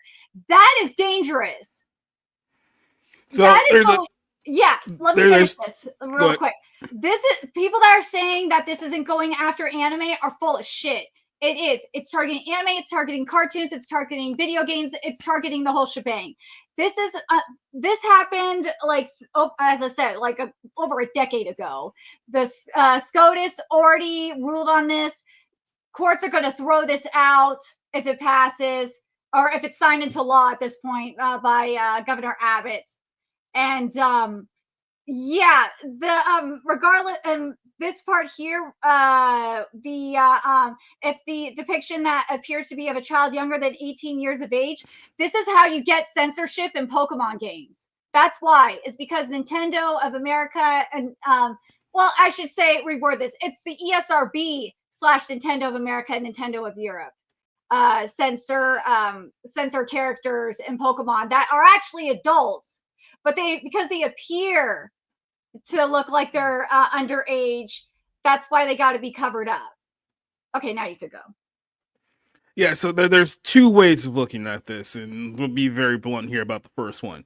Obviously, I think what they're trying to go after here is that the people who like those lolly, cartoon drawings where it's like the little kids that look like, they're children, and it's in sexual suggested content. And I know people argue to the wall that, it's not real child porn, stuff like that. It's like, it's still implied child porn. And those people, is like, from a moral perspective, is like, I don't really have much to argue that part of it too. Because, like I said, those people do exist. Let's just be very clear. Those people do exist. And like I said, I know the heart of this law is trying to go after those people. And I'm not exactly going to sit here and die on the vine for those people particularly. However, there is a point to the second point here. And the way that this is written, this would apply to an overwhelming majority of anime as well. So while it can be used against those people, it can also very easily be manipulated to take out, like I said, basically half of Crunchyroll's entire library will fall into this law, where they'll probably have to pull, Crunchyroll, Funimation, a whole bunch of other things, because it's like somebody made an anime back in 1980 something with, a small girl who she has big boobs. It's like, we're not going to allow that here in the state of Texas. So I can see the argument from the creative point of things. So it's like, hey, look, this could end up essentially snowballing to affect a lot of creators that don't essentially apply to who you're going after. At the same time, I understand there are creepazoids out there too. So to me, I would kind of want a more defined, and I think they try to define it by saying obscene, but even by saying obscene, you can make that same argument with a lot of anime saying, well, I consider this to be obscene. So like, as long as the definitions are subjective, they can be manipulated. If you make it a little bit more defined to exactly what you're talking about here, it's like, because there's a big gap between, like I said, you know, Crunchyroll and Shadbase, and you got to make sure that you're going after the right group here. To that point, the Shadbase stuff, the Shadbase is already illegal. That was addressed in the SCOTUS ruling like over a decade ago. But also, if cartoons does include, that's including South Park, that's including Family Guy, that's including Simpsons. There's like 3 different funny jokes where like Bart gets kicked out of a window naked. Yeah. Yeah, so it's like this is not just anime. They're going after Western cartoons. They're going after, there's comic books, Western comic books too. But it's also, as I said, it's the depiction of a child that under 18, which is something we see, as I said, with Pokemon and I think it's the ESRB more so than like I said, right? There's a lot of ways this can be manipulated given the language that's in there. Yeah. So Nerdigans, so yes, thank you for clarifying everything. And yes, Jacob is completely right. It is the subjectivity that makes this so worrying.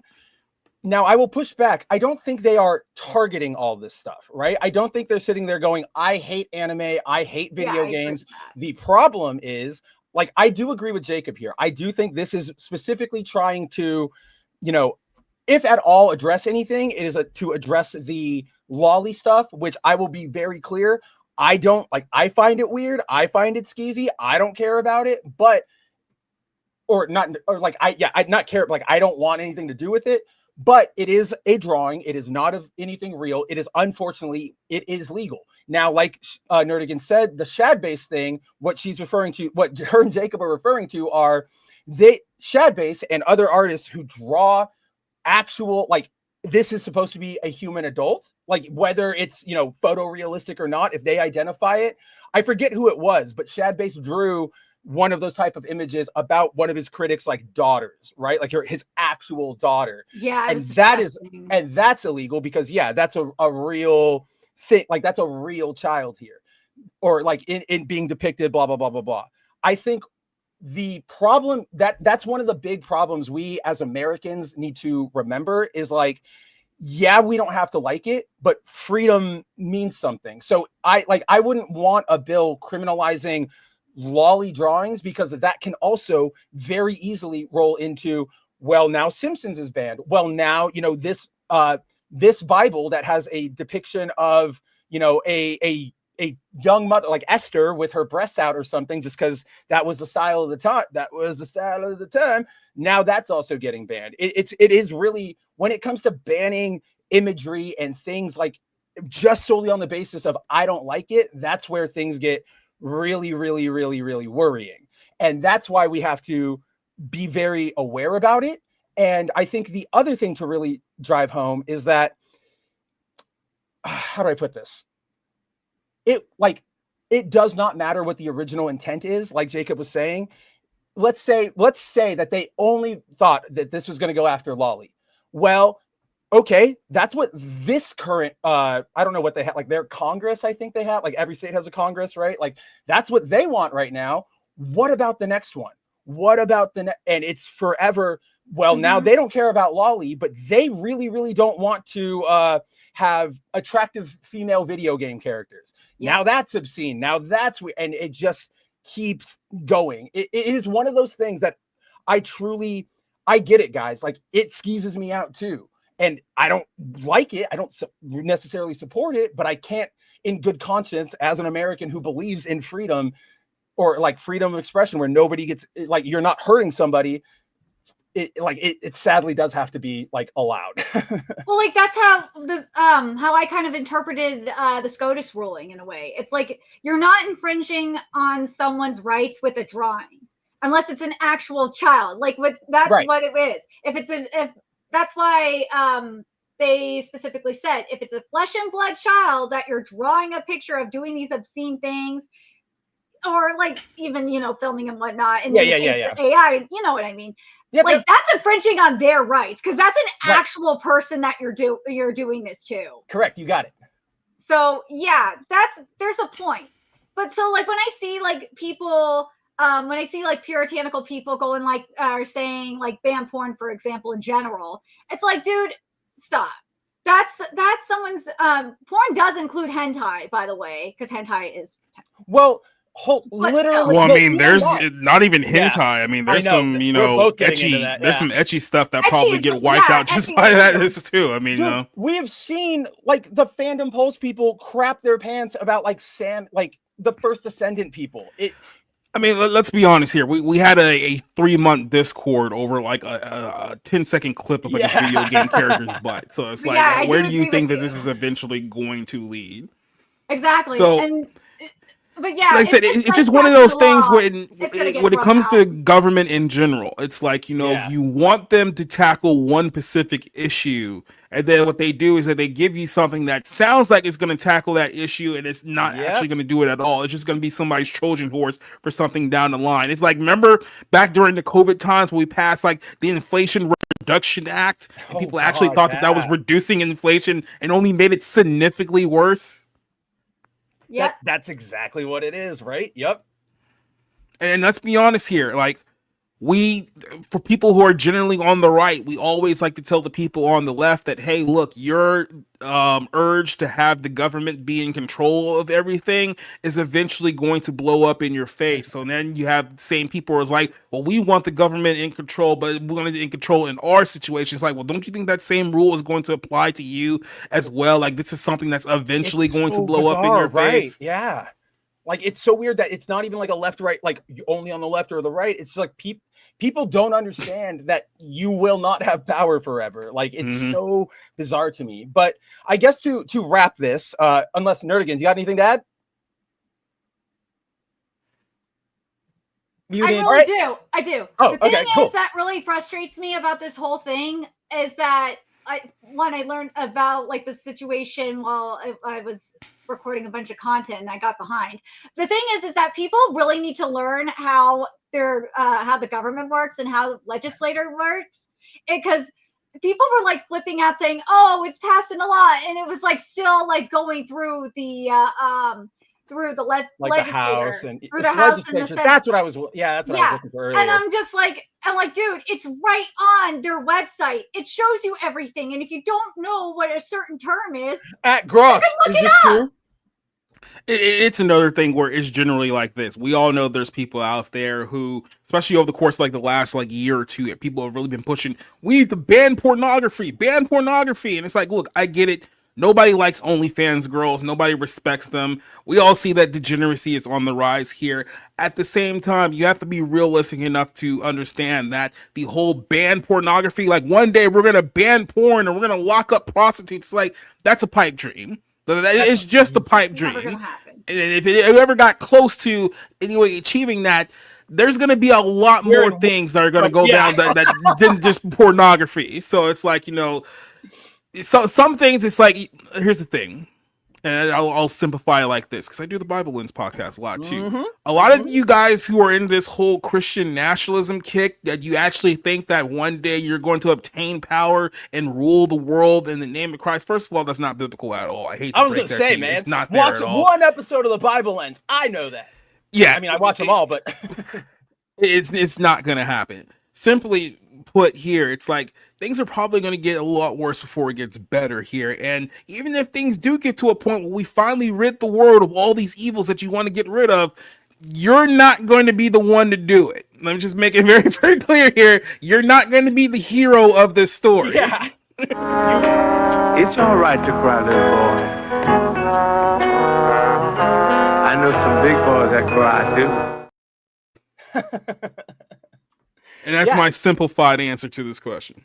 So on my piece, I have nothing like Nerdigans is right, Jacob is right. They've took that all out of my mouth. I guess the only thing I wanted to touch upon is kind of what Jacob was saying is, guys, we often, hear when somebody says like, oh, we're going to ban porn, we're going to, death penalty for pedophiles, things like this, right? We all go, we want that. That sounds like, okay, let me rephrase this. When somebody is this out there going like, oh, I'm anti-pedo, I'm anti-porn, they are 98% of the time trying to do the magician's trick, which is look over here, look at me. Don't look at the fact that all of my skeletons are right there. The JDA and Trent talking about, oh, porn is evil. You're all dying you're all brain dead from porn. Talk to them, dude. Trent was the one who had me doing pinup articles of just going to an artist who drew sexy characters and making a pinup thing, right? Like that's come with me and you'll see. And a as world of pure projection. And as someone who deals with someone who deals with a lot of these Reformed Calvinists, they're the ones that bark the loudest about how you have to kill sin in your life, you have to destroy it and all this other stuff. And it's like, and then the next thing you know, a few months down the line, here comes a Stephen Lawson or a Michael Brown, someone who was telling you all this time that, if you don't kill sin in your life, you're not really saved, you're not really a Christian. And all of a sudden, 20-year inappropriate relationship with a young female staffer. Bam! Who could have possibly seen a thing like that happen? It's like, it's almost as if, shut up. AKA shut up. Shut up. And that's sort of, hold on, I'll let you go, Nerdigans, don't worry, I'm not ignoring you. But just to close out my thought is, that's what I kind of want to have everybody take away from this is, we all somebody goes, get pedophiles away or degeneracy is on the rise, we need to do something. We all generally agree on these things and we know we need to address them. Anybody who has to make it this declaration, they're hiding something. Like, for example, nobody likes pedophiles, but if somebody has to go out there and be like, I'll hate them, I'm gonna look at his computer.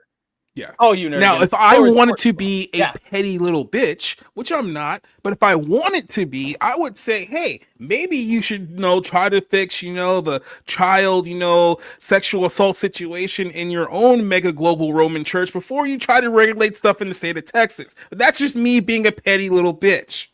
It's almost like that's happening, and all the Catholics are saying, "Don't do it." Yeah, no, that's a Bible lens topic. Well, that's what I was thinking was going on with the person that wrote this bill, or maybe even in general, that's going on with this Texas legislators. Yeah. That maybe their hard drives need to be searched, because something we see in the anime community, and this, Spencer, is the ones that speak the loudest tend to be the ones that have their hard drives searched. Especially the ones that speak the loudest tend to have an FBI file at them at a Diddy party, which means they have to speak the loudest because they're basically being blackmailed by the government.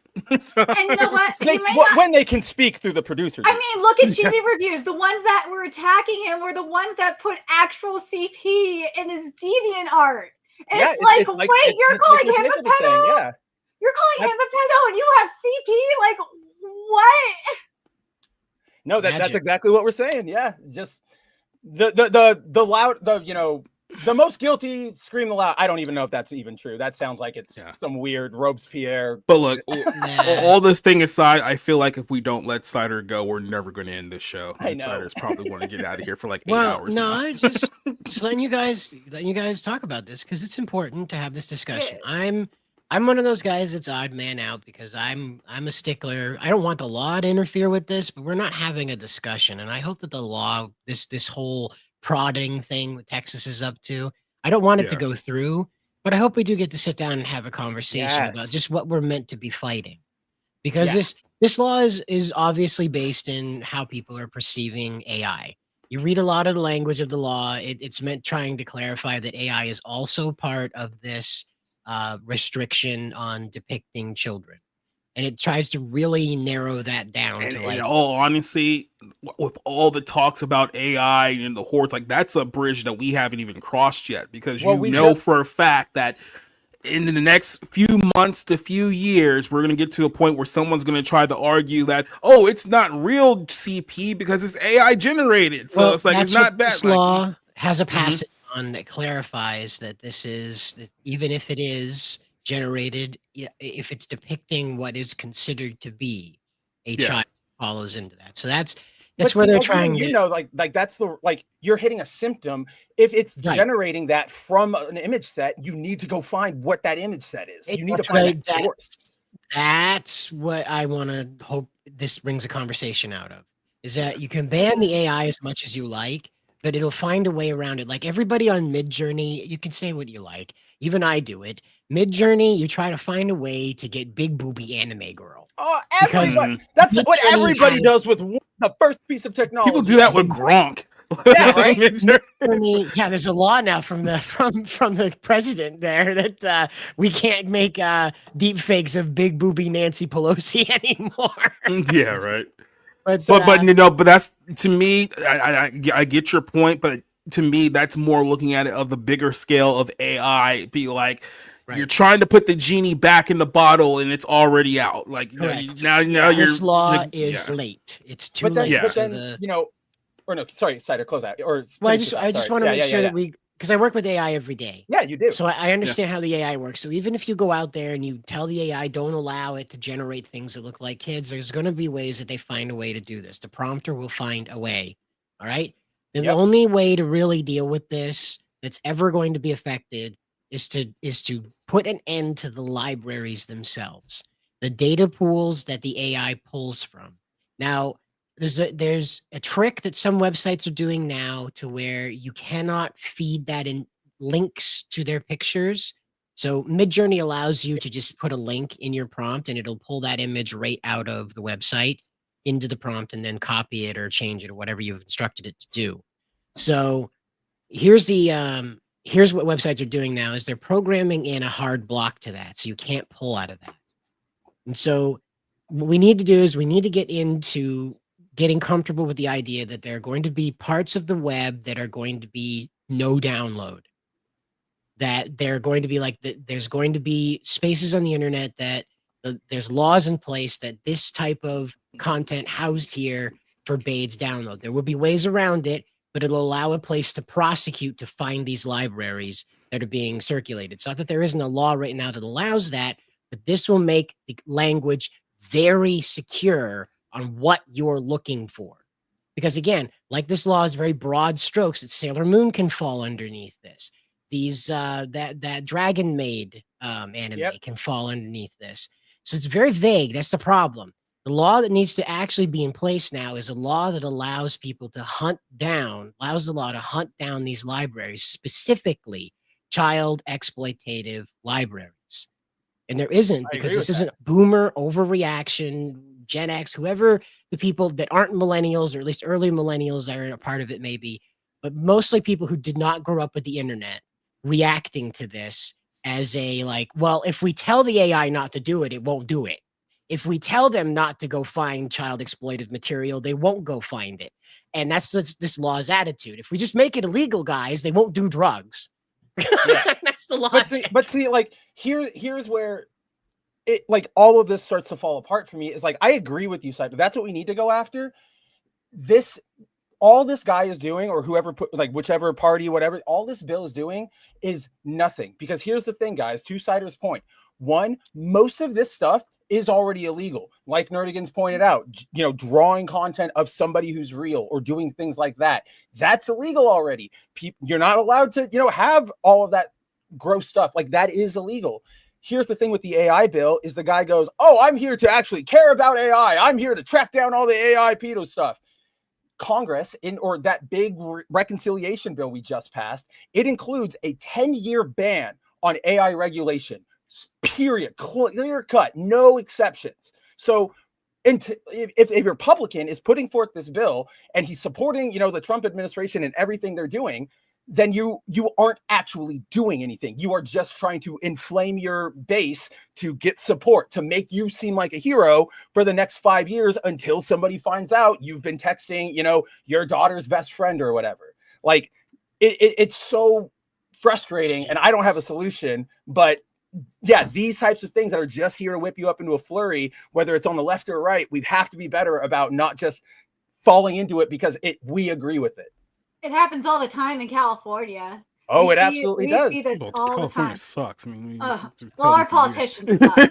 I mean, like one of the best like political things I've seen in a long time. And if you guys know me, I kind of really hate every like left, right. I hate all of our politics here. There was a bill being pushed in, I think, Utah. Oh no, they were trying to reinstate criminalization for homosexuality, and a very, very prominent, like super conservative Mormon senator voted against it, and all of his base started going like, no, in Utah. Oh, that's yeah, sorry. I thought I said Utah. 2025. Are you crazy? not California. But so everybody, his constituents started going like, how dare you? I thought you were against the lifestyle. Like, are you in support of this now? Or are you blah, blah, blah? And he came out and he was like, listen, I personally don't support this. You guys know that. However, that like, we can't, just criminalize one person or put in one law against people we don't like, because it will be used against everybody. If I want freedom for like my constituents, I need to have it for everybody, not just people I like. And we need to see more of that. That's why I like Rand Paul. I mean, Rand Paul understands. Nah, he's a wiener. No, he doesn't. I was gonna say Mormons, they're an interesting little cult. You sit there and make the argument. It's like, well, God's against gay marriage. He's also against polygamy. But he's pro-child marriage, pro-polygamy, pro-child marriage over there in Mormonism. Yeah. They wear special underwear. I'm sorry, that puts you at the top. But you know what? You know what I was thinking about? We should have really had this AI discussion back when the whole thing with Pixiv happened, because you remember this, Spencer. We found out when the Pixiv situation happened that there was a Chinese prostitution ring taking advantage of the AI. That was crazy. AI tag, and what they did was they sent CP under that tag because AI looks realistic, and it wasn't just CP either. They sent like pictures of dead bodies too. It was a trick. That whole situation. Those Chinese, yeah, a wily bunch. Well, that's when. They're telling me that the Chi-Coms have bad morals. Is that what you're telling me? Dude, no. Like, Great leap forward. No. I mean, the Chinese are the ones that are really like taking advantage of like YouTube. Everything? Everything. They're the ones sending like human rights to, like YouTube. Well, obviously they don't give a fuck about human I want to clarify something here. It's not just the Chinese who do this, and I know wasn't Russians just the Chinese on Pix too. Well, no, I want to specify this. It is not a specific continent. It is not a specific group of people. It is not a race, a nationality. It's not that. It is criminals. It is bad people knowing how to take advantage of it, whether they're American, Chinese, Russian, fucking Ugandan. I don't care. Like they are.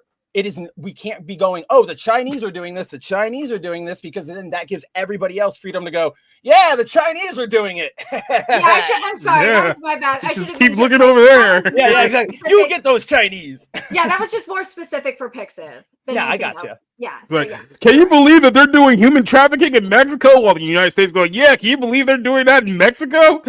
Yeah, like shredding all like the FBI documents on it. Yeah. How dare they? How dare they? But I mean, that's when I think that I don't know if it's happening on. I don't think it's happening on the other sites anymore, unless they did not up their protections on the other art sites. But like that's when this conversation should have really started, was back when the Pixiv scandal happened. Unfortunately, we can't predict how everything's going to unfold, and at least we're talking about it now.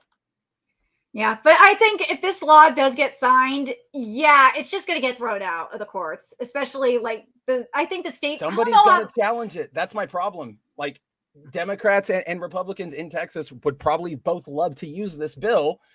They're both going to agree on their surface, like, yeah, CP bad. But then, the conservatives will want to get it to get anything, mildly sexual. Same with the Democrats. So it's like, who will challenge that? That's where, if it doesn't get challenged, nobody reviews it.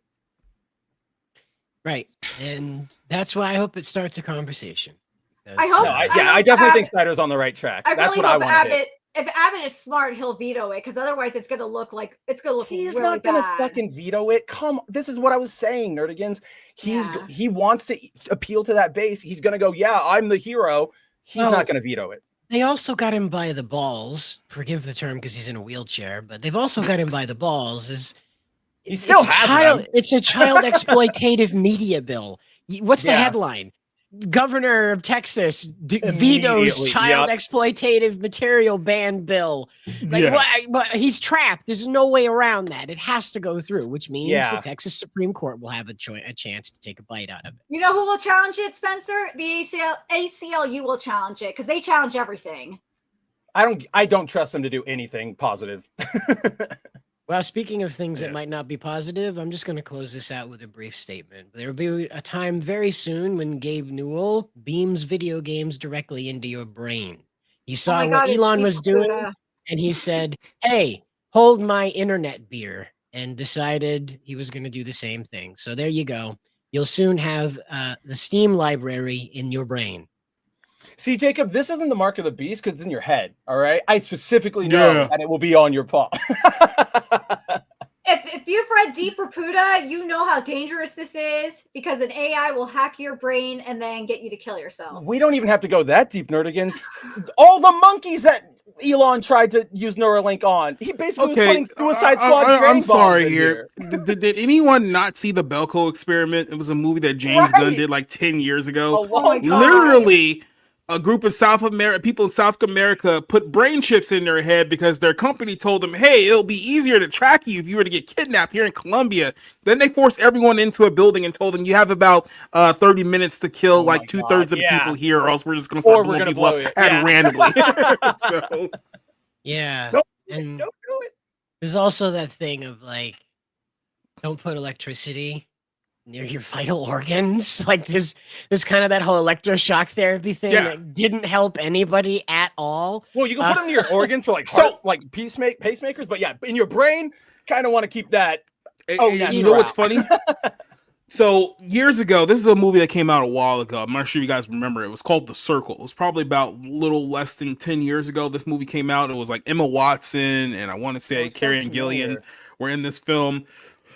And the funny thing about this movie is that it's not a good movie. Like, objectively, it's not a good movie. However, the one thing that I had to defend the movie on is that all of these film critics were talking about, oh, this is completely unrealistic. That we would never do anything like that, because essentially the whole film was about, you know, people basically allowing a Apple Google-like company to read everything from like your blood pressure to like, you know, your vital organs, your medical records, basically just eroding all privacy altogether. And it was like, oh, we would never get to a point. It's like, we were there then. Like, what are you guys talking about? It's like all you guys are sitting there with your little Fitbits and they already got all your health information on your arm. Where do you think that information is going? They already have it. Like, what are we talking about? Yeah, seriously.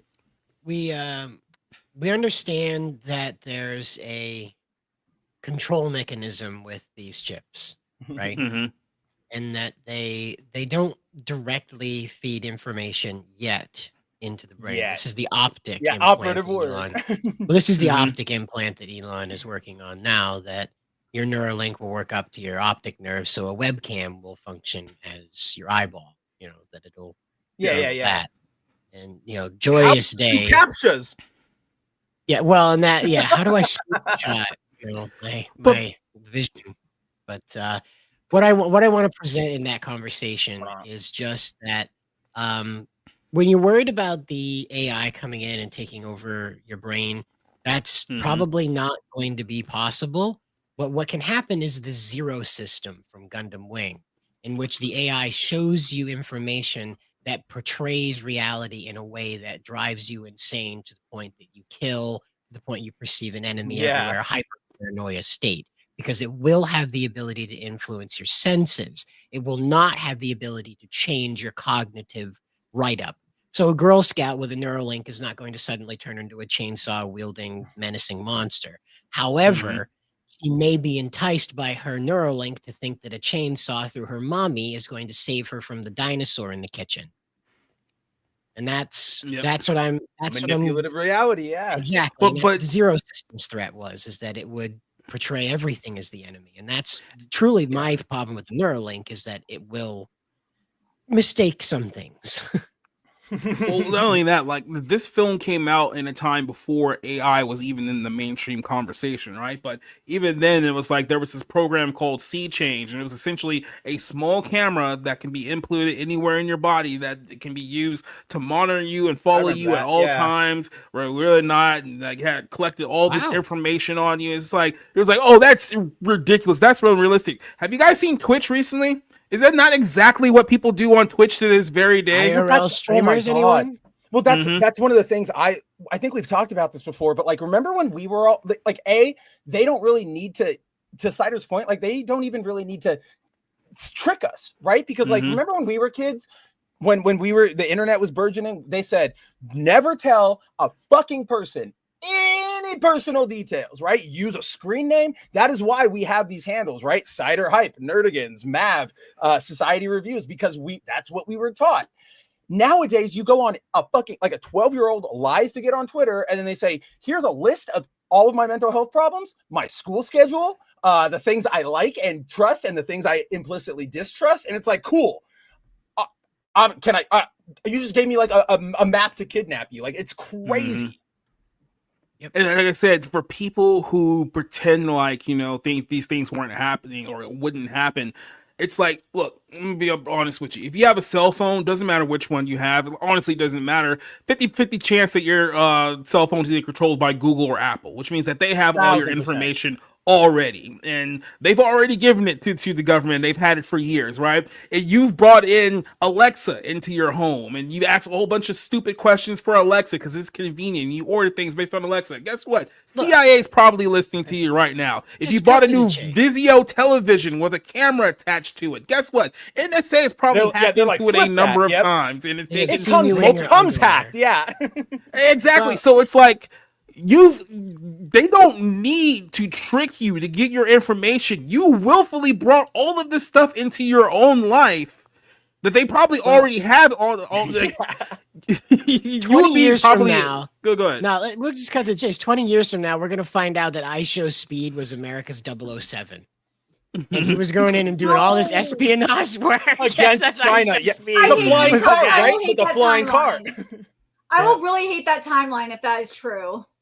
Well, how else are you going to do it? Think about this. You have an infallible argument then. What is iShowSpeed doing on a secure Chinese airfield? Being iShowSpeed and going places he doesn't belong, pretending to be an idiot when he gets there. And the government's been doing that for decades. The government has always used celebrities because, let's say Kim Jong-il is a fan of Dennis Rodman, for instance, right? And you want to fish for some information on the North Korean dictator, send Dennis Rodman out to North Korea to fish as much information as he possibly can, because Kim Jong-il is such a mark for 90s basketball. He'll tell Dennis everything, and then you go back and report to the CIA, who grabbed all that information from him.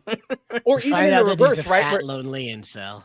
Right. Or like even in the reverse, right? Where like Steven Seagal keeps like he loves Russia. He's always in Russian things. I know the US government isn't saying like do intelligence for, like, you're not trusting that to him.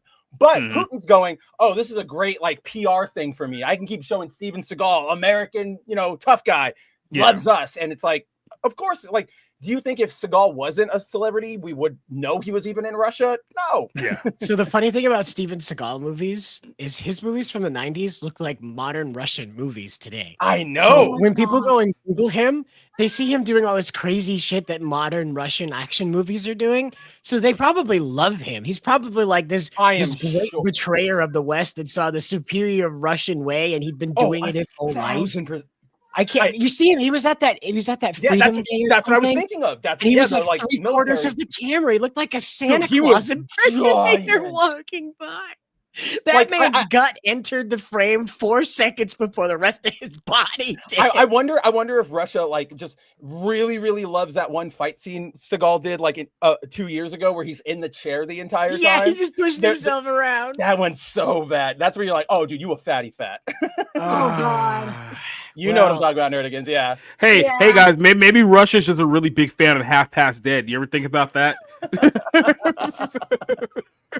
Well, and then I mean, to be fair, there was that Russian guy who like handcuffed himself to the McDonald's because they were gonna like close it and make it the Russian version after the war, and he's like, no, McDonald's.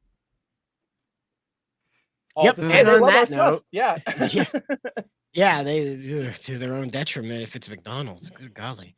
But on that note, we hope you have a good night and try to stay away from McDonald's. Time. Before we sign out, yes, we have been here too long. I don't expect us to do proper outros. You know where to find us. Let us know if you like Monday. Or are we? No, my brain fired it. No, we can do it. No. We're just gonna let me make my point, which is Nerdigans, it's your freaking birthday week. Happy birthday. What do you got going on? What should we do? What are you planning? Let us know. Like, you're our girl. We're happy another year you've made it. And yeah. You're old like the rest of us. No. I'm still Babby for like a month. This is going well. So you can find me on Nerdigans Inc. on YouTube, where we cover anime and manga every day. And for my birthday, which is on May 29th, which is Thursday, and I somehow got into doing Thursday night streams. So I'm going to have a podcast, a birthday podcast. I called it Nerdycast. That's what I'm calling it. I'm gonna start. Usually, I've been starting them like at 8 p.m. Eastern Standard Time, 5 p.m. Pacific Standard Time. But I'm gonna start it an hour later to see if that if I can trick the algorithm. I'm playing the algorithmic game. So, and I'm gonna use. That's why we're here on a Monday. I know, but I'm gonna use that stream to do like a channel and life update as well, since I am long overdue for one. So that's what I'm gonna do. Yeah. And do like Q&A and stuff like that as well. It's gonna be fun. And then on my Patreon, which I won free more storage. I won one fight. Thank God. It's about time. Patreon. I'm patreon.com/packergirl. I'm covering Witch Watch, Vigilante, Boku no Hero Academia Legals, and Fire Force Season 3. I'm hoping I don't have to delete content for like another 90 days. So that's when I'll get more memory for Patreon. And then what else do I got going on? Oh yeah, you can find me on Twitter right here, where I'm debunking fake information or misinformation. I'm causing shenanigans and all that jazz. And then for bounding, I know I'm so behind on that Dragon Ball article. I just got We've been talking about it. I know what you've got. I know what you've got going. Don't even trip. Don't even. Yeah, trip, I finally got the structure down. I just got to figure out like a couple more things, but I figured out what I'm gonna do otherwise. But yeah, I don't think I'm gonna do anything for Crunchyroll Anime Awards. I don't think there's anything really worthy of that. But yeah, we'll see if we can find anything else that is newsworthy, and we'll let you know otherwise. But yeah, other than a stream on my birthday, I am not doing really anything, unfortunately. Ooh. But I know I can't. Stream's enough. You would have to leave your house to do something. I don't have a car, unfortunately. You can walk. You got legs, yeah. I can't walk. You want me to walk from Sacramento to the Bay Area and leave my cat by himself? You telling me there's not a dive bar like 3 blocks away from your house somewhere you can go to? No. I refuse to believe that. There's no dive bar near me. Okay. I have your personal information because of all the employee paperwork. I'm going to find you a bar. I'm not going to go to a bar by myself. Then put a webcam on and we'll go with you. Oh, remember the like iPad thing they were doing where you put like an iPad on like the wheels? Oh, I don't have an iPad. I'll send you one. We can make it happen. Just take a butter knife from like your kitchen and use that. It's fine.